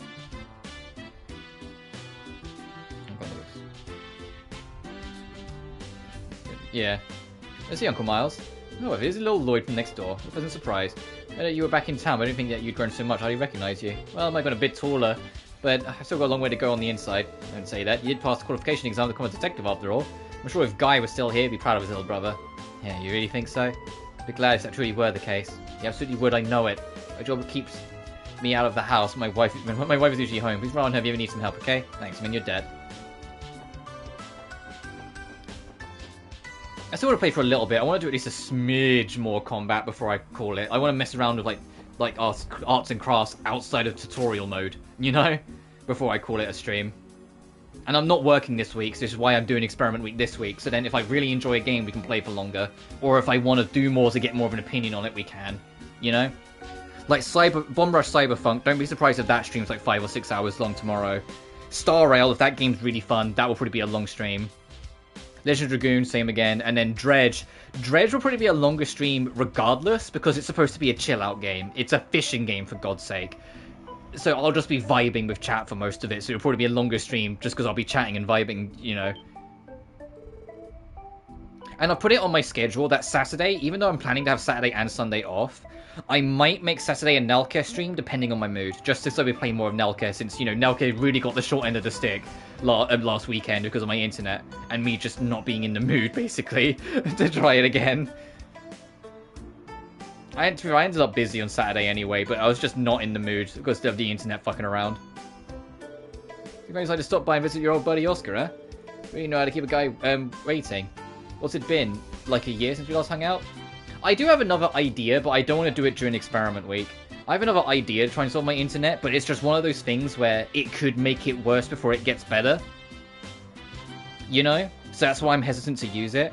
Which is basically, for anyone who doesn't know what my setup is, I'm hardwired in to a booster that comes with my provider. So I'm with Vodafone here in the UK, and I have a booster box, and my PS5's hardwired into that provider. When the internet drops, it's either because the booster box lost connection, or something happened with my provider. There's like the only two things, because it's not the console end, because it's hard fucking wired into the internet. You know? But my alternate plan is to use the booster for its original purpose, and instead of having it wired, just have it be a middleman and like connect to it wirelessly. Because it puts less pressure on the booster, because it's not a PS5 hardwired into it, but then the console has a backup. If it loses connection to the booster, it can just swap over to connecting to the provider itself downstairs, because the actual provider I have downstairs in the living room, whilst the booster's upstairs in my office. So then, if it fails in the booster, even if the quality dips, it still connects to something, instead of just dropping the stream like it has been. But obviously, that runs the risk of it's not wired anymore, so it could get worse or less stable before it gets better, which is why I'm kind of umming and ahhing the idea. But so I don't want to do it during experiment week, because, you know, I want to make this week a big, like, fun week of just doing different things, and I don't want to have to fuck around with PC shit, or, like, internet stuff. I have my own office? Technically. It's my bedroom as well. It's just I have a huge desk space on it, so I treat the desk space as like my office corner, if that makes sense. Like when I'm not streaming, I'm not at the office desk. I'm just chilling on my bed usually. So it's technically in my bedroom. It's just like the corner I have set up for like for business, if that makes sense.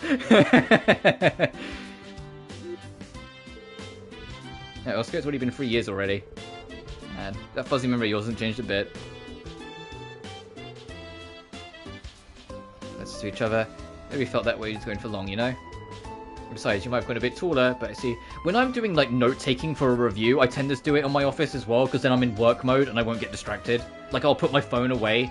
Well, actually, I say that. I'll turn the internet off on my phone, so I usually use a notepad on my phone for note-taking. So I've been doing a lot of notes, because I mentioned it earlier, like when I was making a joke, but I have started working on my next review, and it is going to be Doom 3.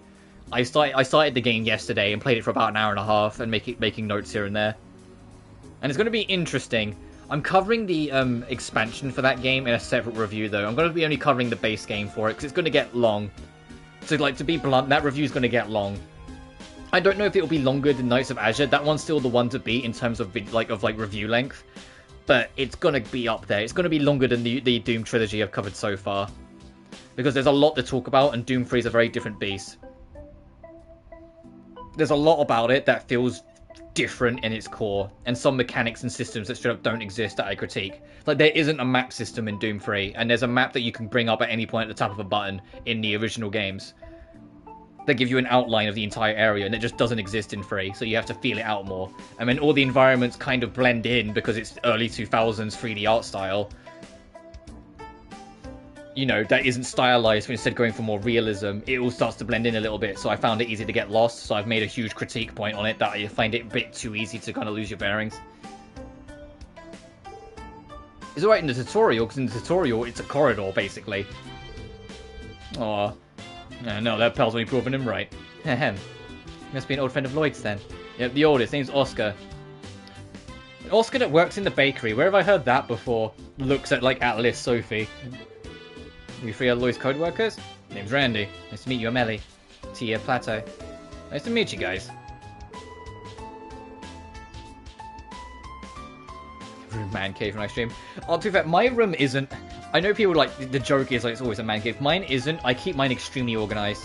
I am super OCD about my own room, because it's my it's my ultimate safe space if all else fails, you know? So like every shelf is organized in alphabetical, nothing's on the floor.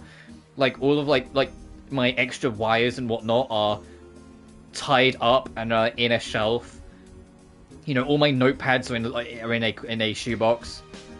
You know, everything is organized evenly and properly around my whole room.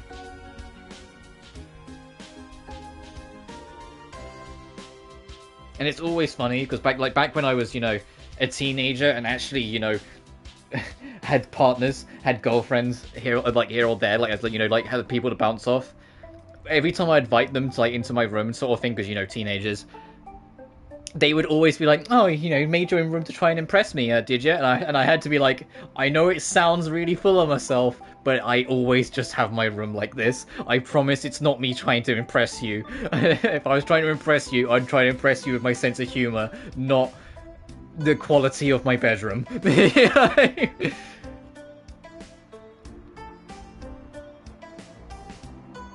be fair, my big sister, when we were kids, was exactly like that. Her room was a fucking mess. You couldn't see the floor, there was so much shit all over it, but she knew where everything was. You know? Like, my sister, she knew where everything was, so that was it, but you couldn't navigate the fucking room. You couldn't even enter her room because there was so many books, or files, or clothes on the floor. Being a zoomer and all, yeah. But I mean, hey, it works out. So every time I do invite, even like a friend, male or female, around my place, they always comment on my room. And like, every time, even if it's like, you know, not like a partner friend, it's just like a friend I invite round, and they happen to glance in the rooms. Every time they see my room, they always comment on it, and they're like, "Man, your room is really organized." And I'm like, "I'm sorry." But I always make that joke. I always say, if I'm trying to impress a girl, I rely on my humor, because I don't think of myself as attractive or any of that shit, so I rely on my humor. I just make a bunch of jokes and hope that I can laugh you to my side. I can't tell whether he's completely oblivious or a lot sharper than he lets on. Am I wrong? See the gears spinning around your head. Which is a full disclaimer, has worked. When I was like 17 and 18, it worked. One of the people I ended up being kind of close with was someone that we bonded over, both of us having, it's more me being throwing out jokes like it's nobody's business, and her having to be blunt, and she would agree with me if she heard me say this, a fucking terrible sense of humor. She just fucking found everything funny, that it was just really easy for me to just hang out with her and just say random shit and then just listen to her start giggling, and so we just bonded off that. Skills. I mean, I can hold a conversation, obviously. I wouldn't be streaming if I couldn't talk and hold a conversation. Because you need to kind of be able to do that with your chat a little bit if you're doing it, assuming you're not mute streaming. I know some people do like silent streaming and just stream the game, and that's perfectly fine. I just like being able to have an audience and being able to talk with you guys instead of it just be the game. Because if I'm talking with you guys, I don't feel as bad playing games I might not like, or might not be on board with. Whilst if I wasn't, I would only really be streaming games I know I like, so I can just go through it. Otherwise, what happens? Well, I'm just 6 hours in, suddenly I end the stream and then never play it again. You know? There's some recipes as well. It's a nice gift. It's pretty yada yada. Share it. I'm sure you should come up with your own spin on things. I think you'll get a kick out of it. It's going to keep us well fed. It's a little embarrassing, but the only cooking I've ever done is baking desserts. What about you two? We're going to roast and boil stuff, you know, food you'd have camping out in the wilderness. Your recipe has a clear and concise protocol I can follow, I can manage. If you're interested, I'll be happy to teach you a thing or two. I'm exactly the same as Tio in recipe making. If I've got instructions, I can do it. If it's just like, oh yeah, you just figure it out, I'm fucked. If it's one of those, hey, as long as you just experiment a little and figure it out, I will cause a fire.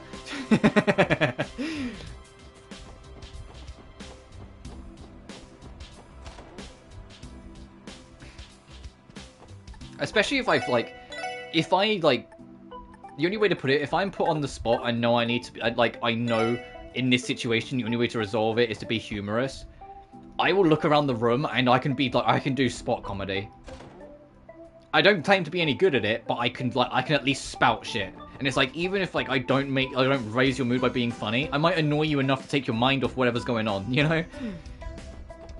And that's still a win in my book. Boom, boom. Oh, is this the other side of the SSS? Oh, it is! Awesome.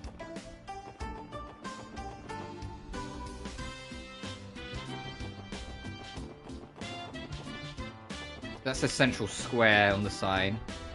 And I think that goes to the train station.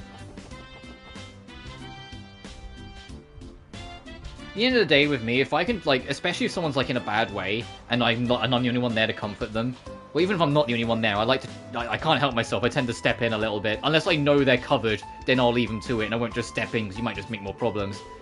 But if, someone else is, struggling, I'll step in and be like, hey, you alright, sort of thing. But if I can, spout shitty jokes and make them laugh, or if I annoy, or if through my jokes just make them go, oh, for fuck's sake, Robert, shut up. I've taken their mind off whatever, and that's a win for me. I'd rather them be pissed off at me than, still be struggling with whatever's on their mind, you know? It just so happens that people I work with, in the supermarket I work at, tend for some reason find me funny, so I get to get away with it. Nice. Adventures look especially pleasant. The best place to sit in... Or sometimes I get both. Sometimes I get both. Whereas one co-worker, I both make her laugh and annoy her. She'll tell me to shut up while she's giggling. And we literally became friends because she was talking about something she was watching on TV, and I went, oh, my mum watches that, and she went, please don't compare me to your mother. And then 5 minutes later, she was talking about something else, and I went, that reminds me of my mum, and she just gave me a look, and it's every time I see her, I'll go, you're right, and she just goes, shut up.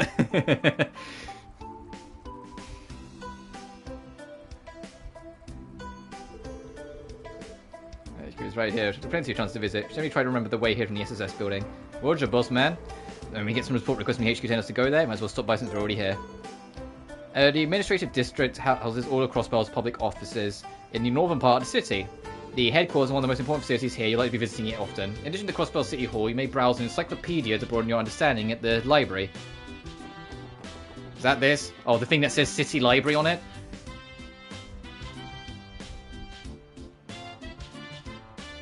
That's it. Yeah. I mean, I won't set out to annoy you to take your mind off it. It's just if my shitty jokes happen to annoy you, at least I've taken your mind off of it. You know, I don't set out to piss people off. It's just if it happens that way. Is this all, law reading? Oh, yeah, you can just all read on law. Oh. Oh, God, there's a lot of articles here. Oh, Jesus Christ, it's like I'm in the Sinnoh Library in Pokemon Platinum again. That was, the dumbest thing I did as a kid. Pokemon Platinum. It's oh, all these bookshelves have different things on them. I'm going to read all of them. Not realizing that you're going to be there for the next 30 minutes.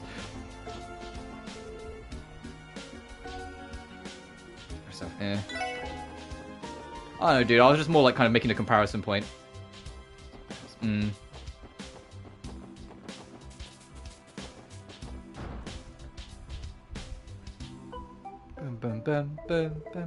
for information on the chief's apartment? Take this brochure. I'm sure it will prove more than useful to you. I wasn't aware these existed. What a relief. Do you mind if I borrow one and read, though? Through it? Not at all, ma'am. Let me take it for your sake. But I'd be careful with cheaper apartments if I were you. I need to hurry to sort out my housing situation so I can return to practicing. My apologies. I started thinking out loud anyway. Thank you for your assistance. She's gonna be like, are you guys fucking stalking me? Oh, I'm so sorry. Not at all.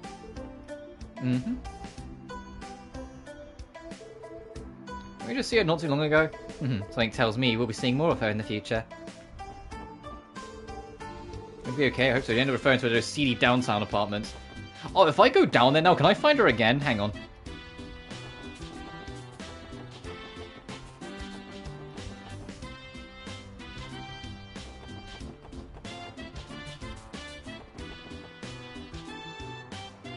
That's not the way.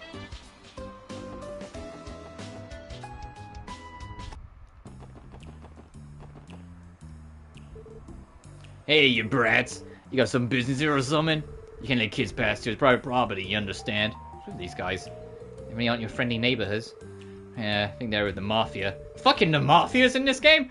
I'd like to investigate when we get the chance, but we're sort of rookies for now. We shouldn't press our luck.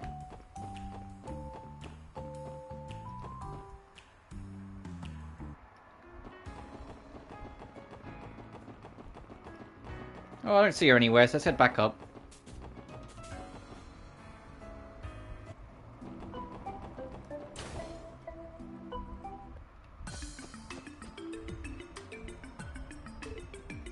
Oh. Oh, Lloyd! Hello again. Saw the request on the terminal, so here we are. Great, I've been waiting for you guys. Pleasure to make your acquaintance. I'm Rebecca, the head receptionist of the CPD. And I'm Fran Seeker. I'm the receptionist of the CPD. I don't think I had the chance to properly introduce myself the other day. Yeah, I suppose you didn't. That day wasn't one of our finest moments. What you mean to say is we were scolded by the Vice Commissioner after we let a bracer steal all our credit.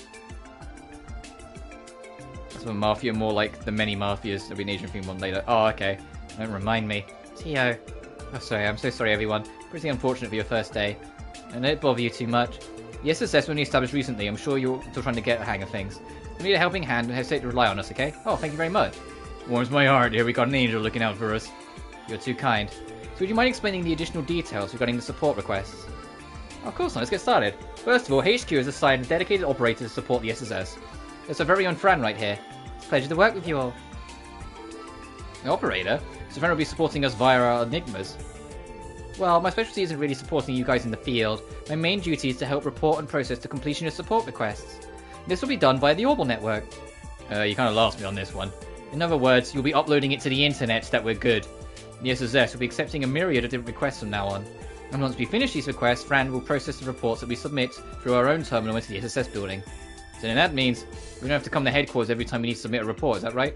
Precisely. Once your reports are approved and processed within the system, we will send the proper compensation your way. Furthermore, when your DP accumulates beyond a certain threshold, your detective rank will also increase. You'll need to ask me about that later. I mean, I can figure it out, detective points. Basically, these are all my new duties. You're first operating the SSS. I see, makes sense. So we can all avoid that irritating paperwork by using the terminal down the SSS building, yeah? That's right, it's actually a part of the Orbital Network initiative in Crossbell.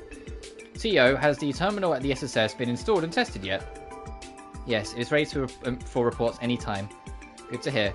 Well then, allow me to explain the additional details regarding your support requests. If there's anything you don't understand, feel free to ask. Sure. Requests submitted to various individuals. Requests vary from person to person, ranging from simple assistant requests to investigations and monster hunts. Basically, they're the main thing you're doing in all this in this game. Got it? Exception of a few special cases, you retain the right to decide whether you want to accept them or not. Or if you do accept them, make sure you complete them within the deadline. Oh fuck, it's out there again. As far as the requests go, you're able to accept and report them at the terminal. Some of your request details will also be recorded in the notebook. Please keep track of your requests. We'll also update when new requests go in. We'll recommend you make a habit of checking each morning. How do you submit a report? Whenever you complete a request, make sure to submit your report to your terminal. Be able to immediately process it via the Orbital Network. Based on the contents of the request, you'll be compensated with special rewards from time to time. Report it when you can. Completing investigation successfully and finishing support requests, your achievements within the CPD will be noted. Your accomplishments will be determined by the amount of DP, and extra DP may be obtained depending on your performance during missions and requests. When your DP reaches certain thresholds, you'll be promoted. Currently, ranks are divided into 15 levels. What the fuck? We reward with every rank promotion. Definitely worth the extra effort. I believe I should wrap up the explanation of support request. So, when you return to the SSS, try pressing the report option on the terminal screen. I'll make sure to send more support requests this way when they come in. Thank you. Got it, you two.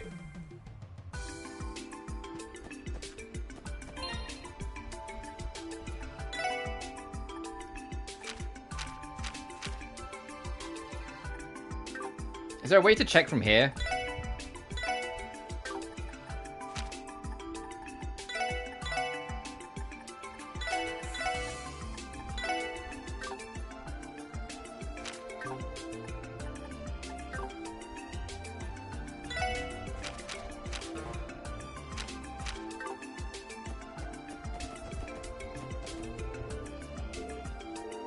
I mean, I need too. There's a bunch of juice and coffee space. That'd be a vending machine. Like, it's like, you fucking idiots. It's a vending machine. You insert coins and it gives you drinks. It was originally developed. Oh, we're not using it. They're going to drug the water. The first time seeing one too. It's hard to believe that these inventions by the are starting to pop up everywhere you look. Granted, I've heard that they have some incredibly influential and wealthy sponsors. Oh, so please only use coins if you intend to use the vending machine. Bills are incompatible with the model. The heads up. Kind of curious. I'll check at least it once, right? 500. Fuck off. Oh, someone's coming out. Damn, it's him. What are you mutts doing here? This place has no use for outcasts like you. Yeah, that's right. Can't deny the outcast part. But more importantly, I see that you didn't bother to heed my advice, and I tell you to refuse your assignment to the SSS. It's a waste of CPD's funding that was only established because of that damn Sergei. It's trash, meaningless, a rotten ship that will sink in half a year. I even went out of my way to warn you out of the kindness of my heart. Excuse me, Vice Commissioner, weren't you in a hurry? Yes, I'm a busy man. I nearly forgot, thanks to the lot of you.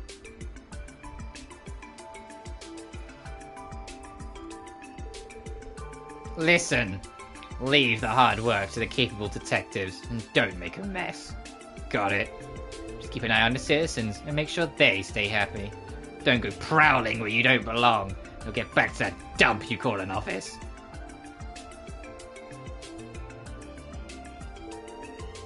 Should we still take the elevator, or... I hate to say it, but I'm feeling we're not even recognized police officers around here. You probably see us as just barging in. It may be prudent of us to avoid going upstairs unless we have some special business to attend to.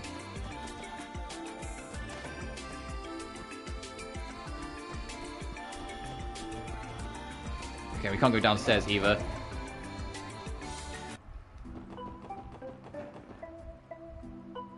Or is there anywhere around town we haven't been?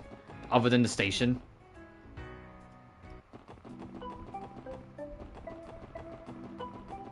What's up here? See, it's north exit. We're not using to leave the city right now. Oh, okay.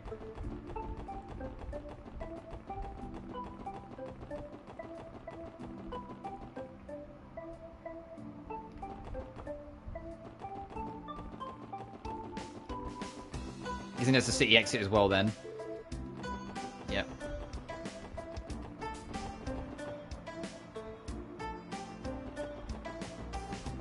Oh, what's down here?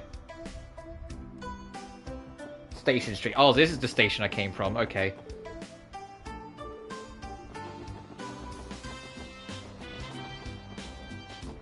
And okay, that's where the dungeon was. Can we go back in?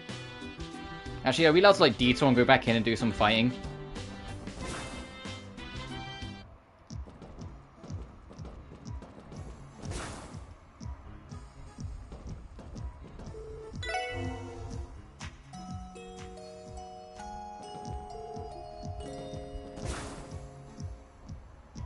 Oh, we are. Perfect. That's not the attack button. Fuck.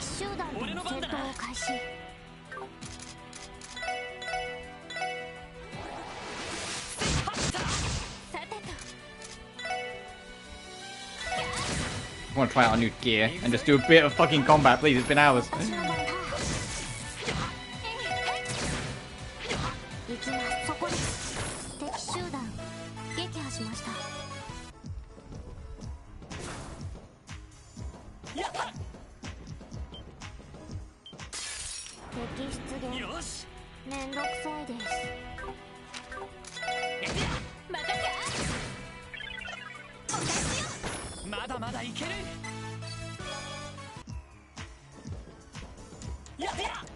I don't think I missed anything from last time I was here. I'm just kind of doing a quick check through more than anything as well.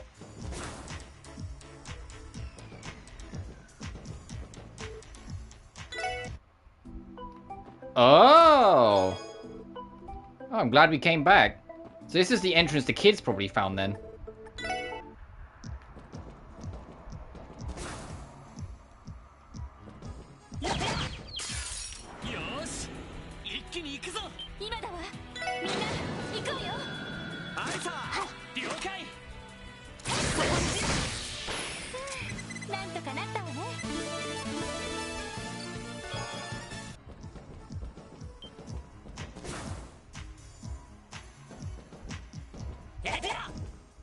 And now I'm done.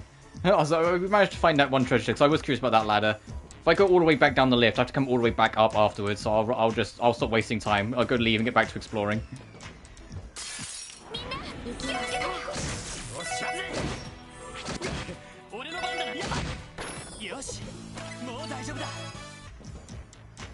Oh, that's not the way out. This way.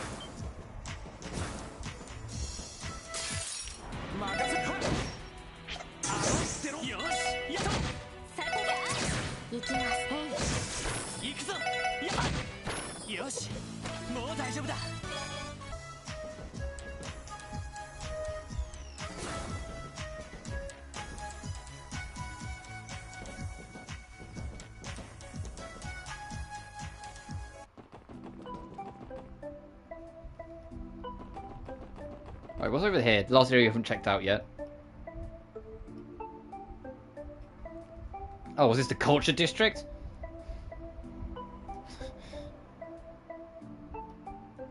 No, all the shrines in red. East Street. Wowzers, talk about an exotic looking street. This could be described as Eastern style. I've heard of an area, but the description is pale in comparison to seeing it in person. I haven't had the chance to come by very often myself. I've heard the various stores of the marketplace are wonderful though. Yeah, maybe we'll check it out then. Is this the part where I remind you all we aren't here to shop? Besides, I think the Bracelet Guild is located somewhere around here. Eastern-inspired district, east side, marketplace filled with street vendors, popular among shoppers. Additionally, the Crossbow branch of the Bracelet Guild is located in this area and provides support to citizens. Yeah, on the eastern side of town, the eastern culture area, okay. Oh, found the Bracelet Guild, that was easy. Belongs to the Bracelet Guild? Indeed. They're an international, non-governmental organisation serving to keep the peace and protect civilians. Yep, they're Crossbow's favourite allies of justice, and our competitors. Though I believe officially at least, we have a collaborative relationship with them. Well, hello there, welcome to the Bracelet Guild. Even that new little experiment the police department's running, the SSS, right? What? How did you know about us?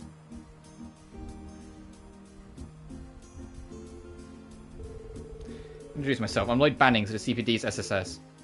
You are? They call me Mikkel. I serve as the Bracelet Guild's receptionist out here in Crossbow.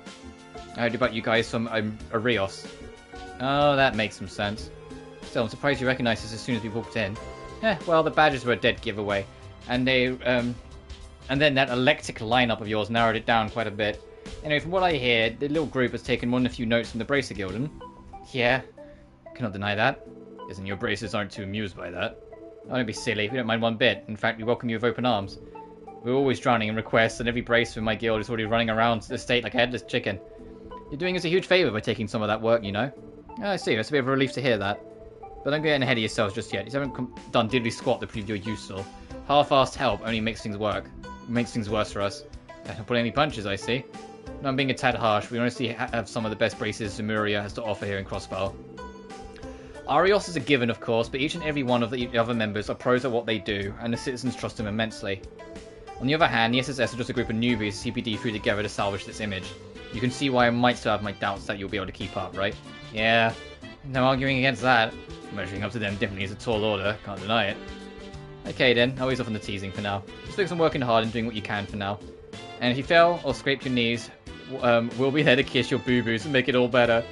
We'll give it our all. At least they're welcoming. enough. Ooh, Fisherman's Guild. Who are these people? They're discussing fishing with each other. Oh, so I guess we're not going to get any business done today. What's upstairs?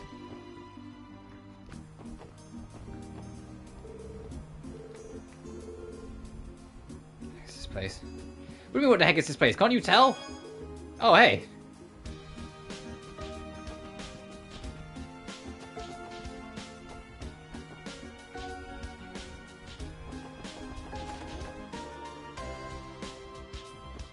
Oh, just a generic house. Okay, just random people to talk to, okay. That's to leave. What's this building? Oh, the Tavern and Inn.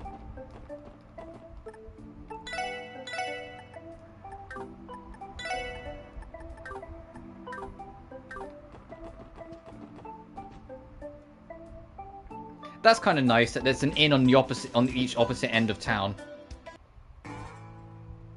Oh, is this the rural area, perchance? From like the cowboy music that started playing. Or downtown. Damn, this neighborhood down here really is part of the Crossbell City. It's the downtown district. I've been around here too much, to be honest. It's supposedly the remnants of the development project from long ago. Records, many citizens still inhabit the area. Interesting, didn't know that. Anyway, this place is our own, is still within our jurisdiction. Let's do a quick sweep.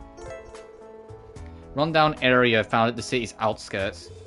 While having some useful facilities, they're unavailable in the earlier stages of the game. Alright, at least it's honest. Come back when the story progresses. So hey, look, there might be a few things nice here, but not yet.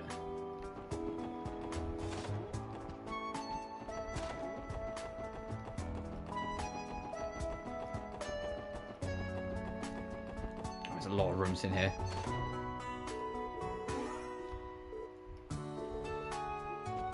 Not offended any delinquents, we're the police. So, you take that back, motherfucker. That guy. This door's shut, voice can be heard inside. Need more bills, give me more oil. Okay. Barrel. Okay, now we're good.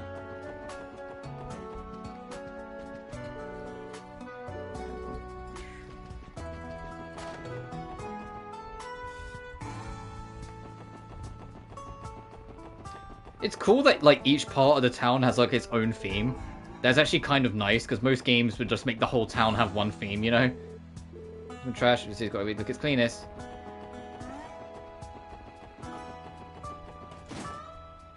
For a split second, I read that as Guillotine Factory. I was about to say, hey, oh! But no, it's Gourmet.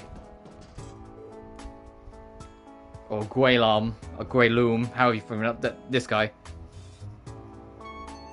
Thai franchise really shines through, in my opinion. Yeah, there's one thing I can absolutely credit, is that this game has great fucking world building.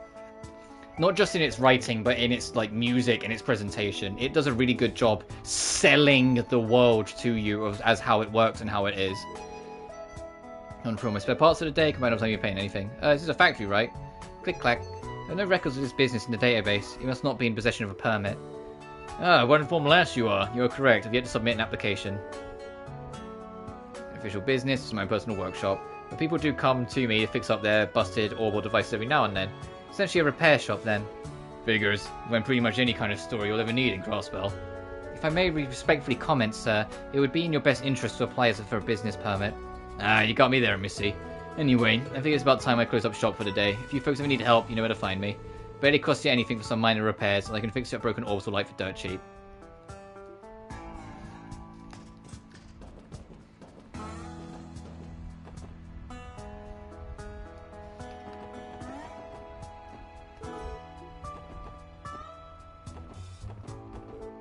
Hold it right there! So we can't close at the moment. Waltzing in the middle of meeting important guests. Take your leave. Oh, okay. Yeah, there's all the places that aren't available right now. Got it. Alright, let's cut through, back through. A little too on the nose, East Street.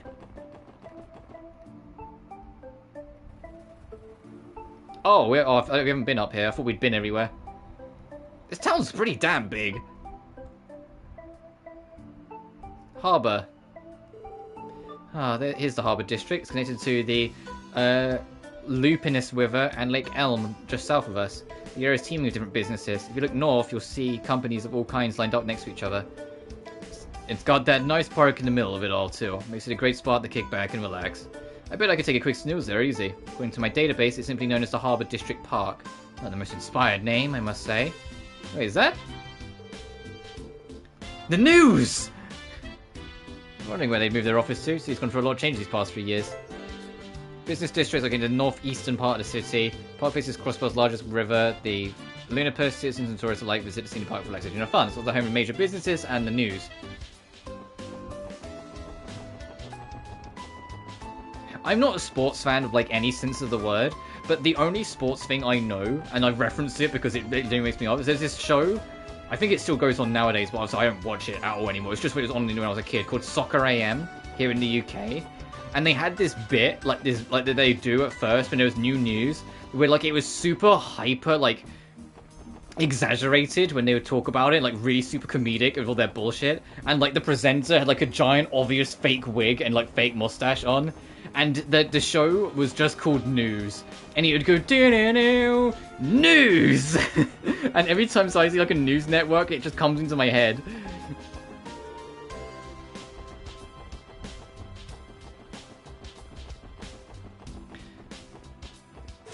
It was just taking the piss. It was just taking the piss of like all the news like things and like any professional like news broadcast.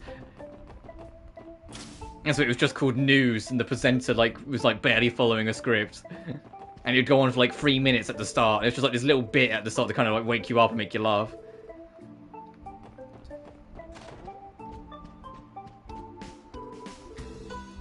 Cannon, it went out. I need to find that person who oh, we're not gonna be allowed upstairs. So we need to find a woman who wrote a smear campaign on me, on us. They have a similar content show with intentionally poor Japanese and lip syncing. It's hilarious. Oh, fair enough. But that's all I think of. Anytime someone says like, "Oh, news show, news this," I just go, news.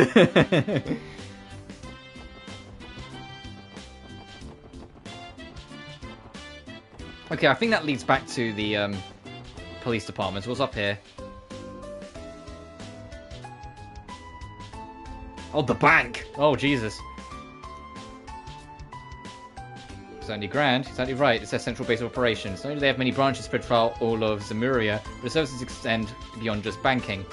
They become the content's lead asset holder 10 years ago. It wouldn't be an exaggeration to call the IBC the cornerstone of Crossbell's economy. Indeed, the IBC, an unfathomable force in finance, construction, and real estate. Oh, they own the monopoly on all three in the area, though. That's... ooh. The latest ambition has been to find a variety of massive public projects for Crossbell. Reports have shown them investing a fortune into the expanse of the Geofront and the Orbital network. So, oh god, so they really are like the monopoly company. They own housing, they own businesses, they own finances, they want to own the fucking internet. Damn, because it's way out of my league then. Can't imagine having anything to do with a place like this. And Randy, you're aware that our salaries are transferred to us through the IBC, correct? Wait, you're kidding me? Considering they're within the city, it's pretty convenient for us. Although I think the bank closed today. Correct, the employees are given weekends off. Let's come back some other time. Bank holidays every weekend? Hot damn. That's living the life. Yeah, let's go back around to the administrative district, or the cop area. So I think we've circled the block, let's head home.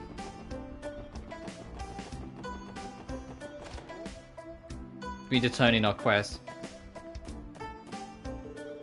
So what we have to do is use this terminal to report our progress at headquarters, right? That's correct. We should try testing it.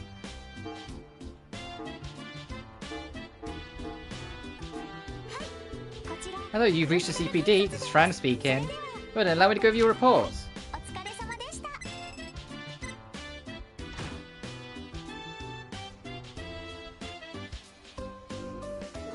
Yeah, sounds like a job to me. Yeah, that'd be great. I'd be a banker and get a weekend off. Because I think they'll... But I think they because usually in the real, in the real world, there's a thing called bank holidays. That's when you get your fucking time off. Exactly. If you're interested in support requests, please let me know. See, that was really quick. And from here on out, we just have to report them in like whenever we complete requests. Yeah, another update. It appears more requests have already been added to our system. We should verify each one just to be safe.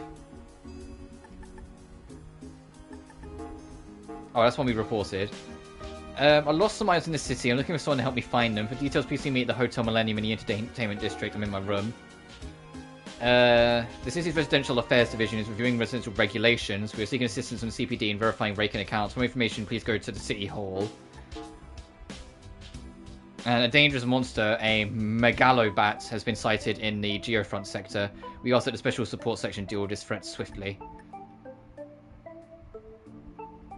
It uses the weight of its body to damage. Okay.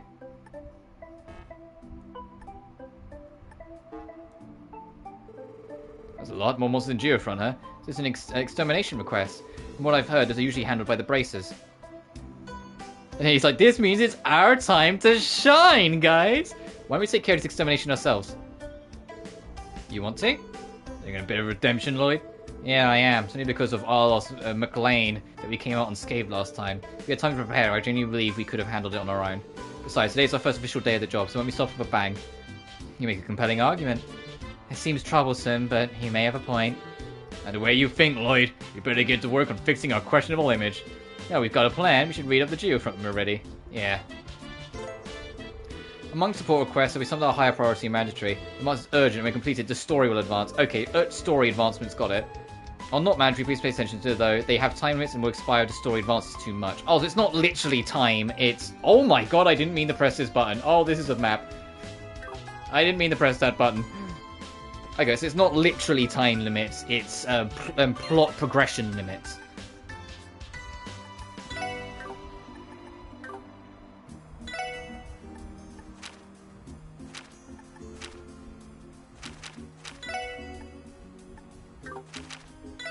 Okay, you can see him from here, good.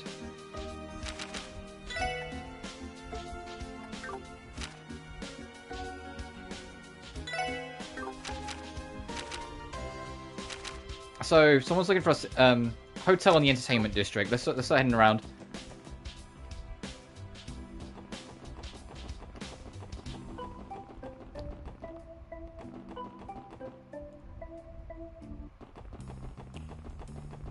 It's also a nice chance to test me on whether I know where everything is now.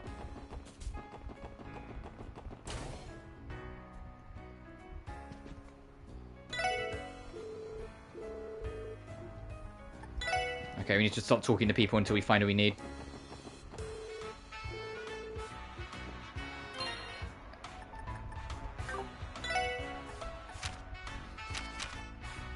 Tront. Let's look for Tront.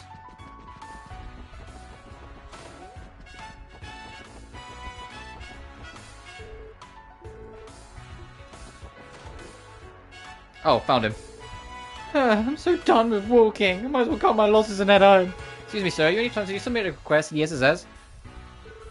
Oh, you guys cops? Oh, I didn't think you were actually going to come. We're here to help.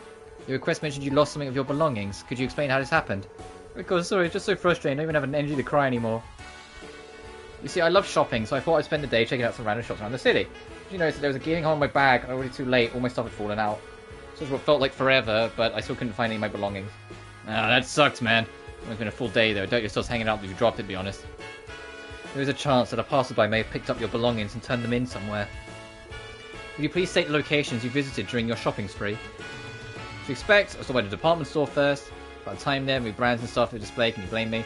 So that's besides the point anyway. I went to see East Street's marketplace after that, and it wasn't until I stopped to rest near the park near the harbour that I noticed the tear. I searched everywhere, but I couldn't spend the whole day looking. I couldn't find diddly squat. I ended up losing my wallet, a souvenir I brought, and something else. Pretty sure I lost 3 things in total, but about that last one. You're going to tell us that you can't remember what it was, aren't you? Well, there should be enough for us to go on. We'll start by searching around the places you visited. Times, East Street, and the Harbour District. Those are all commercial areas. Probably saves a lot of time if we simply ask the workers if they know anything. Also, let me know if you find anything. Alright, 2 of the 3 I remember where they are. 2 of the 3 I remember where they are.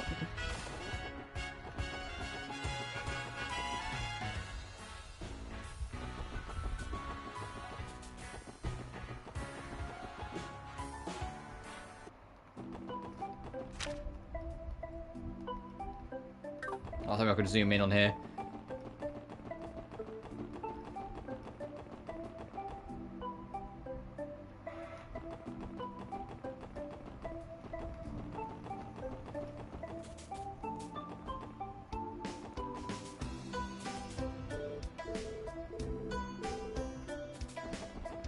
Oh, the commercial area is literally like the area where we started, isn't it? Isn't it in the middle over here?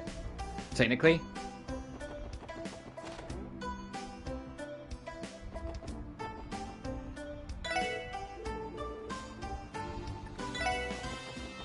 So I can't remember where that is. I know where the other two are, but I don't know where department store. Ask around here. Yeah, ask around Times. Okay, there we go. It's one of the biggest locations visited. May have lost belongs here. Excuse me, do you have any lost and found here? Got something of yours? One decimal says lost is found. A few things handed. What are you looking for? You found trance stuff? Hopefully I'm not that shocked that they found a lot of dropped stuff. I think the building Times is. Trance said he lost a wallet, a souvenir, and a third thing. Upon reflection, it might have been wise to ask more details about each of the items. Oh, wait a minute. You're referring to the customer whose wallet fell in the hole in the bag. That's him. Thank goodness, someone did see him and drop it after all. Not quite, we only discovered it after the fact. It's true that it just stuck out like a sore thumb. It certainly did. He was happily laughing, cracking jokes every person he ran into. When he was on his way out, his bag caught one of the display cases. It was only then we were cleaning later on that we found his wallet. Well then. I say I'm surprised to hear this. He never bothered to come here to search for it? Poor guy must have given up already. Yes, that's why we ended up coming to help us for help. We'll bring it right away. Oh, hey, here, person who isn't the person who owns his wallet. Here you go. I guess they just know we're cops then. Thanks, you're lifesavers. Our pleasure. Just make sure it gets back to the right hands. Hey, let's take a look at it. It's good. Yeah, you're probably cops. Alright. It's like we're like a band of teenagers and one 21-year-old. And there was somewhere on East Street, so let's poke around.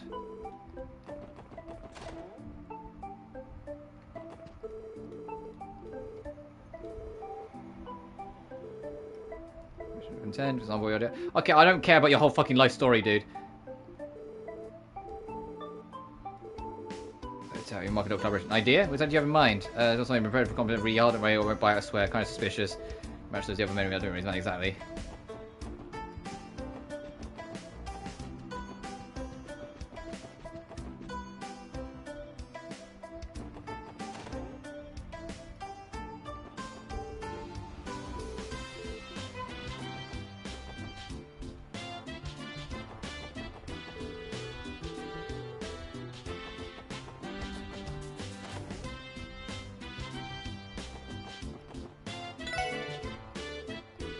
Oh, I thought we might have locked someone might have picked it up here.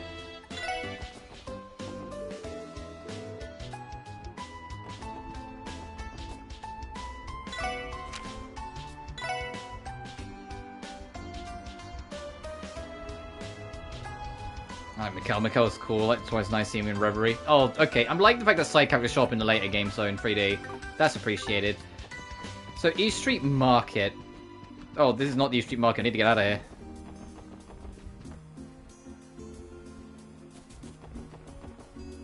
So somewhere down here. Oh, Street Marketplace. Tront mentioned he'd come through here. Maybe he lost it somewhere in the area. Excuse me, do you happen to have any lost items around here lately? Actually, wait a second. Now you mentioned it. There was a young man who dropped something here yesterday. I remember him because he made some dumb joke when he stopped by my stall. I don't think he noticed the gaping hole in his bag because the package fell out of it when he wasn't paying attention. When I saw it there, I tried to chase it off and give it back, but he's already gone.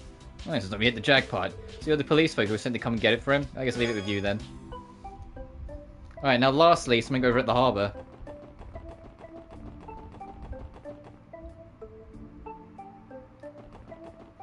Absolutely. Reverie is a send-off. Send-off game plus occasional characters. Arcs and then oh, that's cute. It's nice connectivity or continuity.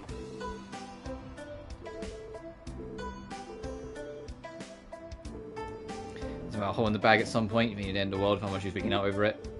Certainly sounds like him. And he's from a distance. I have no clue what he might have lost. That's too bad. Oh, hold on. One of my customers mentioned finding something on the ground earlier today. She hangs out in the park around here pretty often, so it shouldn't be hard to find her. We're trying to ask her for more details. I've been around since Sky has seen up in Kuro has grown.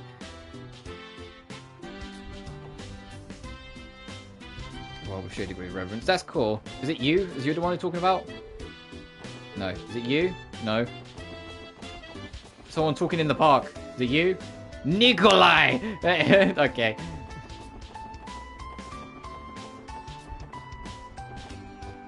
Oh, you. Excuse me, would you happen to have anything lying around here recently? Something that's been seemingly left behind? Oh my, lost something, have we? I'm not really sure I like the fact that her name is Concha. Or Kunna. It's probably more Kunna. You probably don't pronounce the H as a harsh word, but I was like, my brain really went, Concha? Uh-oh. That's got some parts can crystal picks up. Times 2 is when you burn away in the wind. Burn away in the wind? Client could not recall what his third missing item was, so I suppose nothing was out of the question.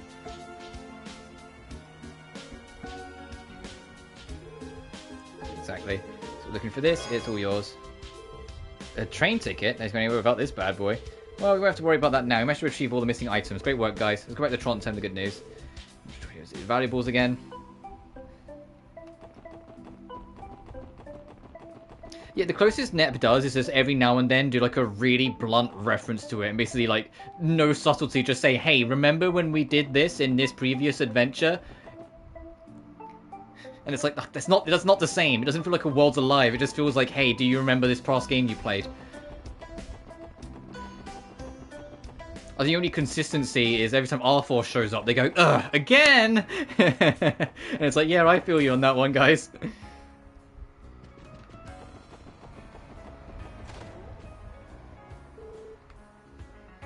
Those 3 things correct. Luckily, we were able to track them down. Here they are, and please don't drop them again, okay? You might want to buy a new bag so it doesn't happen again.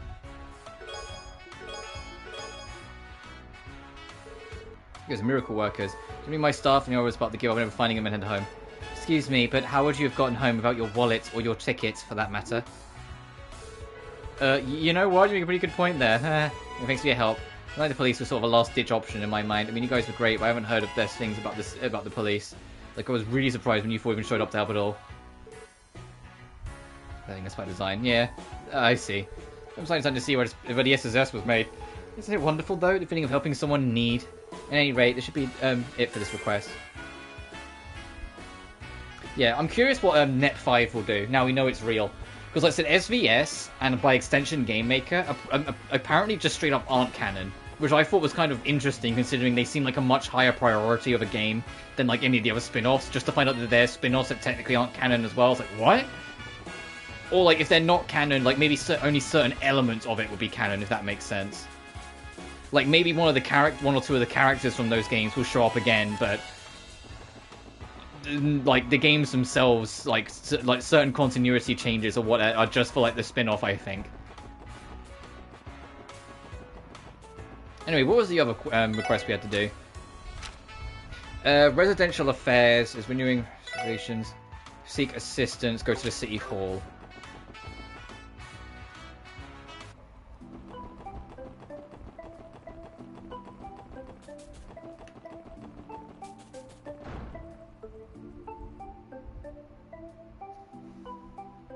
This does not have canon elements, then yeah.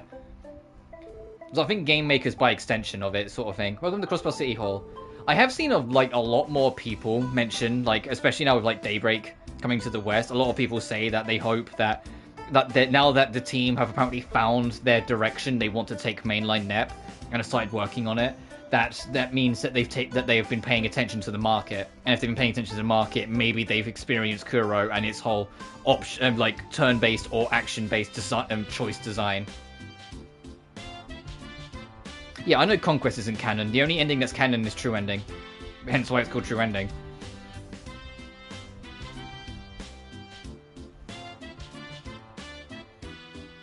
But obviously we'll just have to see. But it's like obviously it's not just Kuro / Daybreak that did the whole turn-based or action choice on the fly system. We've got Yakuza 8 or Like a Dragon Infinite Wealth doing it as well. With Kiryu being able to having the ability to turn off turn-based at the press of a button and just turn it into a brawler again. So yeah, but the difference is that like people are saying, oh, I really wish SVS and Game Maker were like that. It's like, yeah, those games were in development probably before Kuro came out, but the fact that they did like market research and all this other shit and all this development focus before they've only now settled on a direction for the game and everything's in place for them to start working on it. That screams to me as they've been probably looking at literally every single other RPG on the market and what they've been doing and taking notes. It's not going to be a smorgasbord of other games, obviously. It's going to be its own thing. But that absolutely comes across as they've been taking notes. So I wouldn't be surprised if there's a little bit of inspiration in it.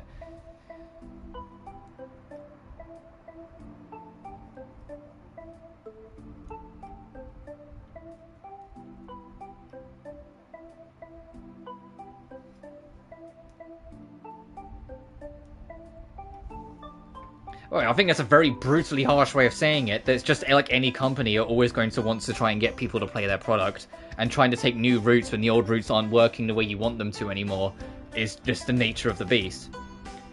I don't think it's a bunch of trying to appeal to people who don't understand the history. I don't think that even remotely matters to anything, if I'm honest. But release date? What, for the next NEP game? Nowhere near close. I can tell you point blank, nowhere near close. They've only just established its direction and where they want to take it. Development's only just started. It's fucking years out yet, potentially.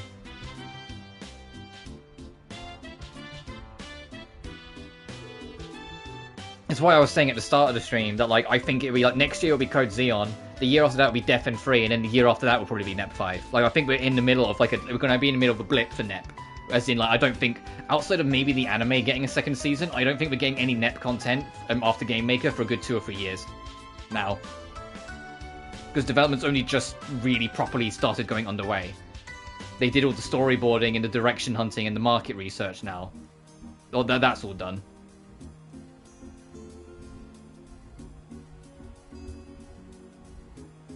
Great. Well, but that can still be like taking cues from others and then expanding on it in your own way, which is what I hope they do. I mean, the best games from the industry came from a place of taking inspiration from things that came before them, and then just doing their own thing with it and inventing their own style with it. You know?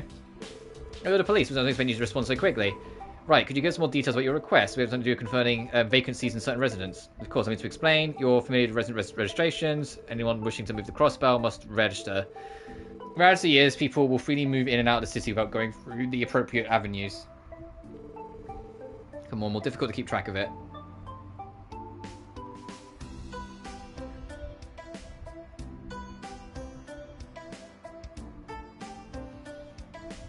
Yeah, the, like, over-the-shoulder, like, active shooter thing that Virtual Stars, I had, like, negative interest in whatsoever. And Super NEP, I said it before, Super NEP just didn't interest me at all. It was way too basic. Like, there was just nothing to it.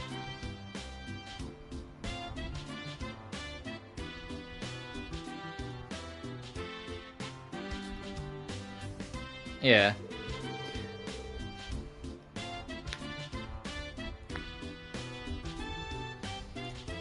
Oh, sorry, my back's going. Let's stretch in for a sec. Oh. My back's been a little wonky. I slept at an awkward angle last night, so my back's been a little less playful with me. To be fair, like, I'm going to say this more, like, on the stream, so whenever I say it, if I bitch about it again in future, you get the full right to say, you've mentioned this before, Rob. Just fucking deal with it. I need to get a new mattress. My mattress that I sleep on is starting to, like, show its age. Like, it's not as comfortable to sleep on as it used to be. If you hear me bitching about my mattress again, like, after the stream, you can call me out on it and say, like, buy a new mattress for fuck's sake, Rob. You alright? You have my full permission to call me out on it.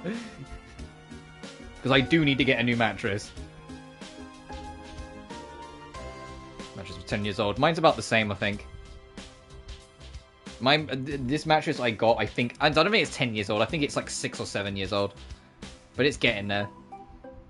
The biggest giveaway is my mattress. When I got it, I remember it being super fucking thick. Like, it would, like, it barely fit in the frame of the bed. It was so thick. And now it just I can nudge it around. Like, I can move it around within the frame because it's like where, like, I've been sleeping on it so much. It's like shrunk. Like, all the springs and whatnot have worn down in it. So I get it. Yeah.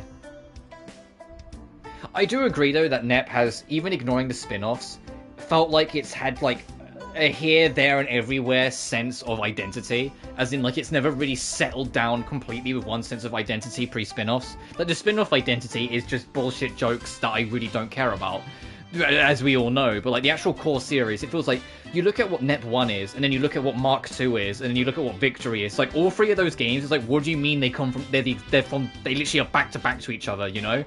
Because each one feels so different from the next. Even from my context as only playing the Rebirths, or the...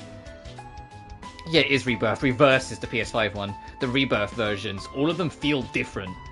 And it's like, it doesn't feel consistent. Like, there's a set style of it. I remember when I first played Rebirth 2, and you get to the intro, and I was like, this is completely different from what NEP 1 was like. Like, Net 2 actually feels like it's like a dark story, and it's going places that are kind of more morbid and terrifying. And it's like, you compare it to anything in the first game, like, or at least Rebirth 1, nothing like it. Then after you go from Mark 2, or Rebirth 2 in my case, you go to Mark 3, or you go to fucking Mark 3, you go to, like, Rebirth 3, or Victory or whatever, and that game is so in-your-face, overly aggressively comedic. In like how it's trying to be. The comedy lands is always up to you, but it's like once again it felt like it didn't have an identity. I enjoyed those games. Those very old reviews I did for those games are mostly praising for a reason. I enjoyed all 4 of them a lot. V2R is when I felt like V2R is when I felt like they finally had their rhythm. Like everything about V2, because I played V2R first, this is why I refer to that one when I'm talking about it. It felt like everything clicked with V2R. It felt like they knew what they wanted to do with it and they made it hit. Because I genuinely love that game. I still have faults with it here and there, but as a whole, I genuinely love that game. I think it's phenomenal.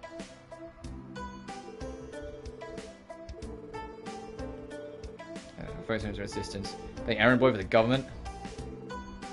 Don't be rude, Randy. Verifying vacancies is actually important to catching certain criminal activity. Seeing documents at timely matter is critical. Oh yeah, go figure. Cross the global crime to see it and get later things while we're at it. So you better help us then. Yeah. Thank you very much. Hand the documents over to you. These files are relevant to your request and will guide you with your work. Instead of looking to know, thank you.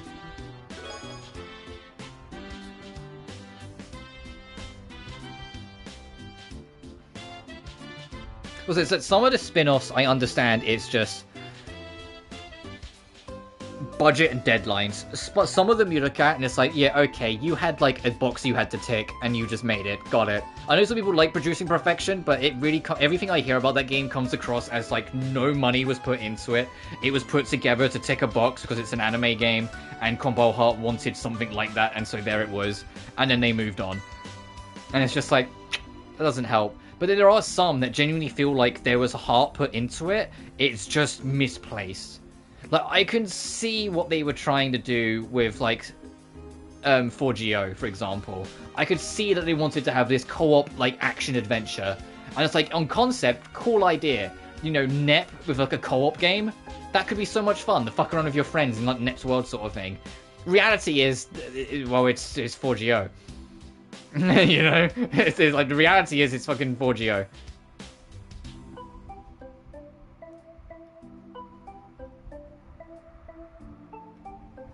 Yeah, I do understand the idea of, like, because that was the thing with Final Fantasy. A lot of people give Final Fantasy shit for each game after 10 being so different from what Final Fantasy used to be. But people have also got to understand, they had mastered the craft so severely after 10 games straight that there was nothing they felt they could do with it anymore.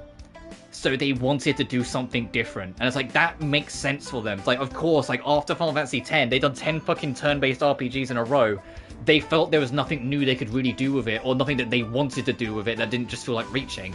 So with 12 suddenly being, like, a single-player MMO, and 13 being, like, a super, like, action-focused, but still has a turn concept in it, and then also, like, 15 being a full open-world action game, and 16 just straight-up being Devil May Cry. It's like, you know what I mean? Like, it makes sense for, like, Final Fantasy to start mixing it up because they hit their stride. Yeah, 4GO became breaking the game, but the multiplayer was what they were going for. It's just, unfortunately, they didn't realize how much you could break that fucking game. This one's an East Street, huh? According to the address, it's right next to the Bracer Guild. It's the Bracer Guild Street, that's pretty easy to remember. Last one's like in downtown. Apartment complex known to Lotus Heights appears to be free document vacancies. Just a moment, please. I'll make a note in the detective notebook. Alright, all done. Let's take care of that, Ellie. I'm verifying the outline vacancies now. Should we come back here once we complete the task? Yes, please report back to me once you've completed verifying all 3 locations. I'll leave everything in your capable hands. Oh, also, just whilst it's on my mind, every stream and experiment week, since they're all technically one-offs, they will be going in my playlist for one-offs. Like, I'm not going to make a Trails playlist just for this stream, you know? I'll make a Trails playlist if I do it, like, if I come back to Trails later on. Same with Bomb Rush, same with Star Rail, same with Pleasure Dragoon, and same with Dredge. It's only games I know I'm coming back to and plan to, and soon I will. Anyway, because I was talking, I completely misread. I only read the second and third. We need to go to Residential District and address to the North End near Entertainment.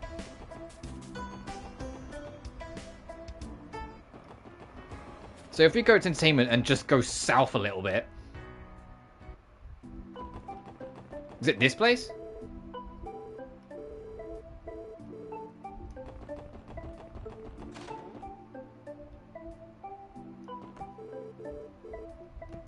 Oh no! I just realized this isn't south. Then no, I just saw the compass in the corner. I went, I didn't go south. Hang on. This is technically more. Oh, that goes into the seedy alley though, so maybe this is the right way we're supposed to go.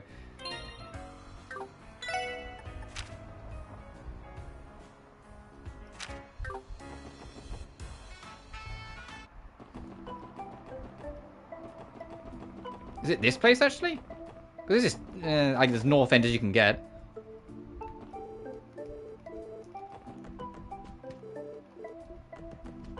I can just check every place and find it there. I just talk to everyone.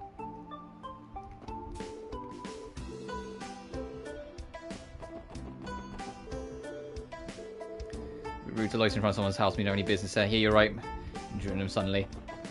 That's Ellie's house. That's Ellie's house. That's absolutely fucking Ellie's old house. She's like, hey, we shouldn't loiter in front of the gate. It's rude. Because she doesn't want to fucking be there. She doesn't want to get spotted. I'm onto you.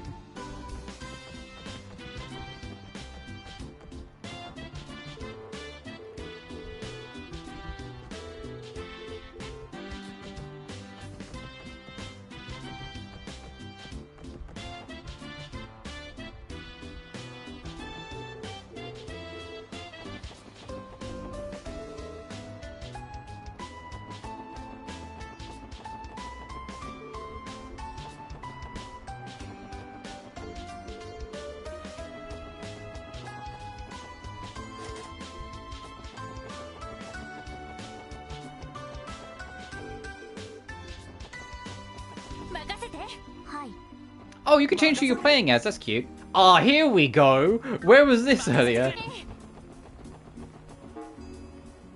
Finally found this. This is what I needed earlier. I was just pressing buttons. God, this town's actually... Oh god, this place is big.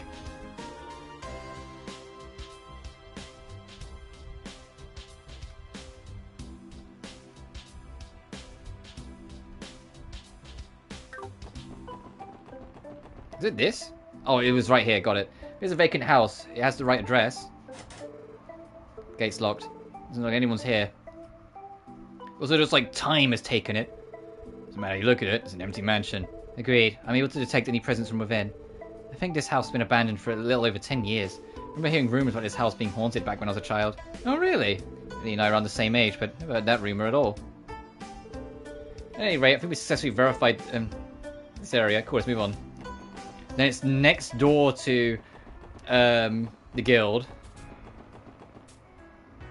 You know what? It's kind of dawning on me. I know I compared it to Chrono Cross earlier, but these sprites, they don't look like sprites. They look like claymation models that have been then put into the game. They look like clay models that have then been animated to work as sprites, especially in like these big stretches like this. Which, if that's the case, like if it is, like if they like base the animation or sprite work off of the claymation, that's sick. Because that's a lot of extra detail and attention if that is right. It might not be. It's just that's the vibe I get from it. Like they look, yeah, they don't look like sprites. They look like claymation.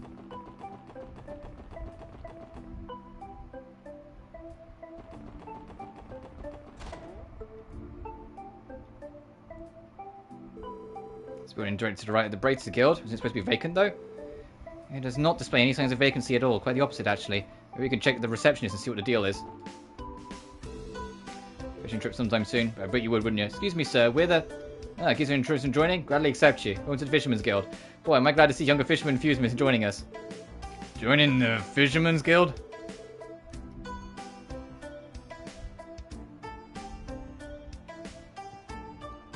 Let's face the strongest boss battle of all of us using ROM, and we stopped doing this in 5 minutes. Yeah, that tracks. I never really used ROM that much in 4GO, but I know she was busted as shit. I mostly stuck to the main 4 when I went for it originally. Red kid, Gavin guns confusing reviews, yada yada. Green white white jacket. Oh, you've handled a few rods before. Don't just say that so casually. You, mate, I think you've handled a few rods before. What the fuck are you trying to say? You're fishing in this game. Sick. I'm sure I used to go fishing back when I was a kid. But I'm working right now, sorry. It's so easy you could tell Lloyd to start his fishing experience. These old men mystify me. Man, that caught me off guard. Anyway, this might do without saying, but this building isn't vacant, right? Because according to the records from the City Hall, this place should be unoccupied. Well, of course not. It's impossible. You see, we're in the process of planning our next fishing event. While we're on topic of vacancies, there's an apartment complex by the name of Asada right up the street. Pretty sure that was a vacant room in there. That's what you're looking for, maybe. You can find Asada 2 buildings over from us, to the left of Bracer. The buildings 2 buildings away, telling me the records were botched. Seems to be the case. In that case, we just head there and confirm so the City Hall can update their records.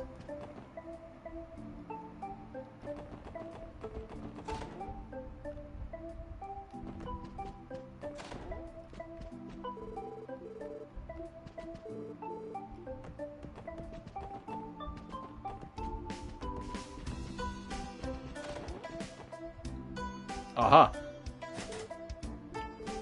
Excuse me, anyone home? Not sensing anyone inside, Lloyd. Seems that way. Oh, what are you doing all over there? Oh, there's a vacant room. And there's like we're right on the money. Yeah, that last tenant moved away about half a month ago. I suggest you contact the landlord directly if you're interested in moving in. Well, I guess the vacancy of East Street was referring to this apartment. Did the previous tenant not file the proper papers or something when he split? Man, how lazy can you get? It reminds me, the City Hall receptionist has mentioned that the records may not be completely accurate. I now understand what she meant by this. Okay, so the vacancy on East Street is room 202 in Arcacia Apartments. Write down the details. And lastly, oh whoops, it's the wrong button.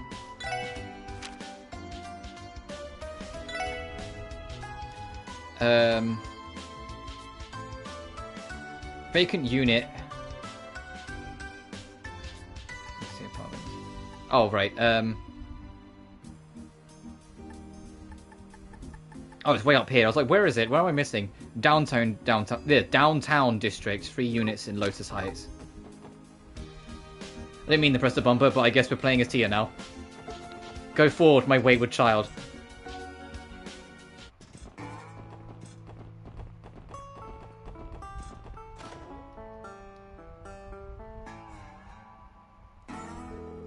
I'm not mistaken, this is Lotus Heights. Should be 3 vacancies according to the documents provided by City Hall. Oh, you with the government? Actually, we're police officers. We came here to examine some vacancies to help bolster our crime prevention efforts. Vacancies, sir? I recall there being 1 vacant room, though. Are you certain? Are there not 3?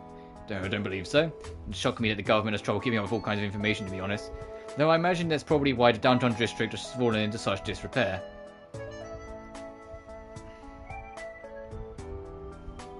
Yeah, carry on, my wayward son. There will be peace when you're gone. In this case, my wayward daughter. Anyway, you're going to inspect the rooms as long as you don't disturb the other tenants. Alright then, should we take a look? Sure, sounds like a plan. Oh, immediately disturb one of the tenants. Whoops. Alright. Excuse me, anyone home? I failed to detect any presence inside. Yeah, makes sense. So check out the other doorknob though. The only one lived at home for a long time. Figured as much. Every other unit's occupied. Make this the only vacant unit. Okay, 203 Lotus. Great, now we confirm the details in the documents. Our work here is done. Let's go back to the City Hall and report our findings. That was a Kansas band. Oh, I had no idea.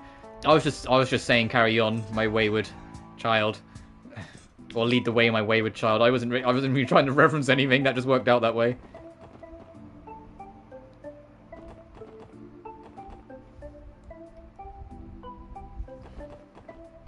I might have heard it through like a meme, but that's about it.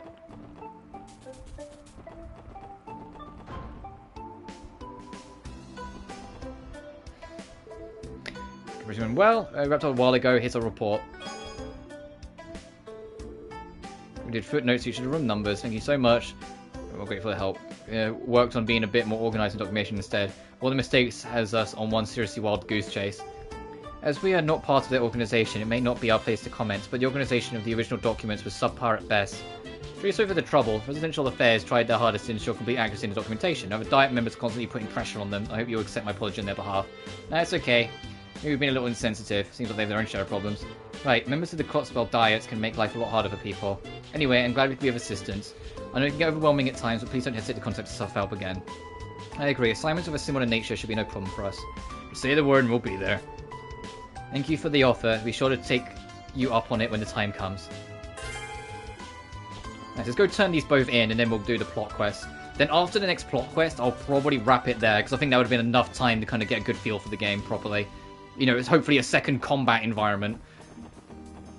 Or at least revisiting the combat environment.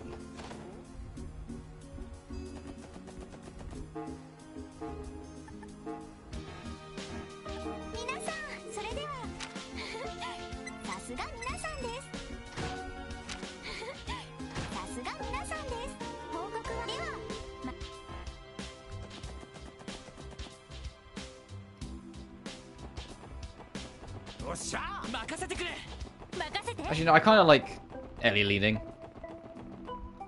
Anyway, where are we going for this? A big bat's been found in the Geofront sector. Oh, we actually have some money now, so we could get try and get Lloyd's new weapon, because he was the only person who missed out.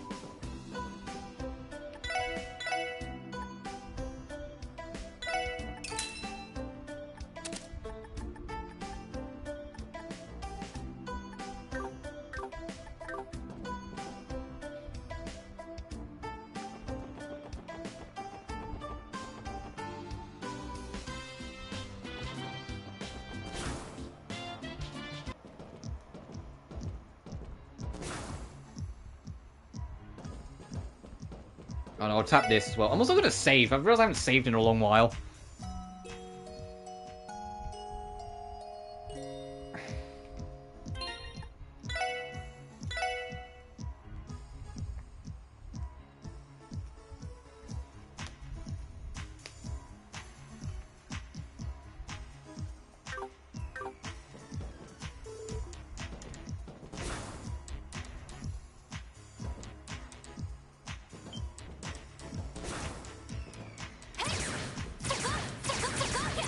Oh, fuck yeah, girl. Holy shit, I didn't even think about this.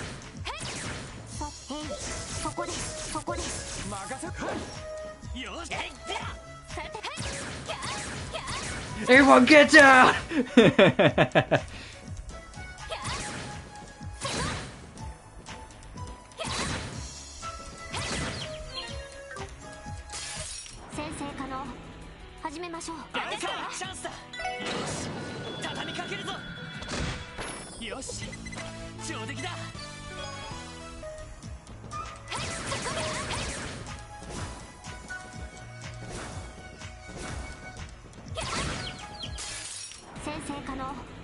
Oh, I found my character I'm going to be using in the field at all times then. The one where I can hit an enemy from across the screen.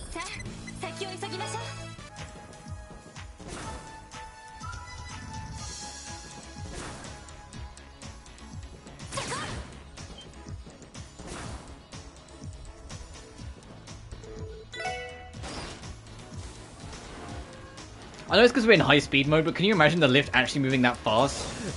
The inertia would kill you.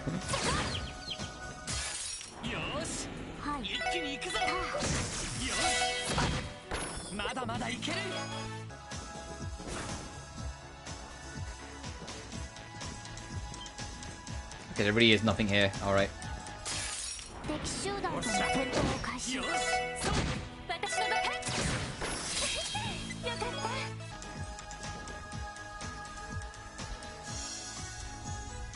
Try to time as much as possible. I appreciate the advice. Remind me if I ever come back to this game though, because also after this dungeon bit, I'm not going to be playing it that much. Although I'm gonna wrap up, so I won't remember.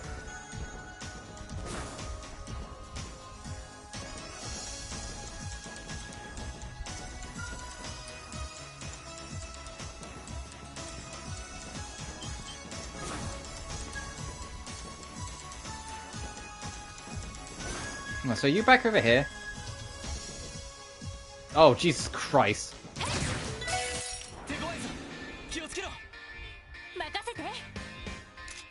Oh, and there's extras.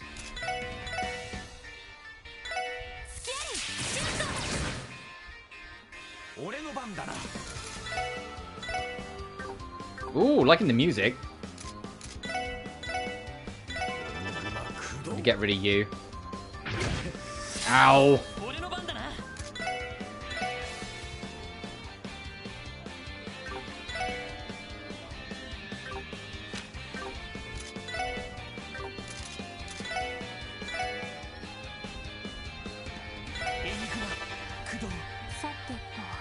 Maybe you can. Yeah, I want to wait until like I can kind of stack them.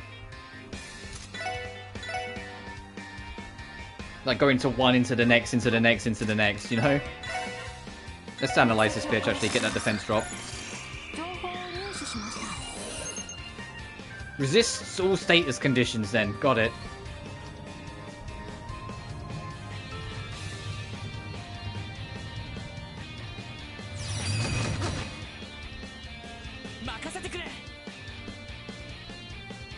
Fuck it.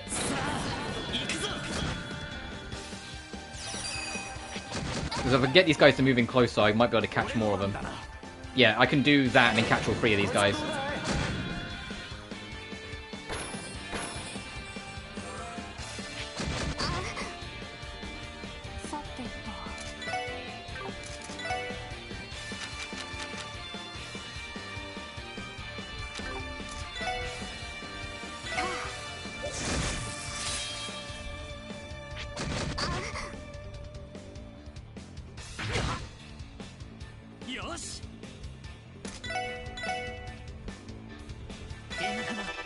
I forget what her S-break is. Oh wait, it's the beam! Okay, this hits too. She has the railgun. Very animal sliders. Yeah, I like that it's like a... Like, it's not just their resistance to it, it's a resistance number. So like, some enemies might be better with their resistance, some might be worse off with it, etc. Like, some might be classed as resistant, but their resistance doesn't mean enough for you to worry about it, whilst others are, like, super fucking resistant and will, like, just tell you to fuck off if you try and hit them. Gives more variety instead of it just being so, like, blunt.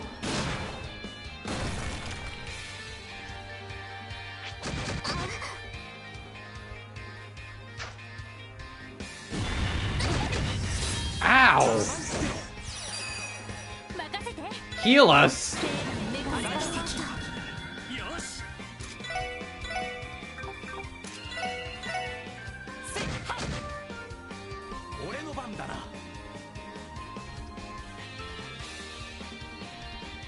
On his weakness. Oh, okay. Oh, say under and over. Oh, so like it's super weak to ice then in this instance. I would have thought it would have been the other way around. Higher number, the more resistant. So like, this thing's gonna be super weak to this then.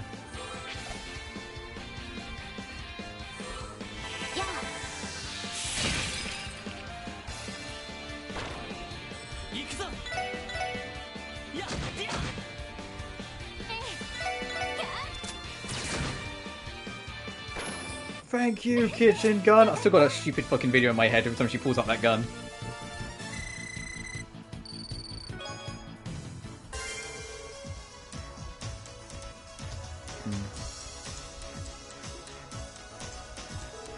Good work, everyone. Well, that thing was a complete pushover compared to the one Arios took down. Maybe so, but as long as we work together, there's nothing we can't overcome. Agreed. Also, I just deactivated the lock on the inner door. It should save us a lot of time. We should exit that way. Gotcha. Why didn't you even do that? You could have done that before.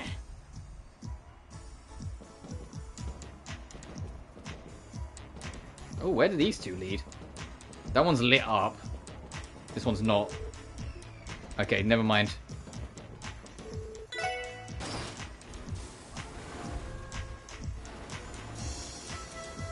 Oh, yeah, fair enough.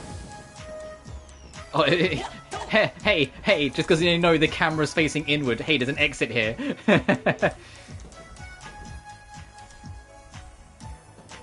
Oh, it leads back here, so that's how you do it. Got it.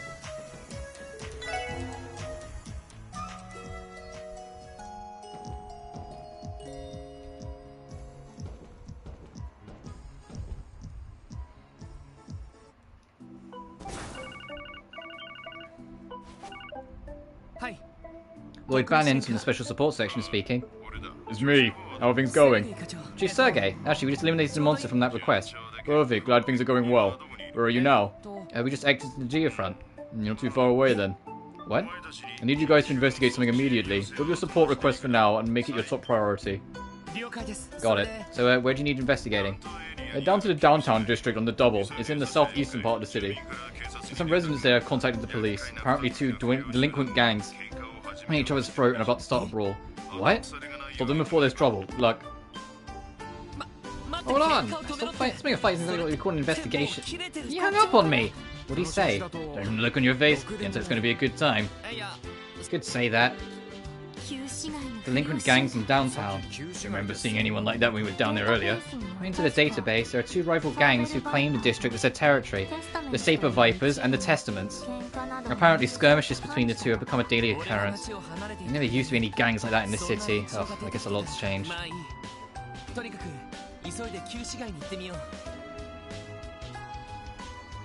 Anyway, we should hurry and assess the situation. Calm them down before the situation escalates. I agree. Then unrestricted is then. I know it said don't bother about turning it in right now, but I want to wrap up this stream. I said I'd do that goal and then wrap it. But the general first impression from, like, you know, the like 4.5 hours I've spent on it, I enjoy this game enough that I think I will come back to it eventually, but I don't enjoy it enough to come back to it right now. Is that a fair way to put it? Like, I'm enjoying, like, the routine. I like the characters. I think the world building is fantastic, and I think the music's really good.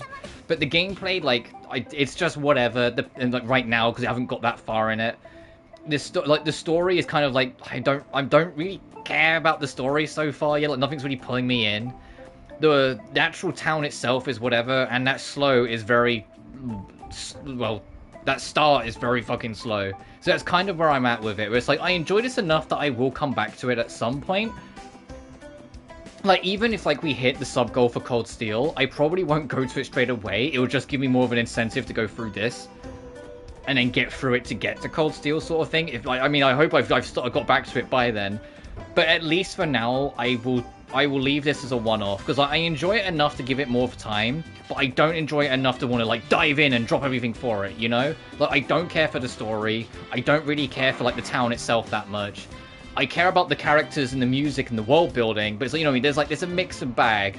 And the gameplay, like, obviously when it's early days in any RPG, you don't have access to everything, so it feels not limiting, but getting there.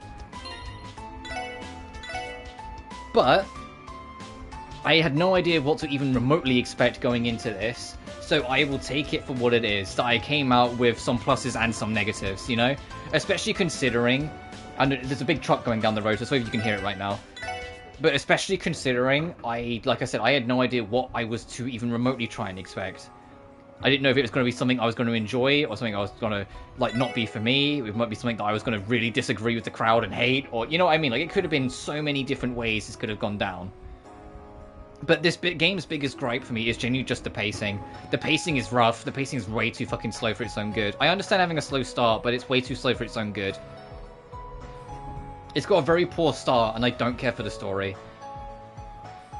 But it's not, like I said, it's not a romancing saga thing where I just hate it and I don't want anything to do with it after I was done. No, I enjoy the routine and I enjoy the characters. I just need, like, I think I need to give it a second go later on. But that being said, this is only day one of Experiment Week. Tomorrow we're jumping into something completely different. We're playing Bomb Rush Cyberpunk, a spiritual successor literally made by the same old team as Jet Set Radio. An idea about, you know, skateboarding or scootering or roller skating around the city, doing quests and stunting over it to mark your territory and make a name for yourself across an extremely enigmatic and curious town. Bomb Rush Cyberpunk follows a man whose head is cut off and replaced with a robot head, trying to find out what happened to his original head and why he got attacked and murdered in the first place. If that sounds crazy, then you know what to tune in for tomorrow.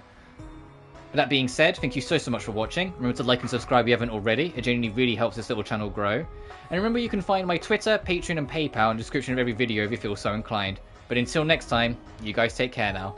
Peace.